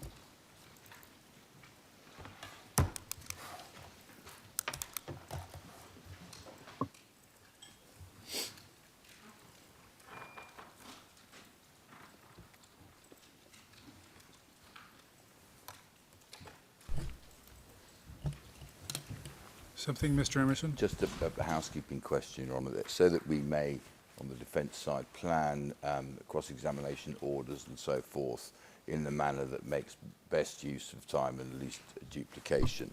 Might we have some idea of how long the remaining evidence in chief is likely to take?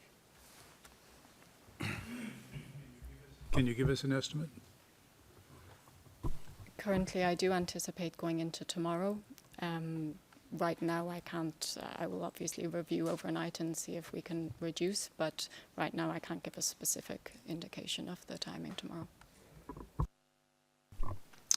Well, at least we know it's tomorrow. All right.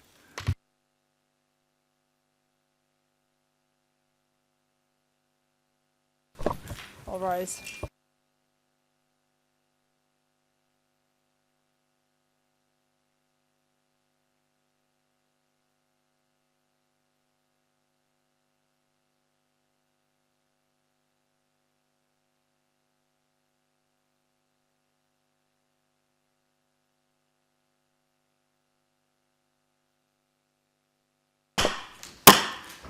All rise.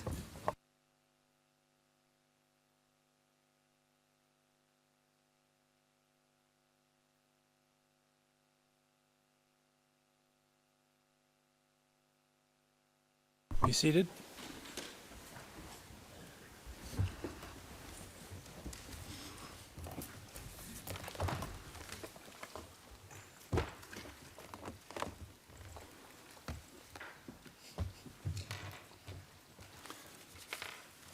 Madam Court Officer, or Usher, I'm sorry, please bring the witness in.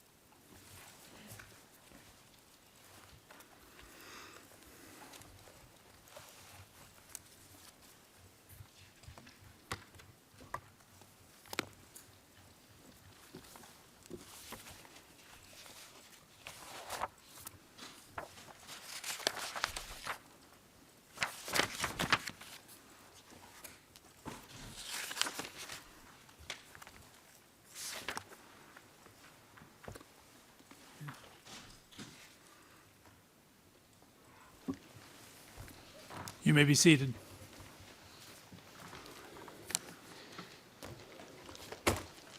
Witness, we will continue with your direct examination. Ms. Lawson, you have the floor. Thank you, Your Honour, and good afternoon, Mr. Mustafa. Good afternoon.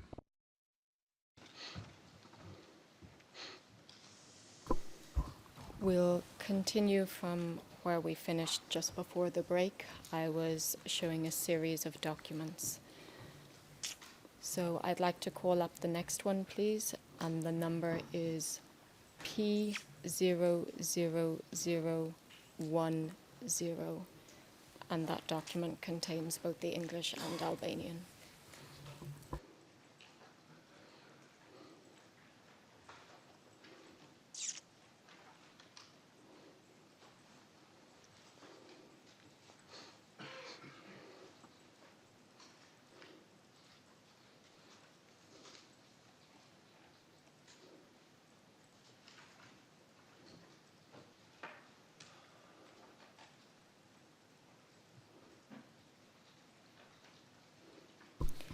And if you could go to the end of the document in Albanian, please. I believe it's on the second page.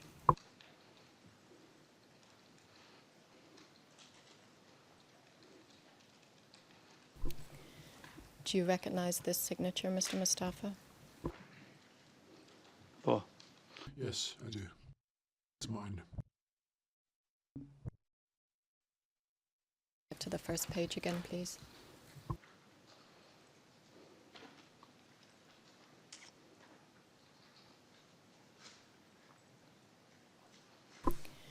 Can you please read the date of this document? 5/4 5th of April 1999.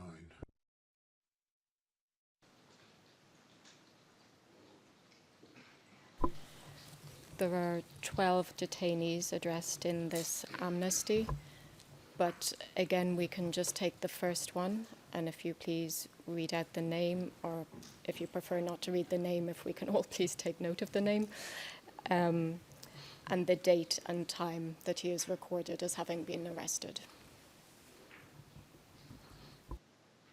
I lindur me 0 Born on the 1st of February 1943 in the village of Bradash. Detained since the 18th of November 1999 at 4 o'clock in the afternoon. And do you agree that there appears to be an error or a typo in the date of arrest there, given that it refers to 1999, November 1999? And this document was only issued earlier in April 1999. me siguri që janë ka gabim. It looks like a mistake.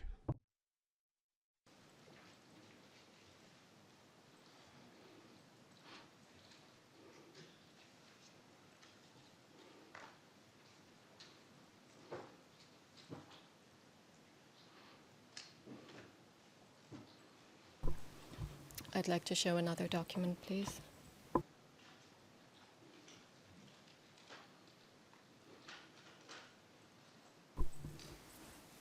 The reference is SITF 00242581. And the English is the same with ET at the end.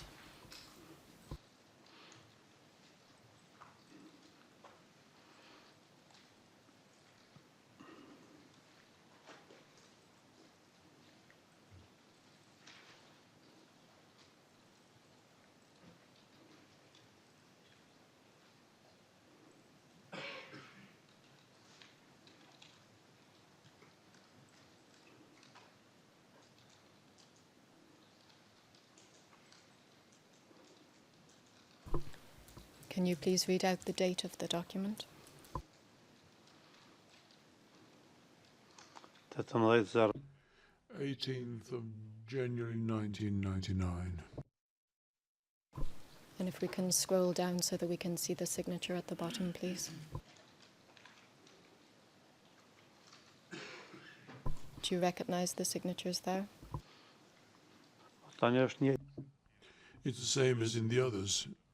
It's Nazir Mehmeti's signature.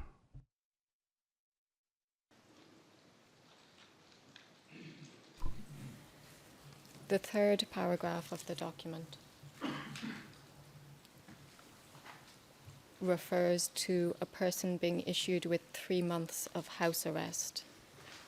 Do you recall why that would be given?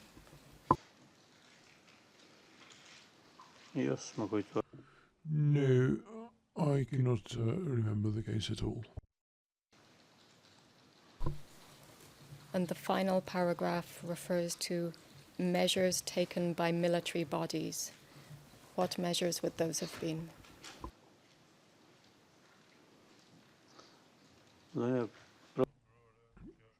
Madam Prosecutor, this is bragging on the part of Nazif Mehmeti.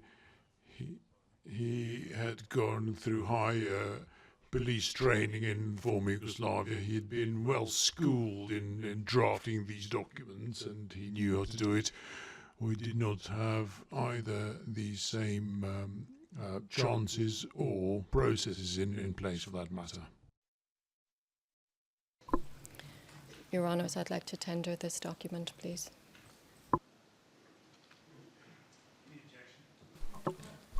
No Any objection. objection? No objection. SITF 00242581 is admitted. Please assign a number. Your Honours, that will receive Exhibit P 226. Thank you.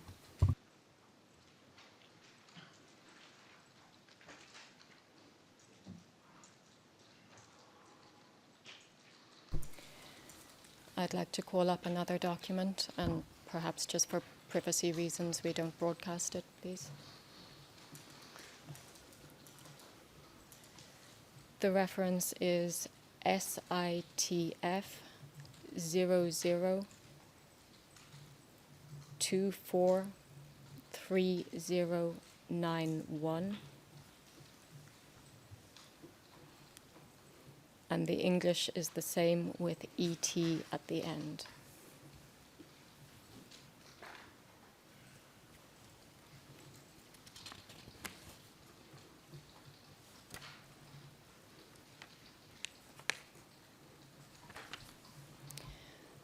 Actually, Your Honours, I would like to read out some names, so if it would be okay if we go into a private session just briefly, it will be only a matter of minutes. Madam Court Officer, please take us into private session for protection of witness names.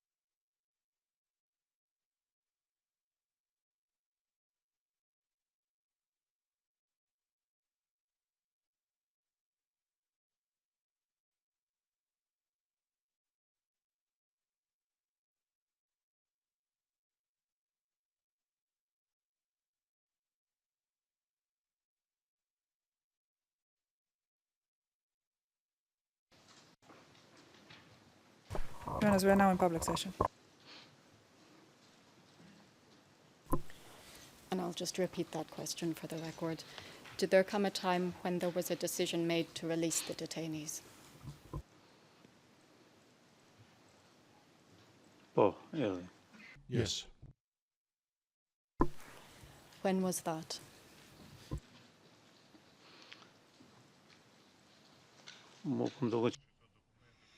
I think these are documents that appear to be consistent with the timing, the documents that we've just consulted. It was the time when we were not safe ourselves, let alone look after the detention houses.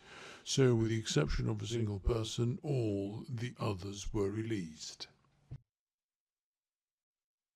Are you referring here to April 1999? Po. Yes. You mentioned a detainee who was not released. Can you please give that name, if you're comfortable doing it in public session?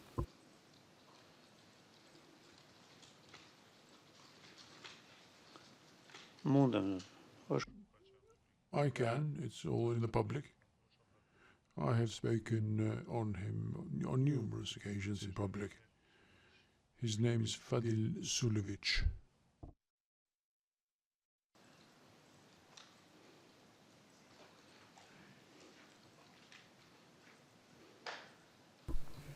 And is it your evidence that he remained in detention at that time?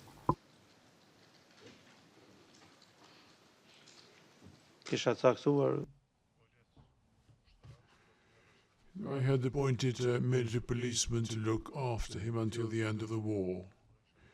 He was not under arrest, but he was under the care of certain individuals. Why was he being looked after, or why did he need care? Ka qenë njëri. He was of special importance to us as one of the Serbian security service officers. Would it have been safe for him to just return to Pristina? Nuk ishim edhe ne sigurt. We were uncertain about the fact that he could cause us harm at any point in time. He had a lot of knowledge about the Kosovo Liberation Army and its internal structure. Did he join the KLA? Jo, asnjëherë. No, never.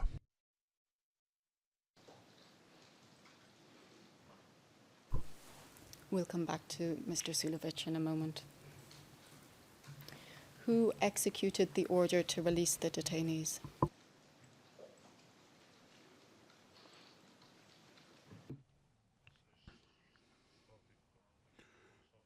I think that it would have been my staff from my own command.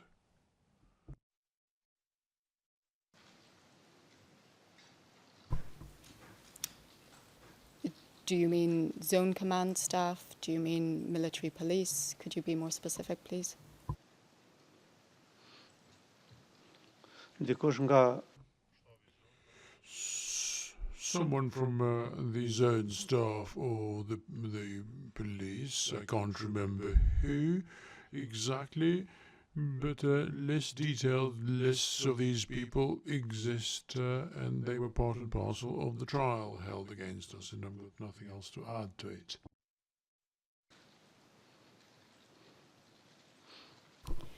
Was there an occasion when certain detainees were released and then rearrested?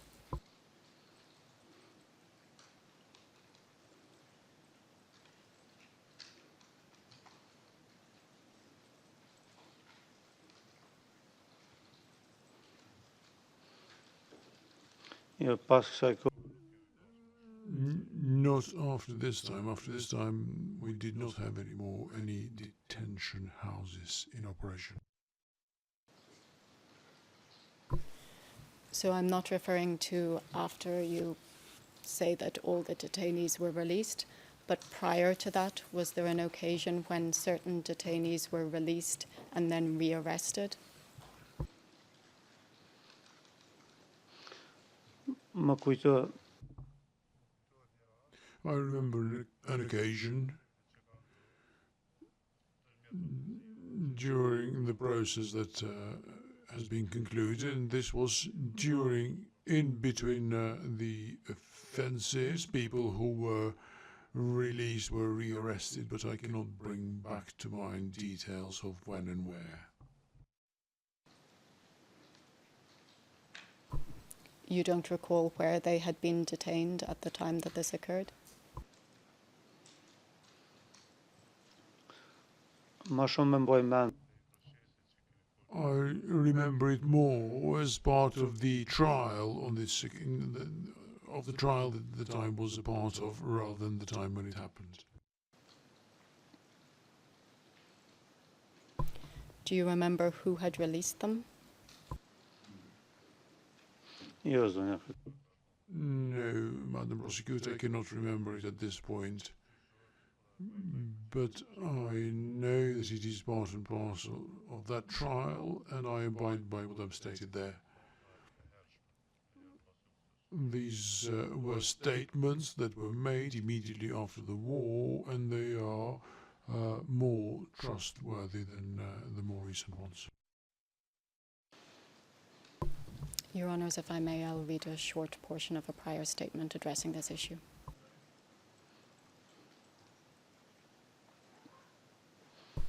And the reference for the parties is SPOE 00119-393. And it's at page 119396.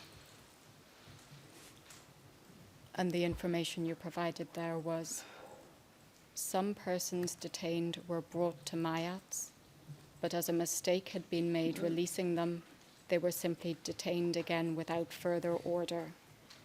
Nazif Mehmeti had not asked for the release of detainees before they were released by the military police.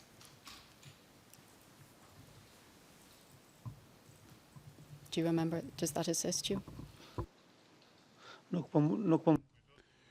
I cannot remember the details, but I agree with it. I agree with what I stated at the time.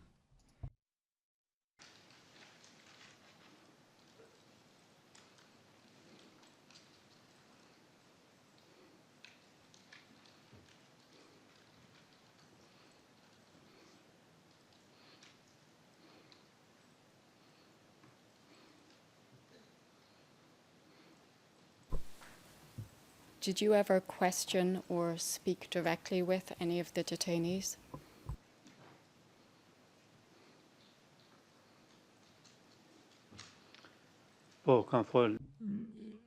Yes, I did speak to Fadil Sulovic.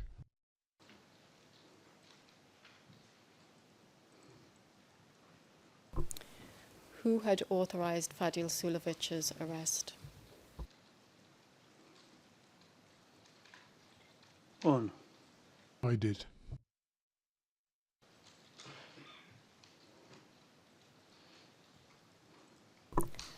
Why was he arrested? Fadil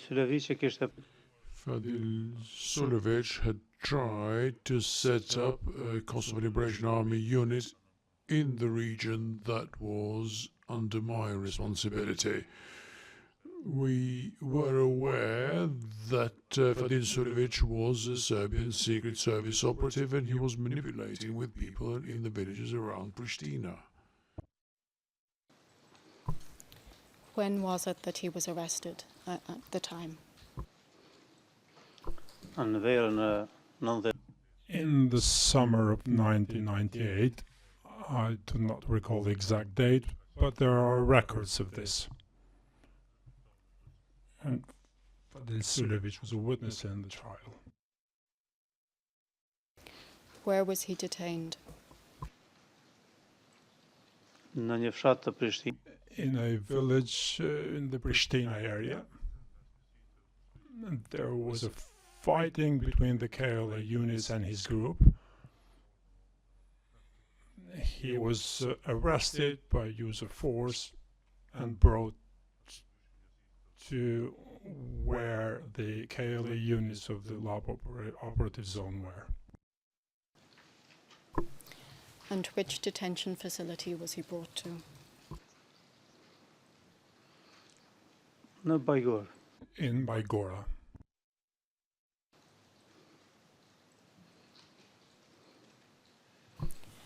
Where was he when you went to question him?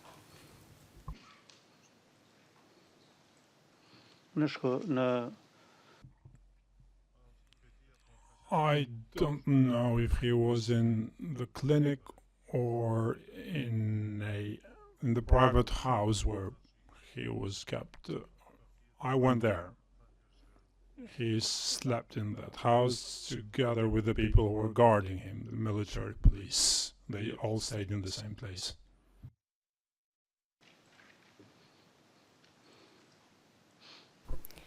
And why did you decide to speak to him?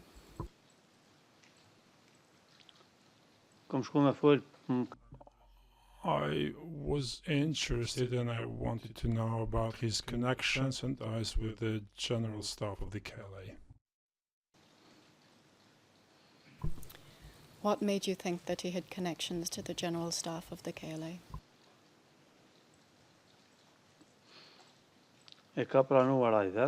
He admitted to it himself. And delegates from the general staff intervened asking for his release. Who specifically in the general staff did you speak to in relation to the case of Fadil Sulovic?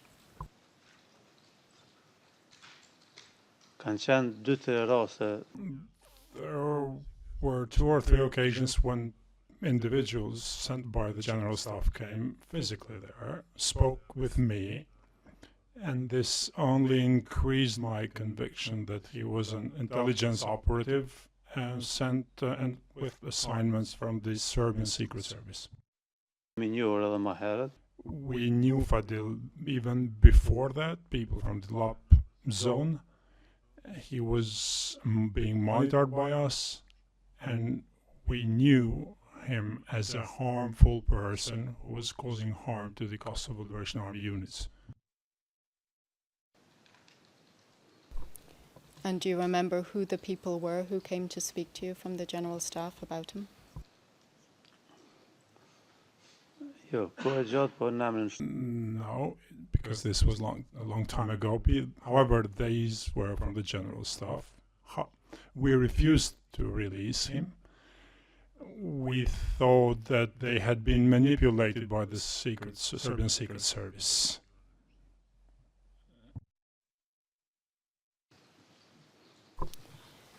I asked this before, but I'll repeat the question. Did he become a KLA soldier at some point? No. He claimed to have joined while under the control of the people I had assigned to, but in fact he never was a member of the Kosovo Liberation Army. Your Honours, again, I'd like to put a prior statement, please. And the reference is SPOE 00119393. And the page is 119397.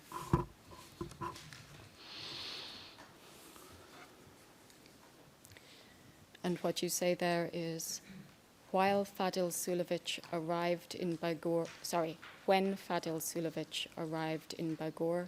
the unit that had picked him up had already spoken to him, so we found out he was connected to the headquarters. We had this information confirmed by the general headquarters. So he became a KLA soldier and was released. Is that correct, Mr. Mustafa? është gabim. It's wrong. The information you provided before the court in 2003 was wrong? Është gabim. It's wrong. In the original Albanian, if he's going to be questioned on the detail. I've completed my questioning on it, thank you. But I'm happy to, if we'd like to bring up the Albanian for him to look at first, I'm happy for that to occur.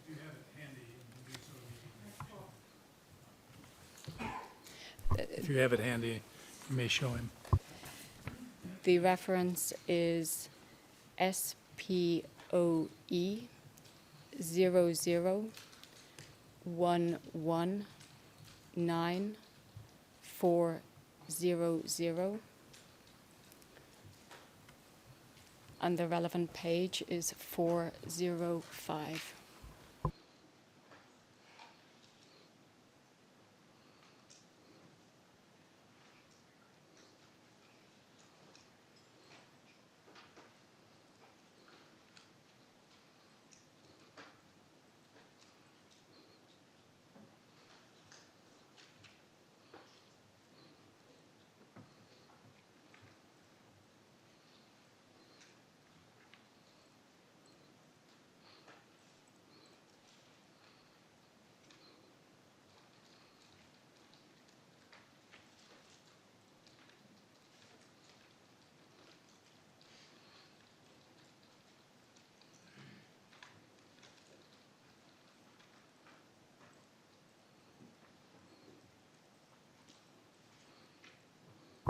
Have you located the paragraph on the screen, Mr. Mustafa? Është tjetër, po unë s'po e kuptoj ashtu. I do, however, I understand it differently from you. Është liruar me siguri, është gabim administrativ. When it reads he was released, it must certainly be an administrative omission. I don't believe having said that. In any event, I am stating that Fadil Sulevic was never a KLA member. However, he socialized and stayed with KLA soldiers. So you accept that it says that on the transcript, but you believe it may be an error, is that correct? Po e shoh që po lexohet që I see it reads here he was released. However, he was not released up until the end of the war. At the end of the war, he was free, just like any other citizen.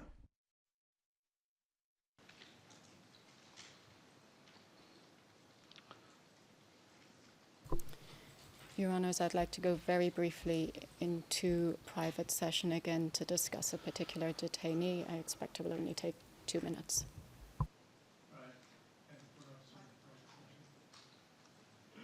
Into private session, please.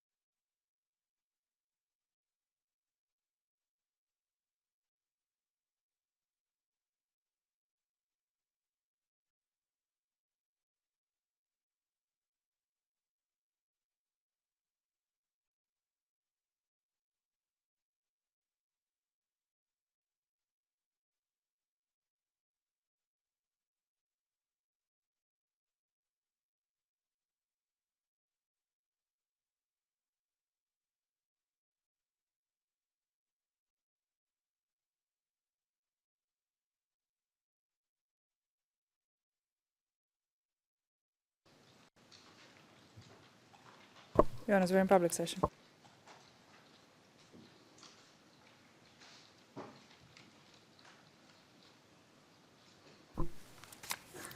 Are you aware that Milovan Stankovic was detained?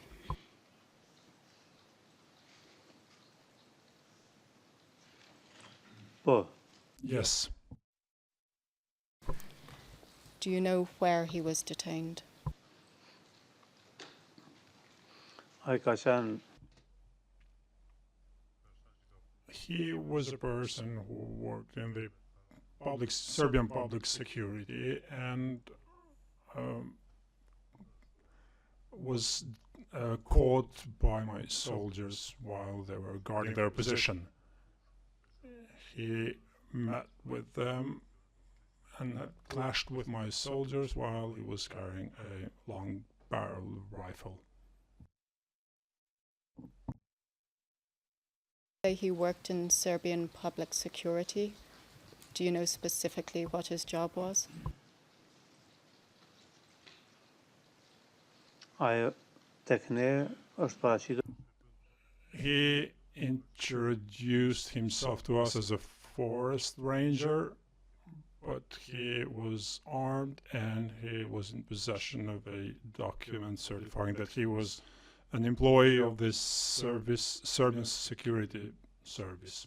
The system at that time was such that people who worked in this service were armed.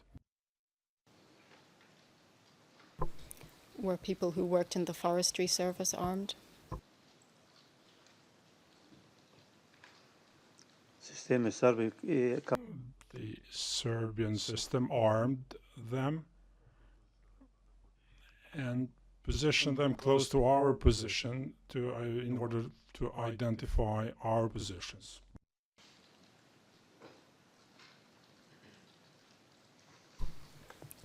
Is that a yes? po. Yes.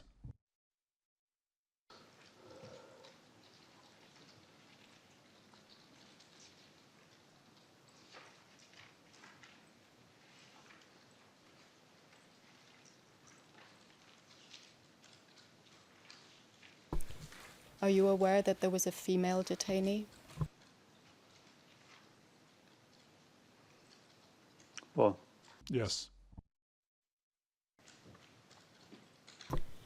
Who informed you of that? sistemi, The system. stafi im, My staff, certainly. However, I was better informed about these names during the trial.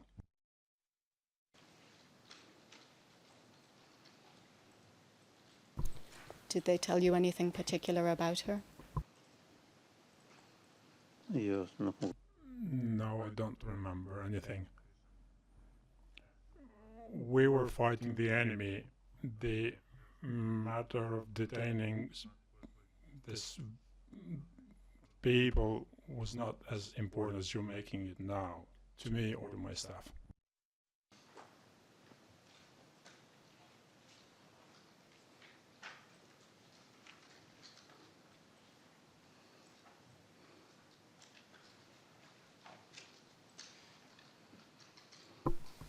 I'd like to show a number of photographs, please.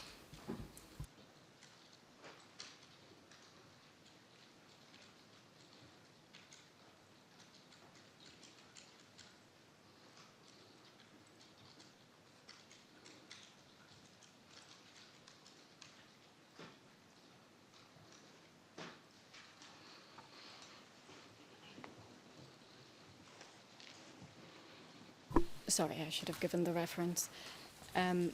The first book I'd like to look at is the Commander Remy Speaks book. And the Albanian reference is SPOE 00330195.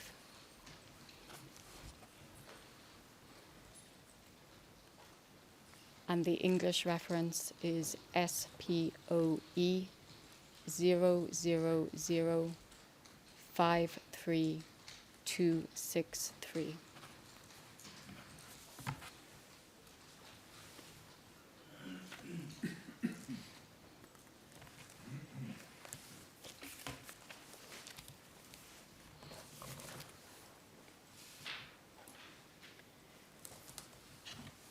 And we can please go to page, in the Albanian, to page SPOE 00330254.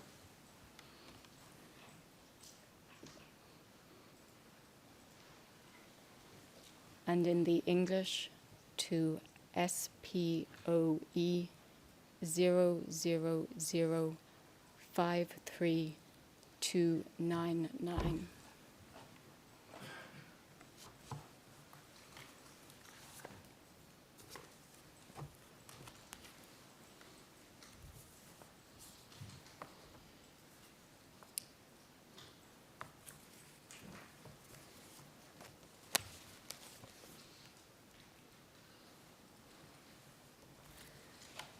So we'll start with the photograph that's currently on the screen at the top. Can you please identify who's in that photograph? Janë dy shoferët e mi. Two of my drivers. And where was the photograph taken? Në zyrën e In the office of my command in La Pastica.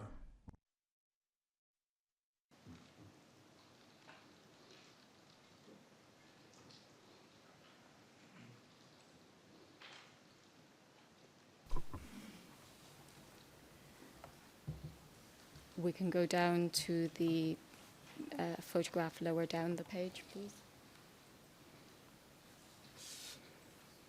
Do you recognize who's in that photograph? Më kujtohen se kanë qenë I remember there were Kosovo Liberation Army soldiers. Do you recognize where the photograph is taken? por është edhe shënimi poshtë. And the legend explains it. Për This house served as cafeteria in La Pastica, reads here, where my soldiers and myself had food. And is the caption accurate? po, Yes. You mentioned that you used the military police building to eat in previously. Is that this building?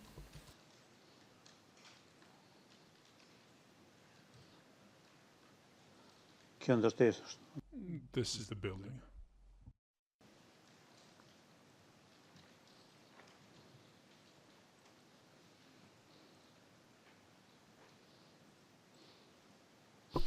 We can move to the photograph on the bottom right-hand part of the page.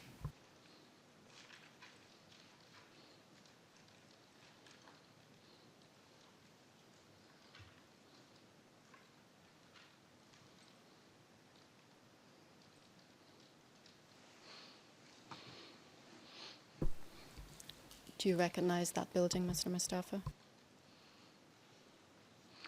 Po, zonja për Yes.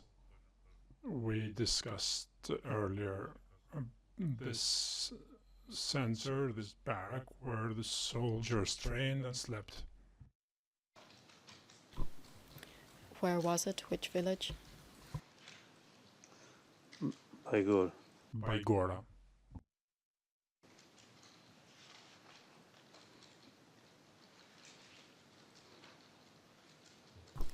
Can we move to the next page, please?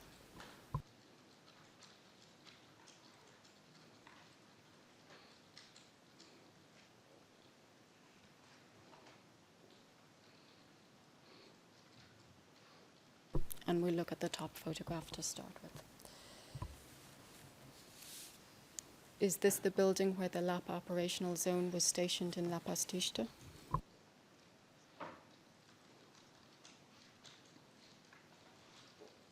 Tash nuk do të mund ta identifikoja, po I wouldn't be able to identify it now, but the caption reads that it was, and I believe it was.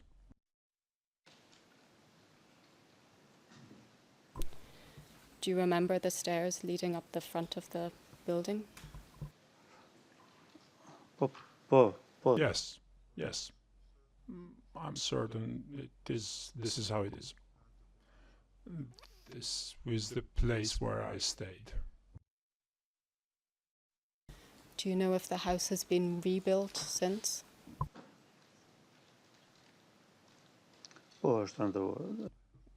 Yes, it has been rebuilt. Have you seen the house after it was rebuilt? Yes, on many occasions.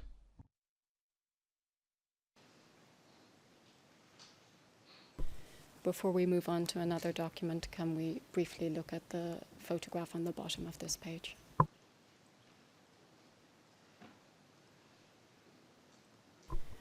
Do you recognize where that is, Mr. Mustafa?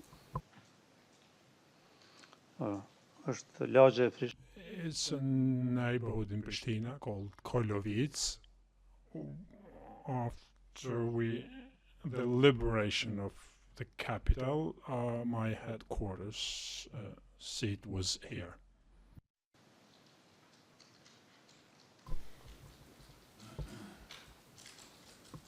Thank you. We can bring up another document, please.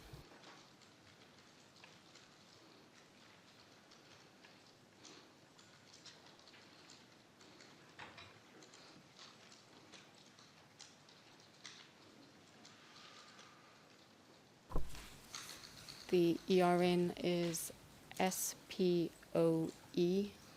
00120,826.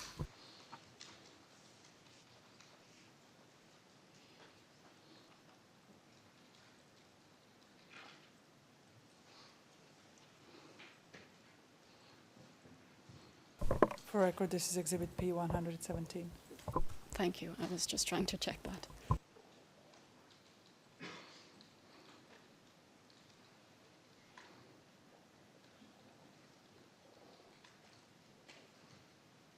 And if we can go to page 120835.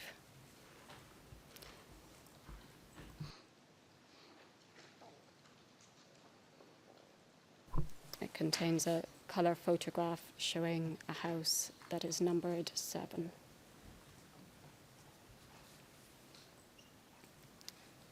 Do you recognise this building, Mr. Mustafa?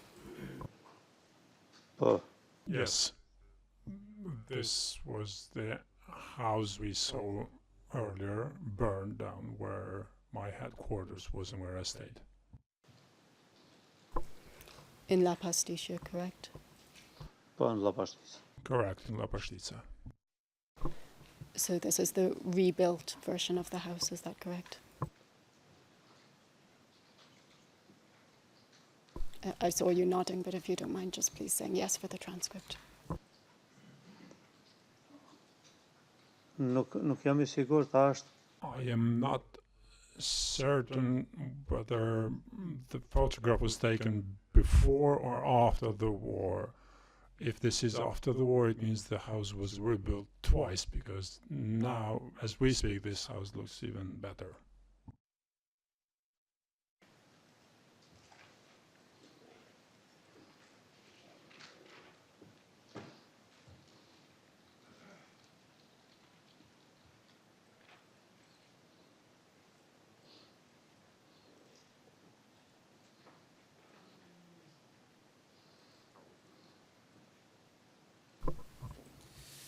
If we can move, please, to page 120837.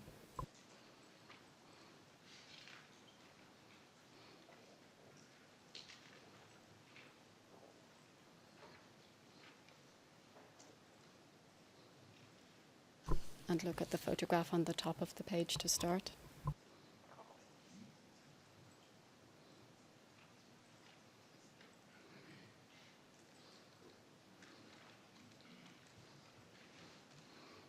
Sorry, we need to go back one page.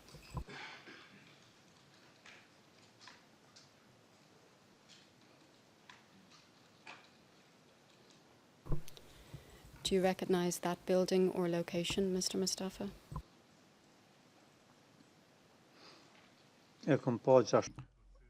I've been shown this during the trial I was in, but I didn't remember. Now I remember this was shown to me at that time, and the only police are there. They help me identify it and understand what is this about, the location. What is your understanding of what that location is? This photograph was taken during the crime scene investigation when, with respect to detention in Labashtica. This is how I understand it.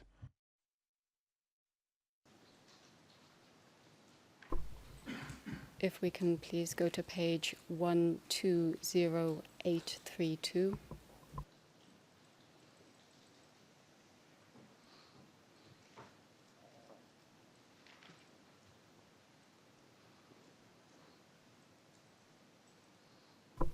And look at the photograph marked number 2. Oh.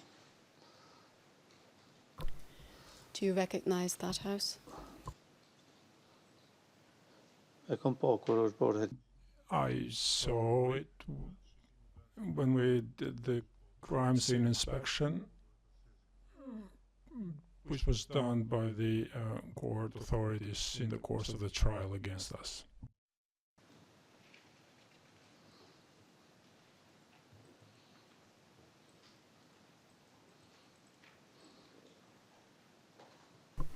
Do you know what the location is? It should be in Labashtica.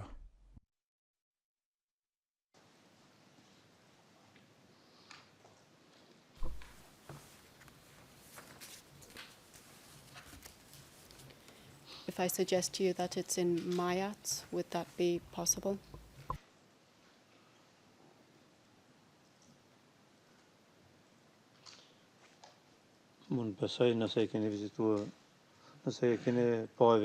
It could be, if you're basing this on records you have consulted and you're basing this on the records, then it is. I have no reason to doubt it.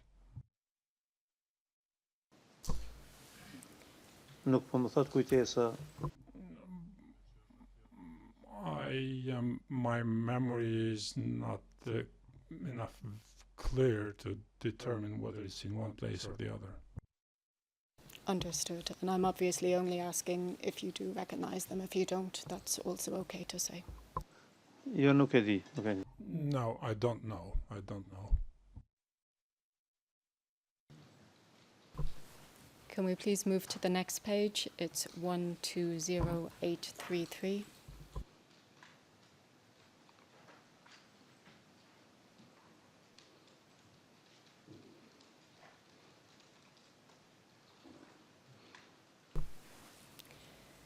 Do you recognize either of these buildings or where they are located?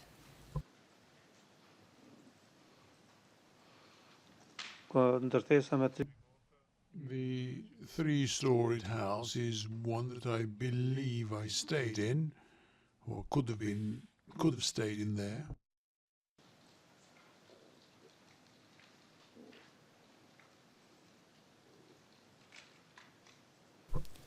Where would that be? It may be in Mayats. I'm inferring this because of the people that I see around it. I see my lawyer and Anmik police too.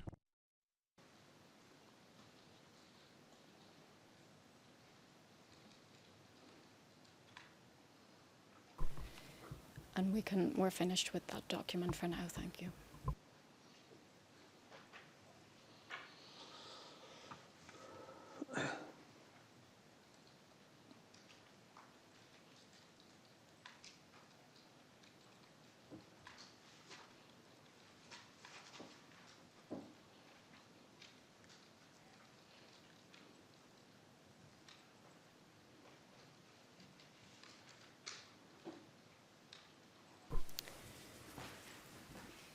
You've mentioned previously the visit of general staff members to the LAP zone when you and other members of the zone command were officially appointed.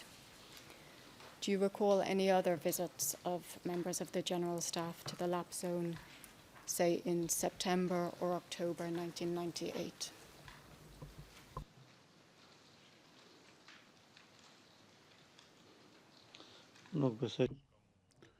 I don't think it would have been possible during September or October. It was the time of the offensives. But I know that there has been another visit from the general staff.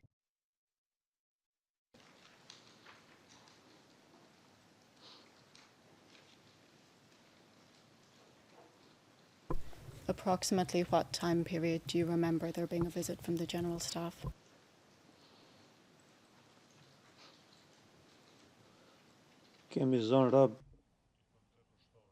We took 8 Serb soldiers hostage, and it so happened that they were guests at mine.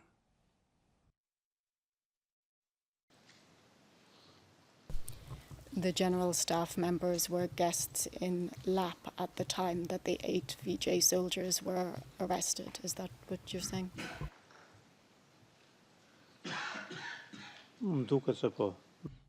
I think so, from what I can remember. So that would be in 1999, correct?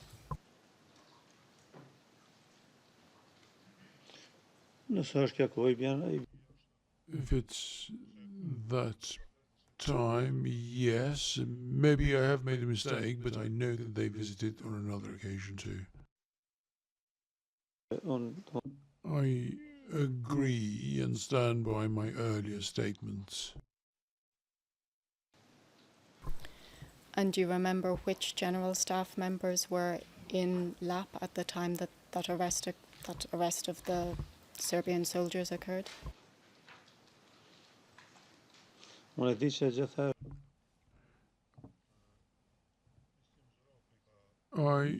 know that Muslim Zerabi always led these delegations, but he might have been in the company of someone else too.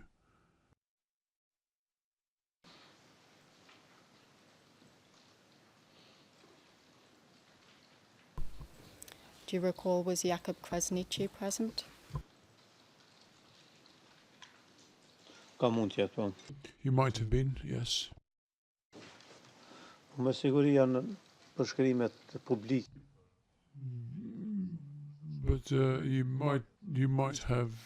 might be able to find public records of the visits of general staff members there. There is evidence in court proceedings as well as my previous interviews.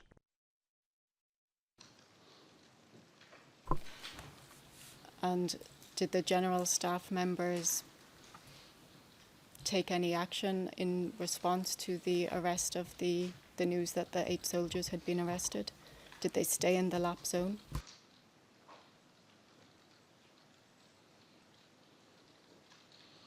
There was international mediation. I know that Mr. William Walker and others were involved. Adam Demaci too, I think, the political representative in Pristina.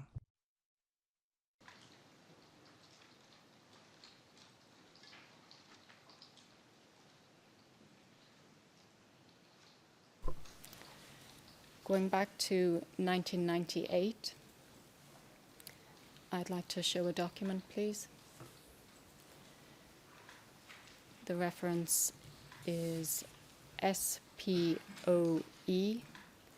000-55678.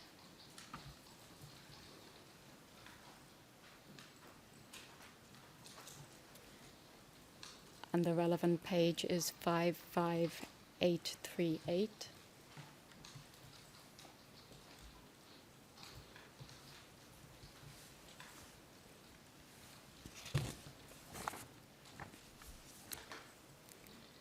and the English reference is SPOE 000-55799. It's the ET Revised 1 version, which I believe is now available.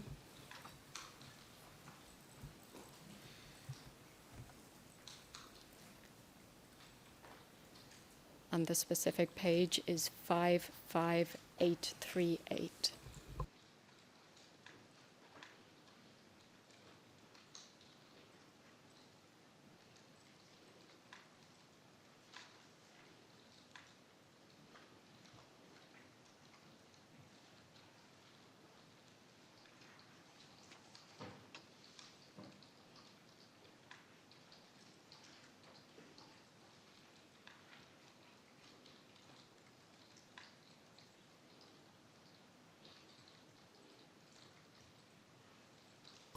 Could we go back a page on both, please?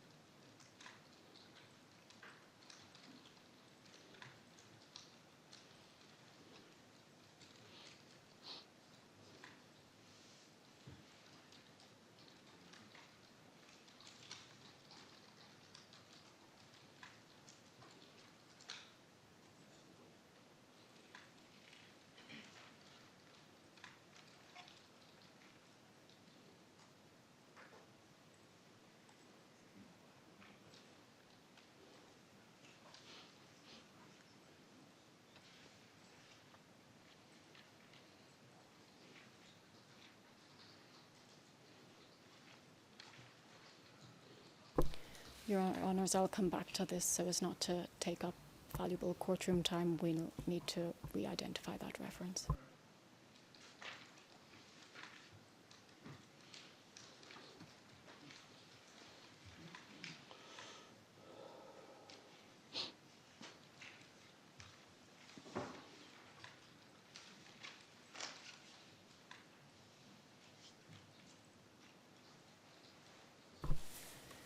So, Mr. Mustafa, turning to your visits to the general staff,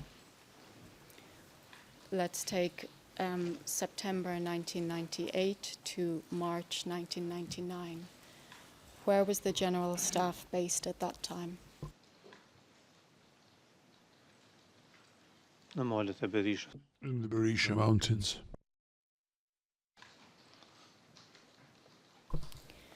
Was there a specific village within the mountains that they were based?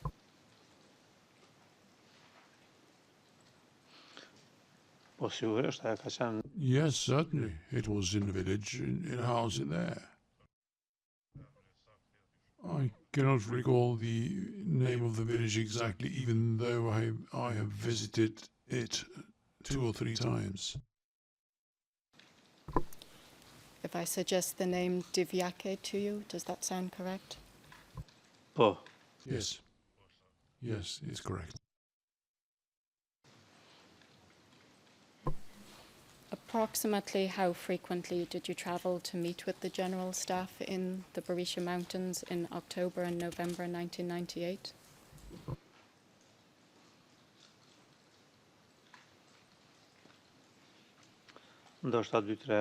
Maybe 2 or 3 times.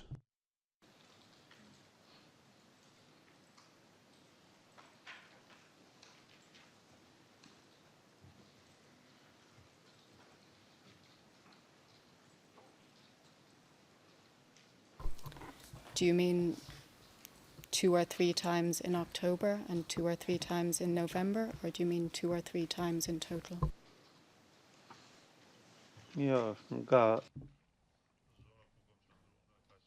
From my zone, it would have been very difficult to go 3 times a month. It was at a fair distance, and you had to cross front lines 3 or 4 times, so I did not have the opportunity to go there that frequently. So I mean, I went there 2 or 3 times over the course of 2 or 3 months.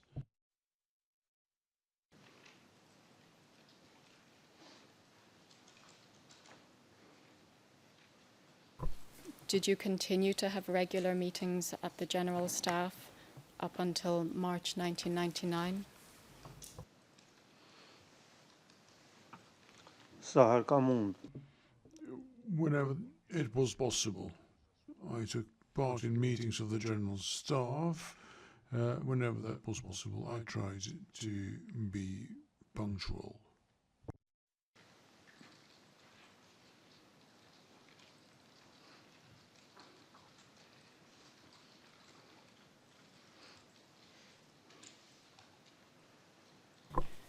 Who in the General Staff organised these meetings? Ju kam thonë. As I have said, these were organized by the Chief of Staff, Bislim Zurabi. I often met Jakub Krasniqi, Rambuja, Sedi Veseli during these meetings. And then later on, during the Rambouillet, I met Hashim Thaçi and others.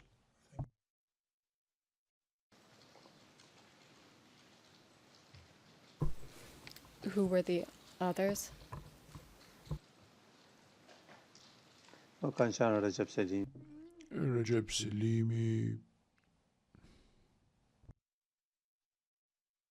Kadri Veseli.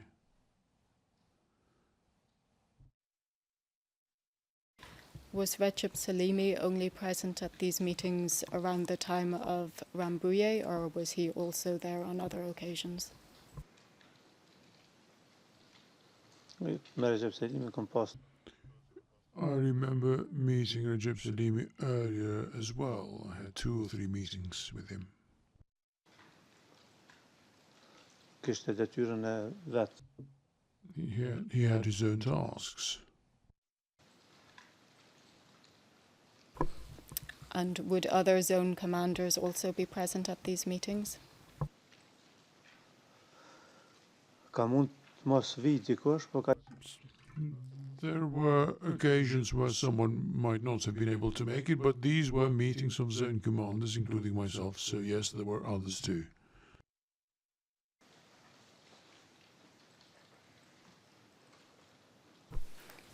And just for the record, could you please identify who the zone commanders of the different zones were at that time?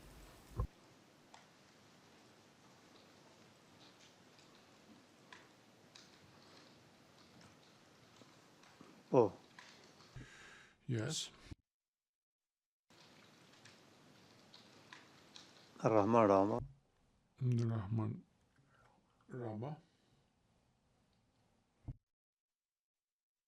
Ahmet Isufi,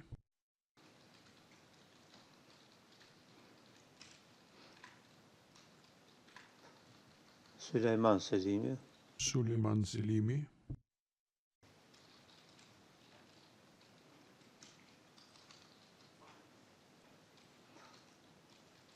Shokri Buja, Shukri Buja,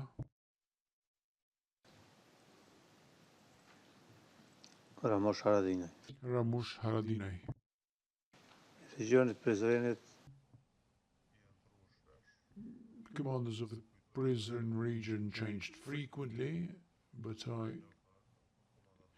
remember the one with the nickname Commander Drini. And again, just for the record, Rahman Rama, which zone was he the commander of? I zonës The Shala zone. Ahmet Isufi, which zone was he the commander of? Karadakut. It was called the Karadak zone. These were the 2 zones that were adjacent to mine and with which I had the closest cooperation. Shukri Buja, which zone? Në Nerodime. Nerodime. You specified already that Commander Drini was the Pastric area. Ramush Haradinaj, which zone was he responsible for? Dukajin. And finally, Suleiman Salimi. Drenic. Drenic.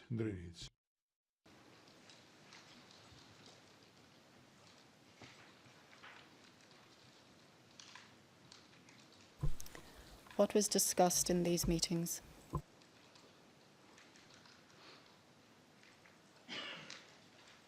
It was mainly the fighting as well as ways and means of furthering the war effort of the Kosovo Liberation Army in order to gain the support of our people as well as of internationals. So things having to do with the conduct of the war in general.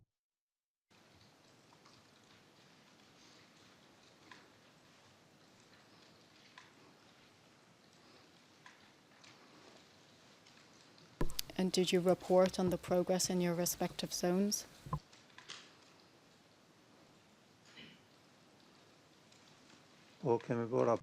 Yes, we did report. The reports were brief and oral.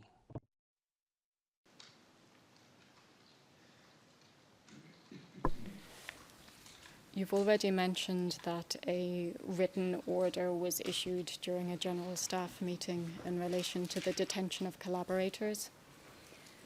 Would other orders be issued during these meetings by the General Staff? No, I cannot recall any other order.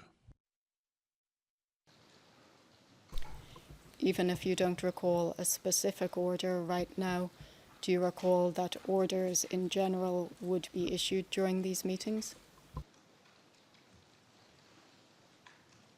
No, Madam Prosecutor, there were no orders issued.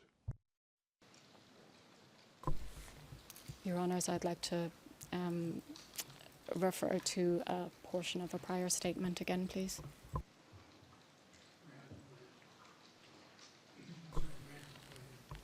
And the reference is Part 7, pages 9 to 10. We can bring it up on screen if necessary. And the Albanian reference is Part 7, page 10.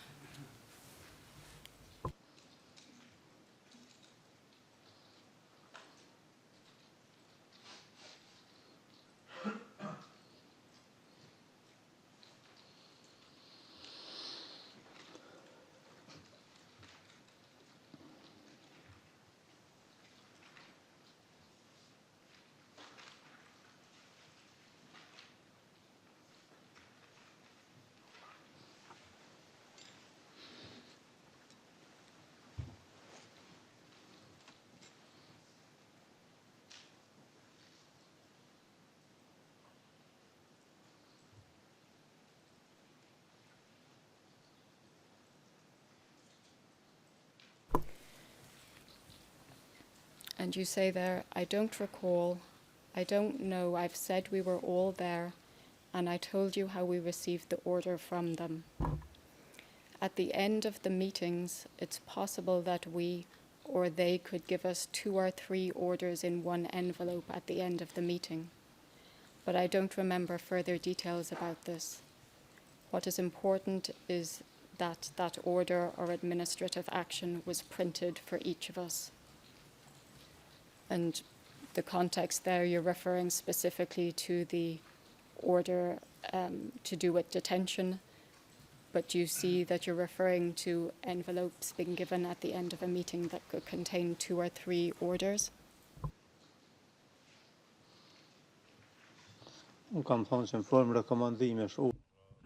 There were recommendations, administrative instructions, or other guidance.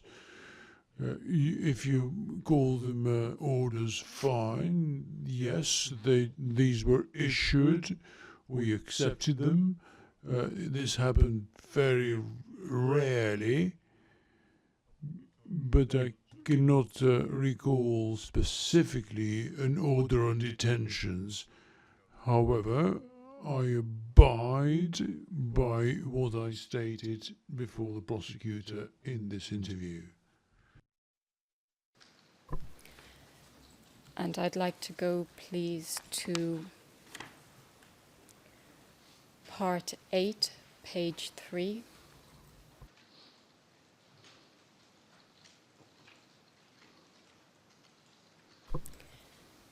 And in the Albanian, it's also Part 8, page 3, at the very end, continuing on to page 4.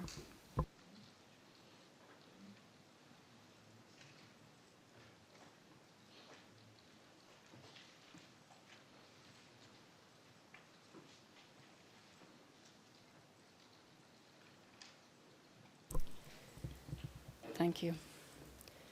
So you stated a moment ago that it was very rarely that you received assignments from the general staff, and I would like to read to you here. It says, "We were lining up the assignments that we got from the general staff.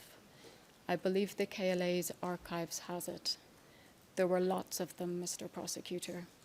I don't recall how many I received. We received so many assignments that we weren't prepared to implement all of them. We didn't have the accompanying infrastructure to do all the work." Do you see that? And do you now agree that you received multiple assignments, in fact, too many for you to even implement?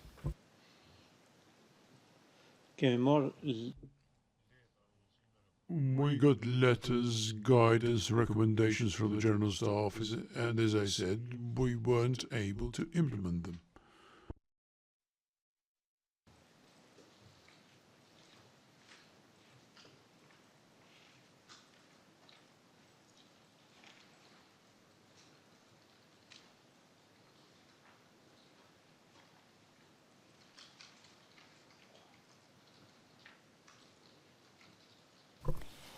In addition to meetings with the general staff, did you also coordinate with other operational zones?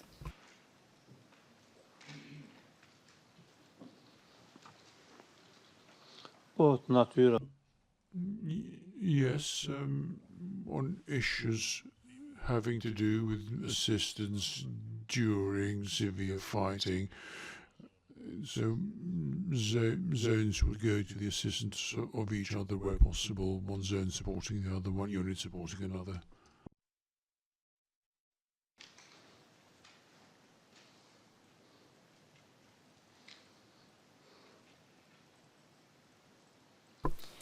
Can you provide an example of an occasion when another zone provided assistance to the LAP zone?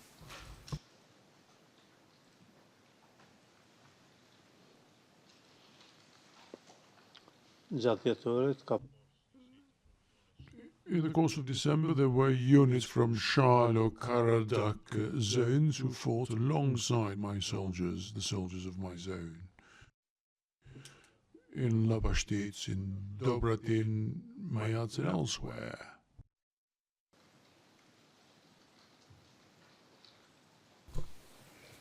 So soldiers from the other zones came to fight with you in the LAP zone? Yes, it happened in an organized matter. They came in an organized matter, they deployed to the front line and carried on fighting. And what was occurring in December 1998 that necessitated that?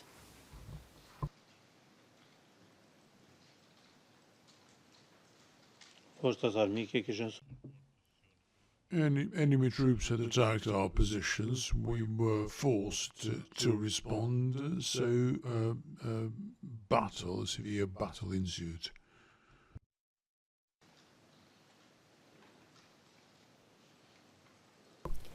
Your Honours, I'm about to change topic, so we could break now if it suits the court.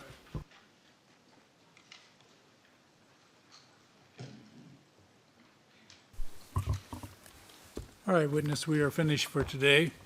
We will start again tomorrow at 9 in the morning.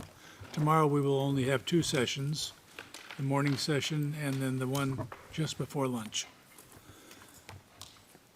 Madam, you may take the witness out of the courtroom.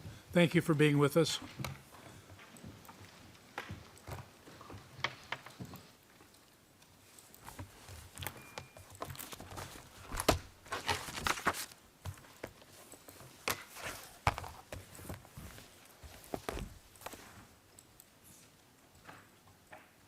Anything further?